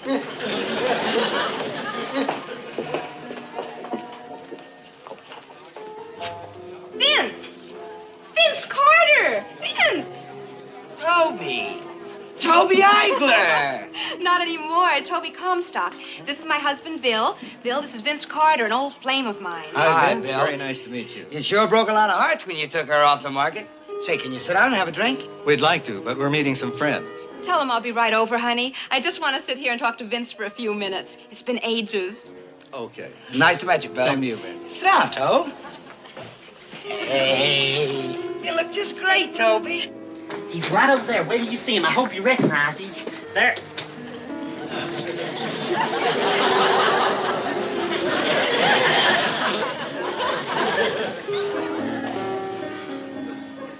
Thanks a lot, fellas. I'm sure glad you talked me into this. Now I can go home and read a book. Now will you keep your nose out of other people's business? Look what you've done now.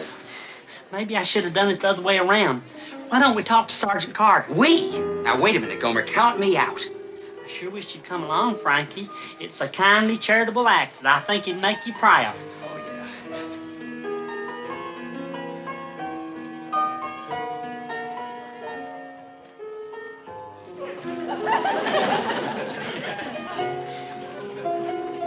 Come on.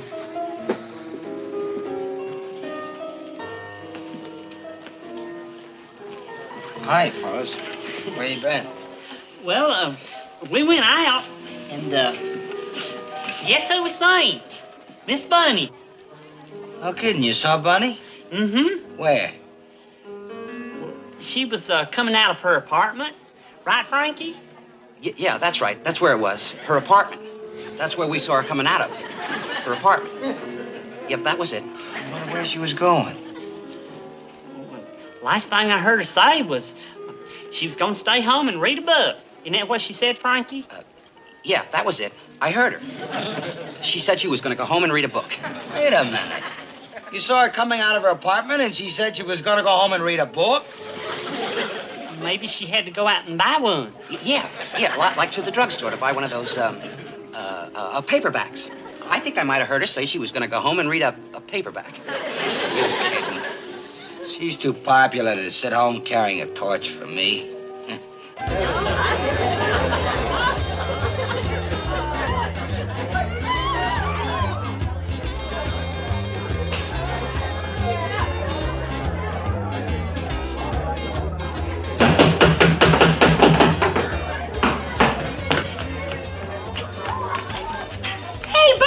Hi, Phyllis. Hey, so you're the one that's been knocking. I didn't even know you were home. I'm sorry, Phyllis. It's just that I was trying to read, and I thought maybe you could keep it a little quieter up there. Hey, I'm having a party. Why don't you come up? No, thanks. I've got some fun people up there. I sure hate to see you miss out on it. Maybe next time. Well, okay. If you change your mind, we'll be up there. All right, honey. Thank you. I'll try to keep the noise down. Okay. I think it's ridiculous to go over there. It's a wild goose chase. She won't be there. She will, I know it. I'll bet you $1 to a donut. She's sitting there reading a book all by herself. Right, Frankie? Yeah, reading a book and probably crying. Reading and crying. Let's go.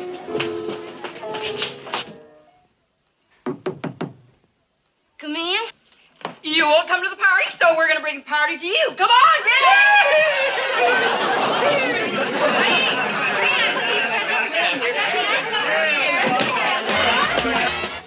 Well, at least somebody's having a good time tonight. Don't you worry, Sergeant. Everything's gonna be okay once you see that lonesome little face.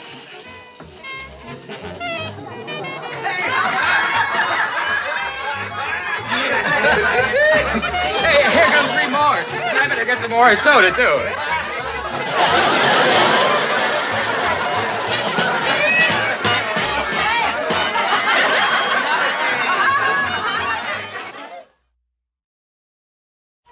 I warned you to keep your nose out of their business, didn't I, Gomer? But you had to go and play the peacemaker. I hope you learned a lesson.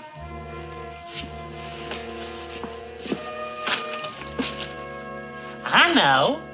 Suppose I went to Miss Bunny and told her that I... For Pete's sakes, Gomer, now stay out of it. If you'd let them alone in the first place, they'd probably be together by now.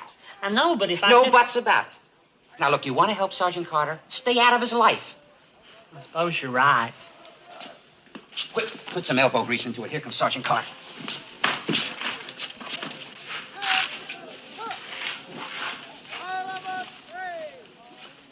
Hey, Sergeant. Me and Frankie here are doing a real good job on the windows, the corners and all. You know, Pyle, life is like a pane of glass. 1 minute, the sun is shining through. Then all of a sudden, there's a storm. Everything gets all blurry. And if the pressure gets to be too much, it cracks.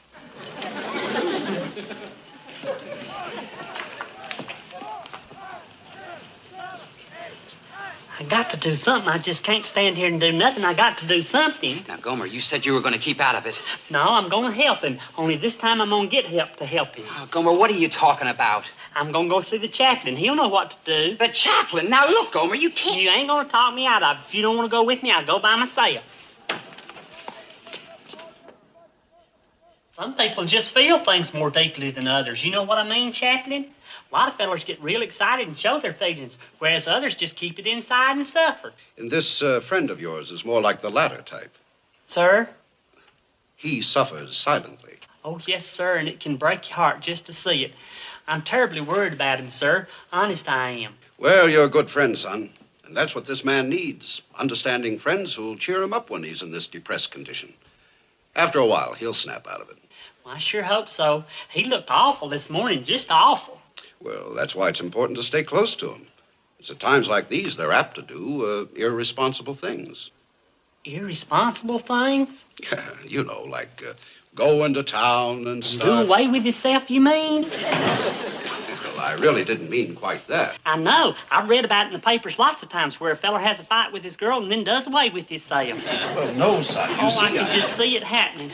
I can close my eyes and see him, that sad face walking right straight out into the ocean till it's over his head, just like James Mason done in A Star is Born. I assure you nothing like that will happen. Now, you just get back to your friend and do the best you can to take his mind off his worries. Thank you, Chaplain. I'll do my best. It's just one more thing I wanted to say, Chaplain. I hope you don't mind my not mentioning the name of my friend. Oh, not at all, son. Not at all. You know how it is. He might feel kind of funny my coming here without his knowledge, so that's the reason I didn't mention his name. I understand perfectly. He might get angry if I said who he was. And when Sergeant Carter gets angry, he really gets angry.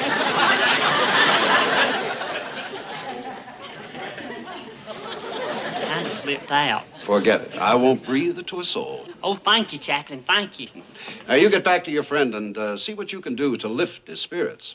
Yes, sir.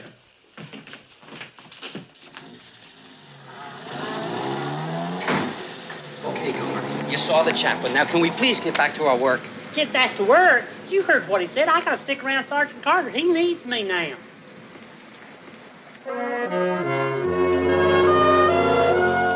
Vince, you look awful. If I were you, I'd take it easy in town tonight. It's just what I'm gonna do. I mean, from the way your eyes look with those circles on them. I know how I look. And you want to know why? I haven't slept for 3 nights, that's why. Sorry. It's tough enough to sleep with the problems I got, but when I finally do, there's always some interruption and boom, there goes the sleep. So what's the plan? I'm going into town. I'm going to get a room on the top floor of the Norma Hotel away from everything and everybody. And then I'm going to sleep and sleep and sleep. Good idea. That business about Bunny really threw you, huh? Well, what had to be, had to be. But now I'm going to get a grip on myself, and a good night's sleep will help out. Well, is it quiet at the Norma? Sure. No interruptions. And even if it isn't. What's that? Earplugs. Really shuts out the noise. Good deal. You know, Boyle, life is like a locker. How's that? I'll see you, Boyle. Take it easy, Sarge.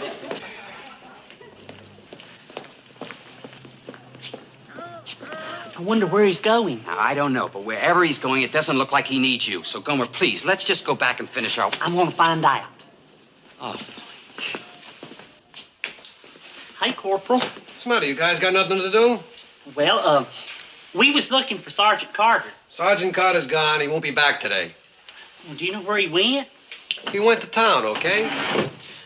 Do you know if he had a date, Corporal? What are you, a cop? No, he didn't have a date. The reason he went to town was to get away from everybody. Satisfied? Well, do you know where we could find him in town? Look, Pyle, he didn't want to be disturbed. He went to the Hotel Norma, and all he wants to do is sleep.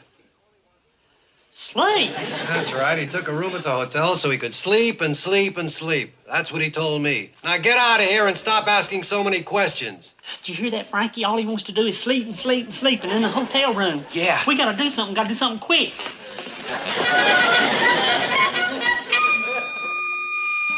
This is Vince Carter in 517. Until you hear different from me, I don't want to be disturbed at all. I'm going to be sleeping, so no calls, nothing. Thank you.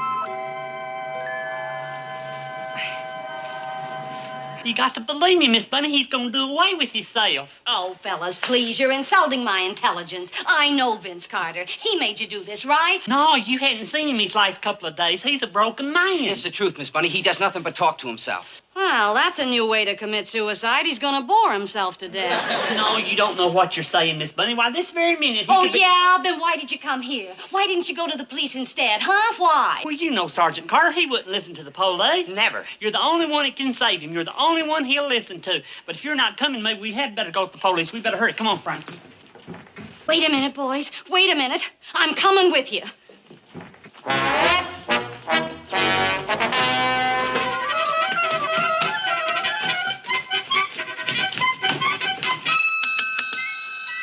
The room clerk will be back in 15 minutes. We can't wait that long. Can you tell us what room Sergeant Vincent Carter's in? Oh, Vincent Carter. He just checked in, room 517. Oh, but you can't go up there. He doesn't want to be disturbed. He went to sleep. At 6 o'clock in the evening? It's too late. We came too late. No, it can't be. Come on. Here it is. 517. Oh, please don't let us be too late. Please don't, please. Do something. Knock on the door.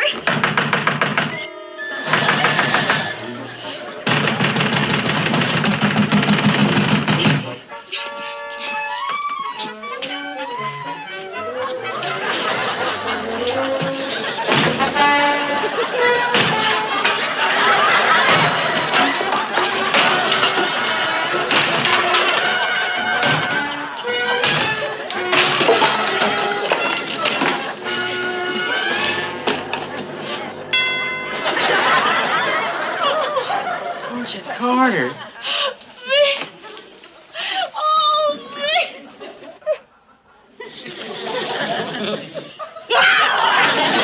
What is this? What's going on here? You're alive. You're not dead. Sergeant, what happened? What is this? What's going on here? What are you people doing here? What are we doing here? What are you doing here? What does it look like I was doing here? I was sleeping. That's what I was doing. Sleeping? Sleeping? Yeah, sleeping. Something I haven't done in 3 nights, and guess why? Well, don't look at me. I came down here to save your life. At least that's what someone told me. I guess I made a mistake. Well, you're not the only one. Bunny, wait. You mean you came over here because you thought that I... Well, the way they made it sound... And you came racing over here because you was afraid... Of course I came racing over. Naturally, I came racing over. Oh, Bunny. I feel like a sap for the way I acted toward you. I really do. Well, how do you think I feel? Was it really because of me that you couldn't sleep for 3 nights? Well, yeah, I was pretty upset. I missed you a lot, Bun. Same here, Vince. Well, you did it, Gomer. They're together again. Oh, bless their hearts. We'll leave you two alone. Miss Bunny will be right outside. They're entitled to a little privacy.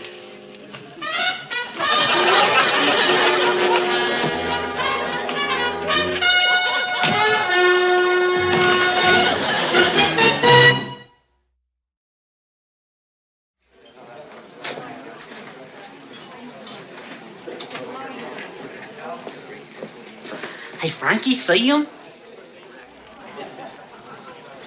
It's just like watching a movie with a happy ending.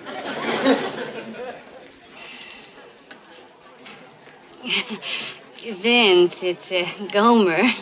Huh? Act like you didn't see him. Duck. He's already seen us. Huh? Hey, Sergeant. Hey, Miss Bunny. Well. It's sure good to see you two together, happy and everything. And to think, this is the place where it started, just the other night. You know the whole story of what happened, Miss Bunny? I mean, everything? Well, yeah, Well, it's a story worth telling. Here's how it happened, right from the start. You see, Frankie and me was sitting at that table right over yonder, and then a little while Sergeant Carter come in, looking like he had lost his last friend. He looked just terrible, Sergeant. So anyway, we waited. আপনার এই table চেয়ারগুলো সুন্দর, রুমটা পরিপাটি আছে, খালি একটা অসুবিধা, এই রুমটার মধ্যে এসি নাই কিন্তু স্যার, খালি একটা ফ্যান আছে 56 ইঞ্চি। তাল গাছ আছে 56 ফিট? কই? খুঁজে বের করো।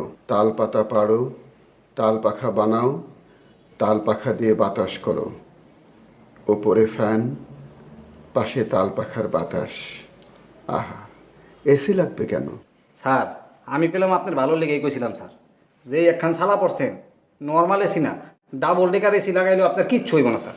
তোমাকে তো বললাম তাল পাখার বাতাস, তুমি তাল পাখার ব্যবস্থা করো। কে করবো? আমি? অবশ্যই করবে। আমার কষ্ট হবে না? তোমাকে আমি পে করছি না, তোমাকে পে করছি, তুমি বাতাস করবে।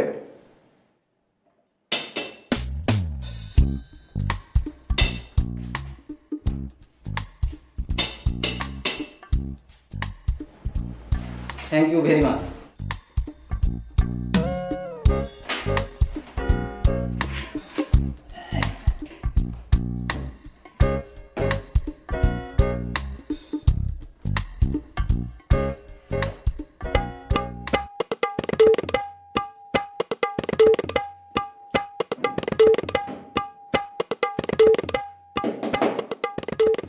ভাই আপনি কে? আমি কি মানে? Who you?